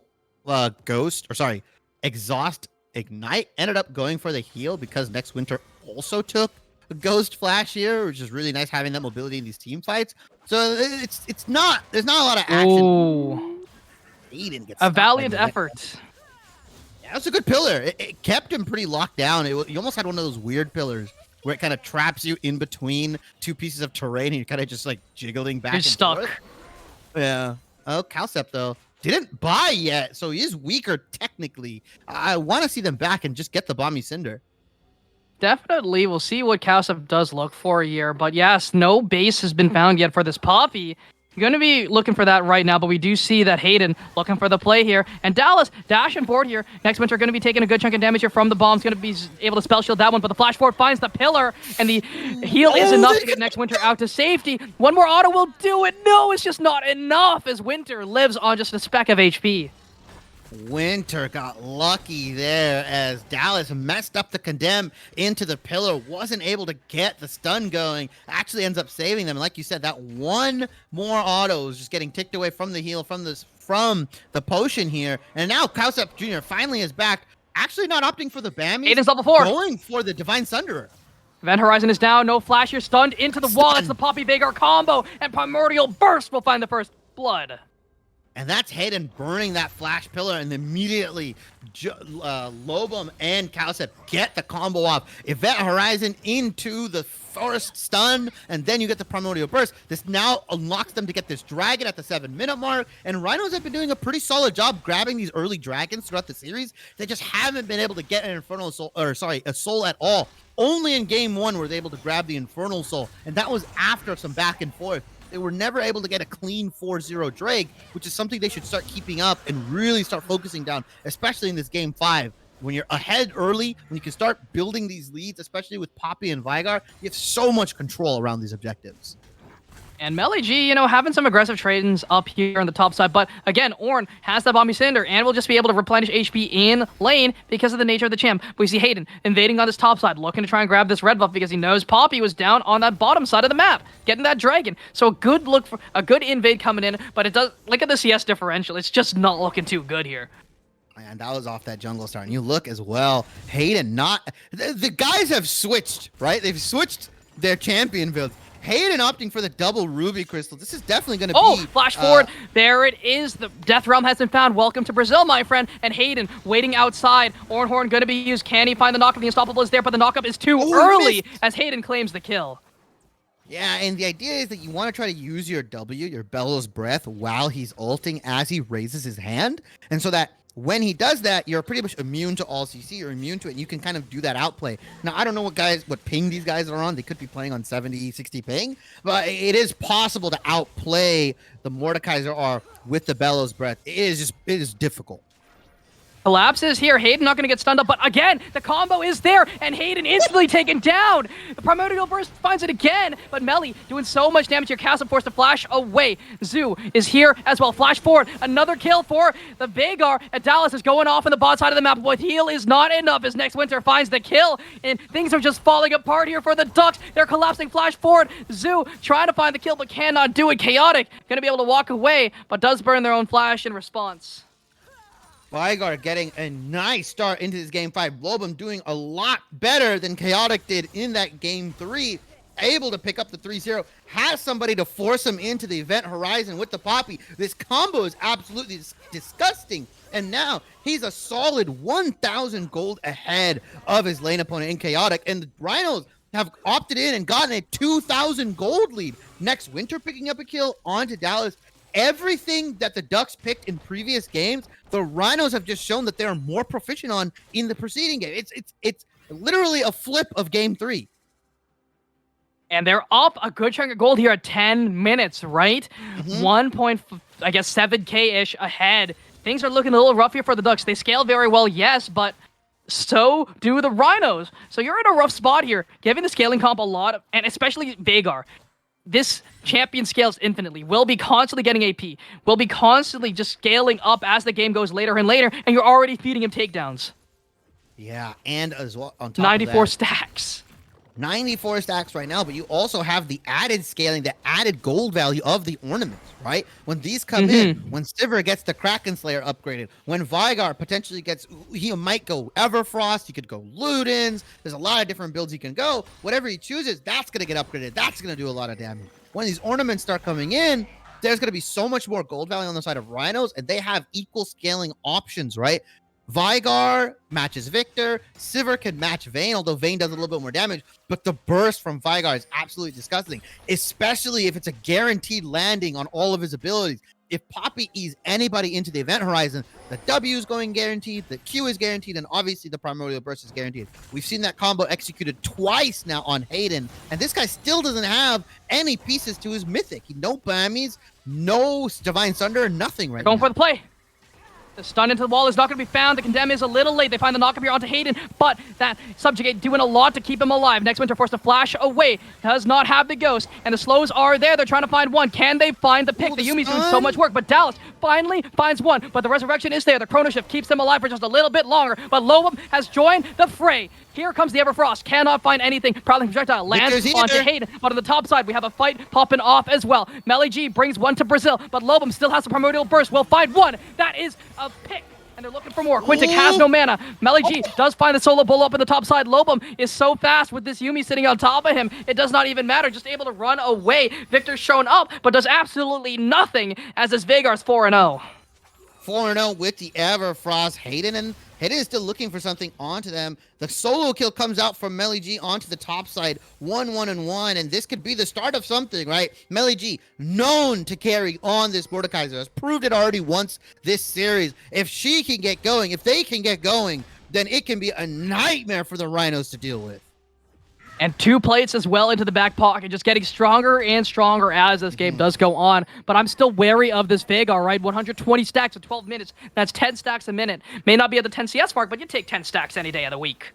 Oh, you'll take 10 stacks a minute anytime. These primordial bursts have been doing a huge amount of damage. The event horizons have been perfectly placed. And this pairing this Poppy up with the Yumi just allows her to have so much mobility, so much healing that she can go in and out of fights, dodging and dipping and bobbing and weaving, and eventually she's able to get that E cooldown up. As long as the Rhinos, specifically Lobum and Calcep, sync their E timings up, they are almost guaranteed a pick every single time, and it's up to Quintek to match that with his R.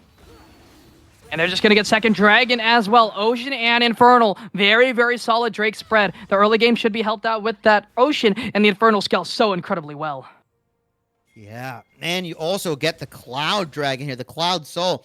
Really nice for both the Sivir, the Yumi potentially if she wants to detach. Okay. Ooh. Keeper's Verdict finds one, the knockup finds 2, and they're just going to buy some time, but this Herald should be going over to the Ducks. Nice and easy.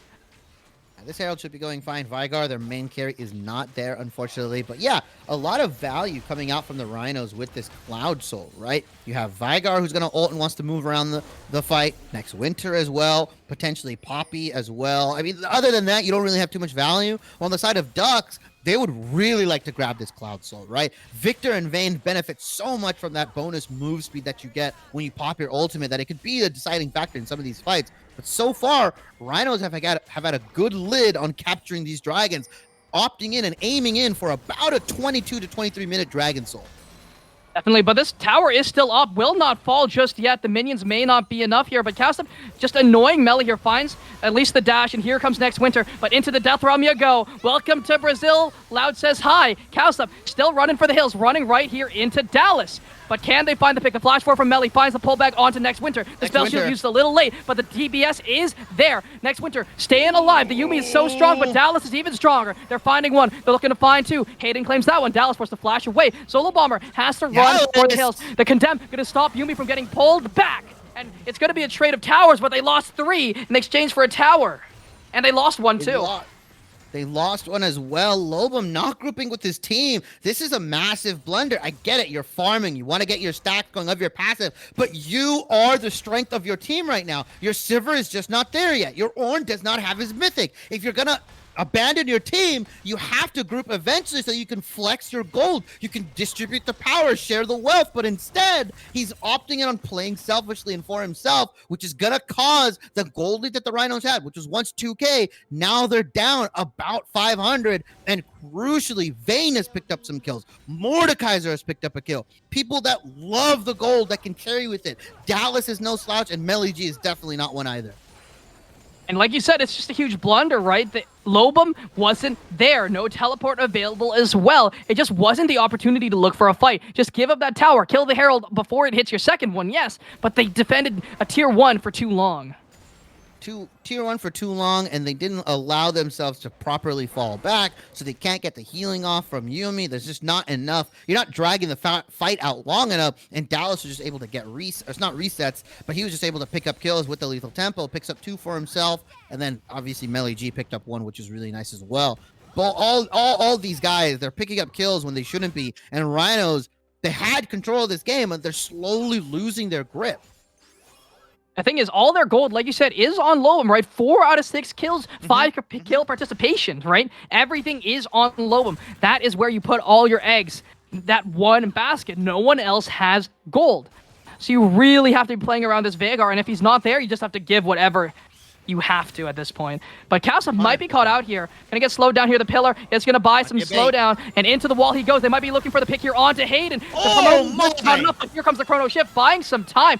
Ultimate still available on the Veigar. The next Winter forced to flash away. Ornhorn lands onto 1, and they're looking to try and take down Hayden. Kasov gonna get stunned up though by the Zillion, and Kasov might be taken down. One more auto would have done it, but Dallas cannot commit for it. No flash, no ghost, no kill. And they're gonna back off. And a lot of ultimates burned, right? The Sivir ultimate, the Ornn ultimate, the Poppy ultimate, and Lost Chapter all burned for just this Trundle here, who burns the Subjugate. They burn the Chaos Storm. A lot of key ultimates are down for this Dragon fight, and they won't be up. But Melly G still has the Thunderdome ready to be unleashed. Nobody else other than Lobum has their ultimate ready to go. So they need to find that pick fast and quick, so that when Melly G uses the Thunderdome, that they can turn a 4v3 fight and then kill Melly G as she comes out of the ultimate. 30 seconds on this Dragon, and they have the setup. The Ducks are flying into the enemy jungle, trying to get some wards down, hopefully. There we go. There's 1. And the thing is, vision control, even though the Ducks have had their way into the river, we still see more wards on the side of the Rhinos, right? We see that Scuttle Crab already claimed that control ward should be taken down nice shortly. There it is. But now the resets are come through. The items are there. 1.5 here for next winter. Almost 2 here for for Lobum. 1 on the Poppy, 1 on this Ornn. But they're positioning topside here. They're looking to give this one up. I don't even necessarily agree with that. I think you have the bodies to muscle your way through this. Yes, there is some terrain control with the gravity field, with the Chaos Storm, but I think you can fight it, especially if you have somebody like Lobum who's on the back end, can not necessarily face check with your tank, but play a little bit back, and anybody that tries to aggress, you immediately event Horizon, you catch somebody out, but them giving this Dragon just prolongs the game. I don't feel like they have a dire need to farm necessarily, but if they're willing to give this up, then I think they feel like they're behind. And they definitely are not in the greatest position at this point, right? About a 600 gold lead here for the side of the Ducks. That has increased just a little bit because of that tower going down. That is the second one of the game. But we see the mid priority has already been gained here, but the teleportation device has been used. Ornhorn is going to look to try and find 1. It's only going to find the Zillion, but Hayden going to get not stunned into the wall. Event Horizon going to go a little short, but it does not matter as the ultimate comes through and the kill goes down. That was a really good Poppy ultimate to separate some of the members of the Ducks here so that they can just get that solo kill on, or not solo kill, but solo pick onto Hayden, who's kind of been tormented in this game, right? Event Horizon into Poppy, he's been the apple of Rhino's eye. He's been constantly getting picked on here. Another Event Horizon. Melly G on the flank here, not going to be able to find the pullback here, but Chaotic doing quite a bit of damage here with those lasers. The crown may not be the most damaging item, but at least he's getting some poke down. Getting some poke down, and you look at the difference between Lobum's Veigar and Chaotic, specifically the summoner spell choice. Right? Oh, the pullback! Now, Brazil is available. Event Horizon going to find the stun. The Everfrost is there as well, but who's going to grab the kill? The shutdown comes through. The mace goes down, and Melly G picks up another. Bit of a greedy recall there. You could have just walked back a couple paces to your turret.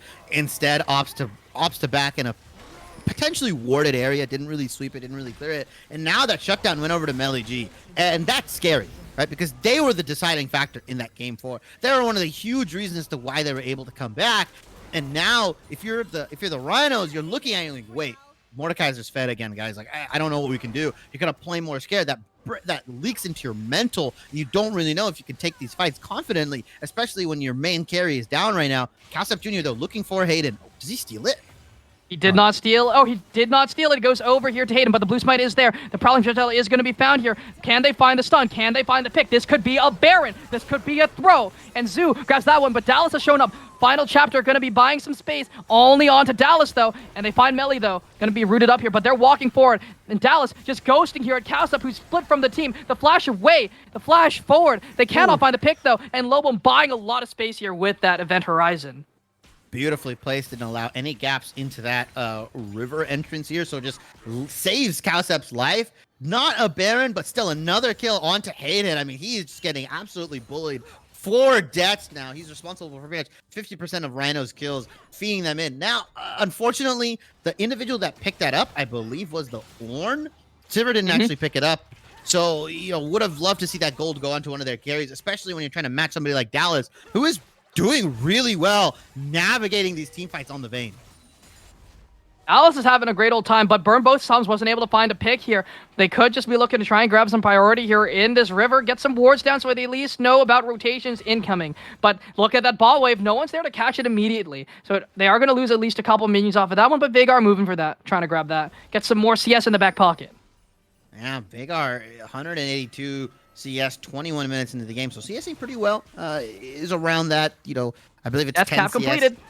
Yeah, 10 CS a minute mark, excluding the first, you know, 1.5 or 2 minutes that, you know, get out. He's doing pretty good. Death cap is completed. You're correct.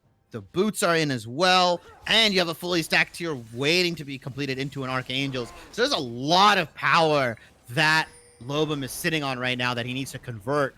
Even with the death cap being there, he needs to convert his tier into the Archangels. He's definitely ahead of Chaotic, but it just feels like nobody else on the side of Rhinos can pick up some of that damage slack. Next Winter just hasn't been having the game that we've expected out of the Sivir Yuumi pick. Fortunately, they're not able to find anything here with this pick. And, I mean, the Veigar sitting at 600 AP in a really, really solid position. But, again, all your gold is on one carry. All your eggs are in one basket. Lobom has to be able to pop off here. And if he falls, all your damage is gone. But Casa may be caught out here. Not going to be able to find the stun with that pillar. But the slowdown is there. Next Winter is there as well. Might be able to use that ultimate to buy some space, but they don't need to. Yeah, and really, you can't just use Lobom's ultimate for like an easy pick onto Hayden or something, right? Your Primordial Burst needs to be saved for either the Victor or the Vayne. Because if you use on one of the teleportation tanks, has been used here. Subjugate is down here onto Cowsup. They're going to find the knockup.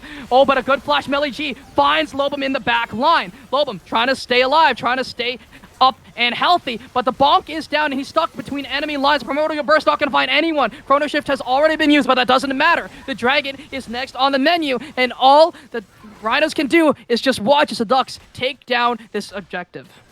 Yeah, they take down the egg. They take down the basket of eggs in Lobom, and there's really nothing else Rhinos can do. They just watch as the objective goes down. There's just not enough damage, not enough follow-up. You have to believe that somebody's going to pick up a QSS, right? Especially if it's Lobom. I mean, finish the Archangels, I guess, but you've got to be able to pick up a QSS soon. Zoo is okay, but they are going to look to turn here right onto this Baron. It's going to go down pretty quickly here. They have a Vayne. They have Chaotic here. Lobom is up. Oh, TP's coming in. They're going to base away. TP has already been burned here, but Melly G stuck and not too healthy. The stun is not going to be found. The pillar actually going to stop that one from coming forward, and Melly's going to be able to walk away alive. They can turn on a Baron right now. They have the damage. They have the abilities right now. They have the HP. Low health bars. They have the HP. I would turn on this Baron. They're turning. Grab that one quick. Teleport down in the mid lane. Victor might be able to find the pick here. They're getting shredded. The resistances are down. Pay here. Cassup's getting kind of low. Can they find the pickup here? 2.5k, but a beautiful Event Horizon. Quintic may just be taken out. Event Horizon has already been popped, but down goes Victor. Steals it on the back end, and Hayden just wreaking havoc in the back line. Will find one, and the Ord Horde is going to be used, but it's too little, too late. As Veigar going to get stunned into the wall, can't do anything, and Dallas claims that one. Zoo going to get slowed down. Melly stands forward, walks tall, stands eternal, and they are just running this game. The smite came out early from Cowsep Jr. A hair short. I believe it was at 1,050 or 1,000 health, and he smites it for 900, and Chaotic picks up the Baron. Was probably afraid of dying. The burst wasn't there. A luck of the draw for the Duck. My God, just amazing steal from Victor, but a lot of luck coming out, and the momentum has been swung for the Ducks here. 3K in the lead. They're in such a good spot now. They have their scaling in their favor. Again, the kills are on Dallas. The kills are on Melly. He is so strong. He will be bursting out any carries. Look at this high damage build. Riftmaker, don't agree with the Mythic, but I do like the Nashers and the Rylai's. It's going to do a lot of damage and slow down your targets. Stop them from kiting away. Yeah, I can stop them from kiting away. I do like that Mythic, like you said. And Mordekaiser, Melon going Swordekaiser here with the Nashor's Tooth as well. Just looking to bonk people to death while they're in the death realm. Doesn't want to get kited out, just wants to do as much damage as possible. Oh, this could be a pick here. Event Horizon has been used. They're finding some decent damage here, but Hayden just too tanking. Doesn't even use the Subjugate. Force of Nature Force completed. of Nature. Yeah, Force of Nature completed means that he's not going to be able to get bursted out by the Primordial burst from Vigar here. So now you're putting the game in the next Winter's hand. You're forcing him to carry by saying, you have to damage me, you have to walk up an auto, and unfortunately, he's just not at that 3-item point yet with the 60% crit. So these pull back. these bouncing blades aren't going to do much. Calcep Jr. is so low. Will be forced to back away here. No neutral objectives on the table. They might look for this tier 2, though. It will go down eventually. It's just a matter of time. Yeah, and the objective bounties have started for the Rhinos. That's how you know you're behind in gold, right? Quite a bit. When you start seeing those things take you that doom sets in, right? The gloom sets in. We're like, wait a minute, we're behind quite a bit of gold right now. Event Horizon solo defending this. Hayden just does not take damage, does not have a care in the world. Next Winter has finally showed up, but this tower is gone. But they're going for it. The On the Hunt has been popped. They're looking to try and find one, but instantly Calcep is so incredibly low, will go down. And they lose their jungler and get absolutely nothing in return. Loba may be next on the menu here. The pillar buying so much space, and Chaotic instantly taken, finds him, takes him down, and they're looking to try and maybe end the game. Dallas just pushing in this mid lane here. Next Winter wave clearing, but it might not be enough here. They could just go for this tier 3. They could go for the tier 3 here. It is so low into this mid lane. The cannon minions are barreling onto it right now, pounding on the front door. They're going to look to crack this base open. Finally, the Baron has expired, but the tower is gone. They're going to take mid-inhib. They're also going to pick up a dragon for their troubles. Bottom inhibitor turret is low. They were sieging onto it. Look at the vision. Look at how much pink wards are spread out for the Ducks here. What was looking pretty bleak with Lobum and Calcep Jr. here on that combination, they've been able to turn around a few quick kills onto Melly G, onto Dallas, and now they're in the driver's seat. Rhinos are staring down the barrel of a very, very heavy shotgun. Here comes the teleportation device. They are going to use that one. It might be behind enemy lines, but they're not going to be able to look for that one. They have no QSS. There's no way to stop Brazil from coming. And they could just look to grab this dragon up here. It's third Cloud Dragon here, and their rotations are just going to be that much faster. Yeah, they're going to pick up this dragon. The move speed, the slow resistance is so important, especially when you're playing into somebody like the Yuumi, like the Ornn and the Poppy, who all have built-in slows, right? With the Qs, the Ornn Horn, Yuumi Q as well. All of these get negated even more. And Lobum's dead. Oh, Lobum is dead. Event Horizon's going to buy some space, but he's just dunked down. Dallas will find the final arrow. And they're looking to try and catch out Calcep, but Calcep moves very fast. Dead Man's Play, but Dallas moves even faster. The Ghost will allow him to do so. The autos are there. Keeper's Verdict. The dash has already been used, but Flash 4 from Chaotic stunned into the wall, but they don't have the damage. Into the death realm you go. Next Winter stuck in Brazil, and Melly G will find the bonk down. This could be the end. This could just be the end right here, right now. They've got supers in the mid lane. They're looking to push. All the carries are down for Rhino. Ornn and Yuumi. It's Zoo and Zolo Bomber versus the world. Quintek is very low.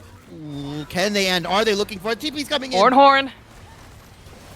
Not going to find very much. Does find some decent damage. They're trying to take down Dallas. Can they do it? But the Chrono Shift is there. They find one pick onto Melly, but is it going to be enough? Zolo, still alive, will finally be taken down. The Silver Bulls will take that one. Flash 4 from Lobum, trying to find the execution. No Primordial Burst. The damage just is not there. They're looking and the towers are falling. The Nexus is falling. The Ducks and the Brink of Defeat will find victory. They take the game, and they're trying their hearts out, but the Rhinos will finally fall. That's why they're an endangered species, and the Ducks fly high and soar above the crowd.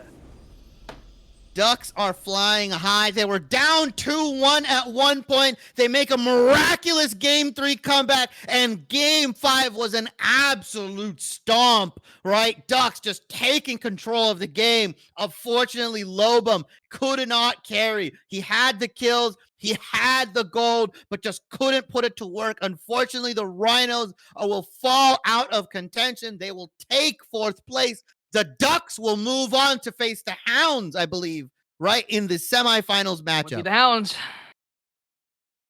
Oh boy. This was a very, very crazy series, but let's bring it back to the desk real quick so we get Volt back on here.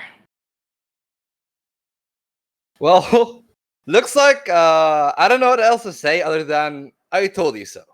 You know, guys, everybody was like on the Rhino crusade, and don't get me wrong, I think Lobin played an exceptional series, all 5 games long. But you know who also had that kind of impact?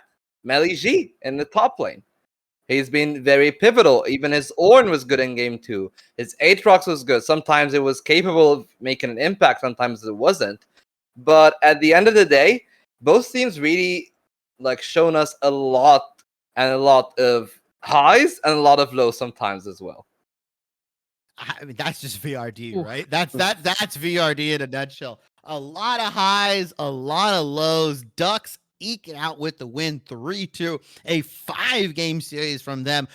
One really good comeback and one really good stomp at the end, right? And Meli G, I think you're right, Volt. Pivotal to those last 2 games, just being an absolute monstrosity to deal with on the Mordekaiser. I'm surprised that they gave it to them 2 games in a row.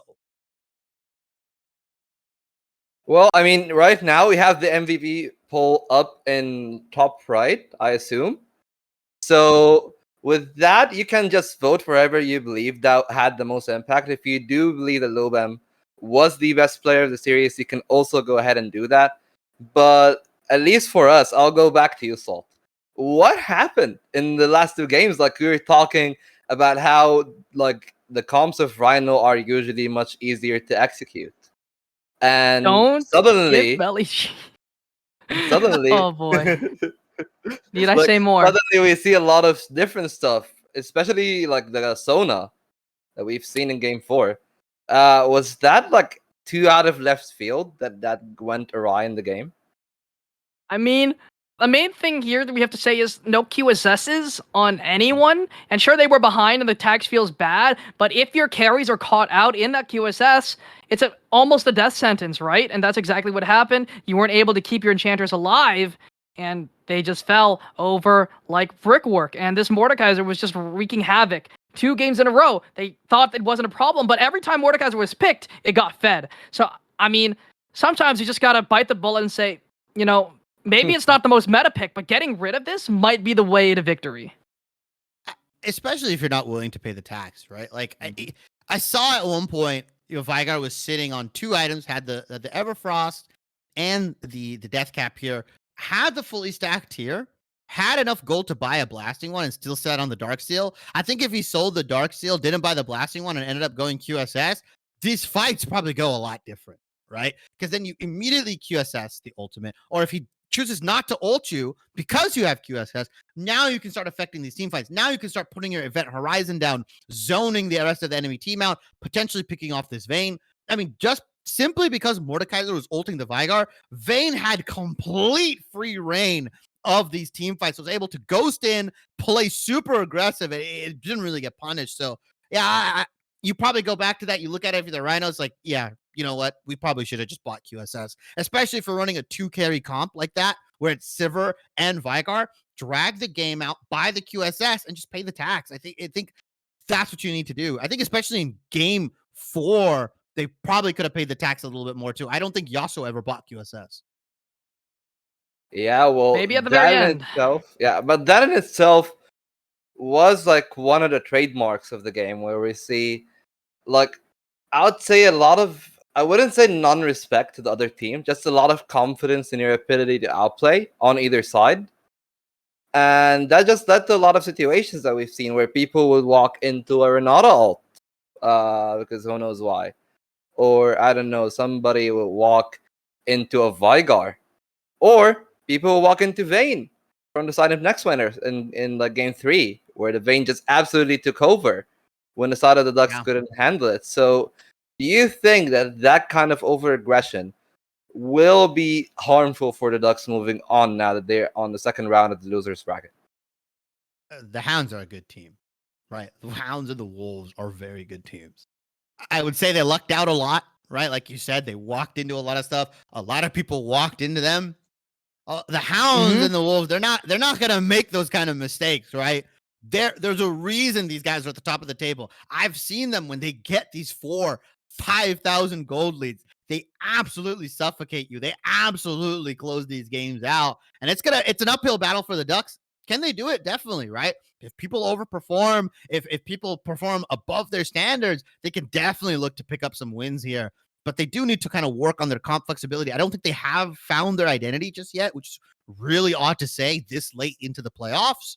I think they're just kind of trying things, trying to counterpick. Melly G is swapping from tanks to fighters to carry tops. And I don't know if they're necessarily comfortable with either play style. Well, Salt, I'll put this onto your plate then. You know what we've seen a lot of? It was Victor. And I think Victor won all 4 games, whether it was in JS Chaotic or if it was in Lobium hands. So do you think that this pick could actually be something to look out for moving from in here? Or do you think it's just, it's the easiest scaling control mage that we can find because Azir is just too hard, or like Victor is too safe? I mean, the thing with Azir into Victor is you have to be looking for those shuffles with your jungler. You have to have good coordination, and unfortunately, I think the Azirs we did see the Azir we did see just didn't have that big potential. They didn't really look for those plays that they really needed to be looking for. And if that's the case, his worst matchup that he does have doesn't really affect him at all. So you just have to either pick it or ban it. Right? Just able to stay long range, no real threat from the mid lane, and sure, the junglers might do something, but the mid laners that they picked just didn't really have the greatest threat on Victor, and that's what you need. Like again, Victor's designed for pro play. He's designed to just be even at 30 minutes and start popping off. But if he's already getting those stacks on that passive, upgrading those abilities earlier into the game than he should be, he's just going to be a monster that's so hard to deal with. And because of so many skirmishes happening and unfortunate target selection and coming in from either side, right? Because Victor was 4-0. Every time Victor was picked, it won. So, if you're not focusing the Victor in these fights, it's going to look really bad. He's going to be outputting damage, and that's exactly what happened. But I do think that the poll is ready, and we should be seeing an MVP graphic very, very shortly. Okay, here we go. It will be Melly G himself here on the Mordekaiser in the last game, 5-2 and 8, who wasn't really, I would say, the lights out game for him in game 5, but he definitely had a lot of impact, and that has been the theme for the Ducks. They very rarely have, I would say, a lights out performance from a single player, but a lot of the time you'll see Melly G getting like a small lead. Maybe they can run away with it if the teammates are on board, or sometimes maybe you'll see Dallas running away with it a lot. But this game, I think Melly G takes the MVP just for how consistently good he was throughout the series. Oh boy. And I mean, Melly did have a great performance, right? Every time they won, Melly stepped up really, really, really high. And I'm not sure what just happened, but I think someone has, in fact, joined the call. Hello.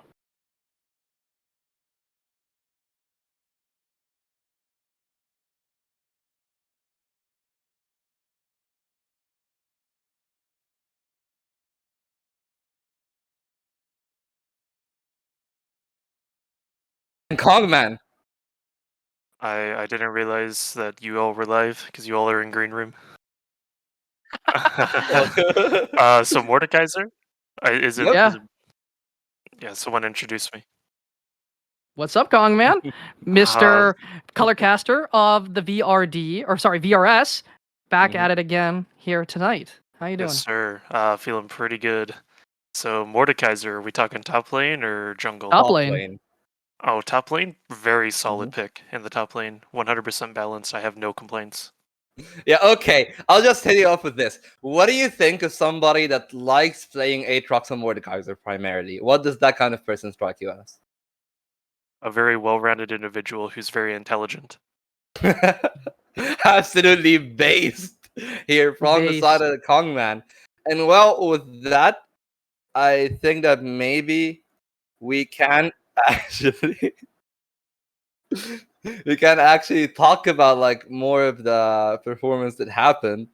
So Pawn Star, do you have any last words like for the series, for the future, what we have for the next round of lowers or semifinals of upper?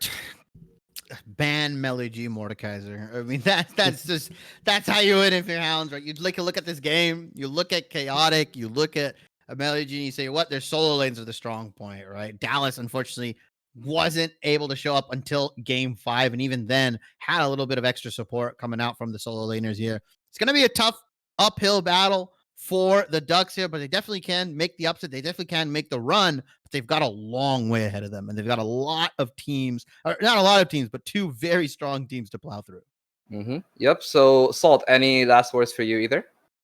Melly had a great performance, but it has to carry over to next week because Dracanis, one of the strongest top laners, is your opponent. So, topside carry. That's exactly what the Hounds have been doing all day long. And when that pops off, that's when they start winning. So try and play towards that win condition. Deny them that condition, and you can probably win the game. So just focus on that. But a great performance overall from the Ducks. They came back from death's door.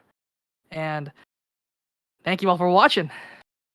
Well, yeah, exactly. Thank you all for watching. So if you want more of this, the VRD, just come in next week for our next round. But tomorrow we'll also be live. We'll have, I believe, VAS and VRS Valorant on here on the main channel. So VAS will be on Victoris GG2. And with that out of the way, we hope we see you next time. But until then, it was Soul Spreader, Pawn Star, Dodge on the production as always, and yours truly, Volcast. So until then, see you guys and have a great night.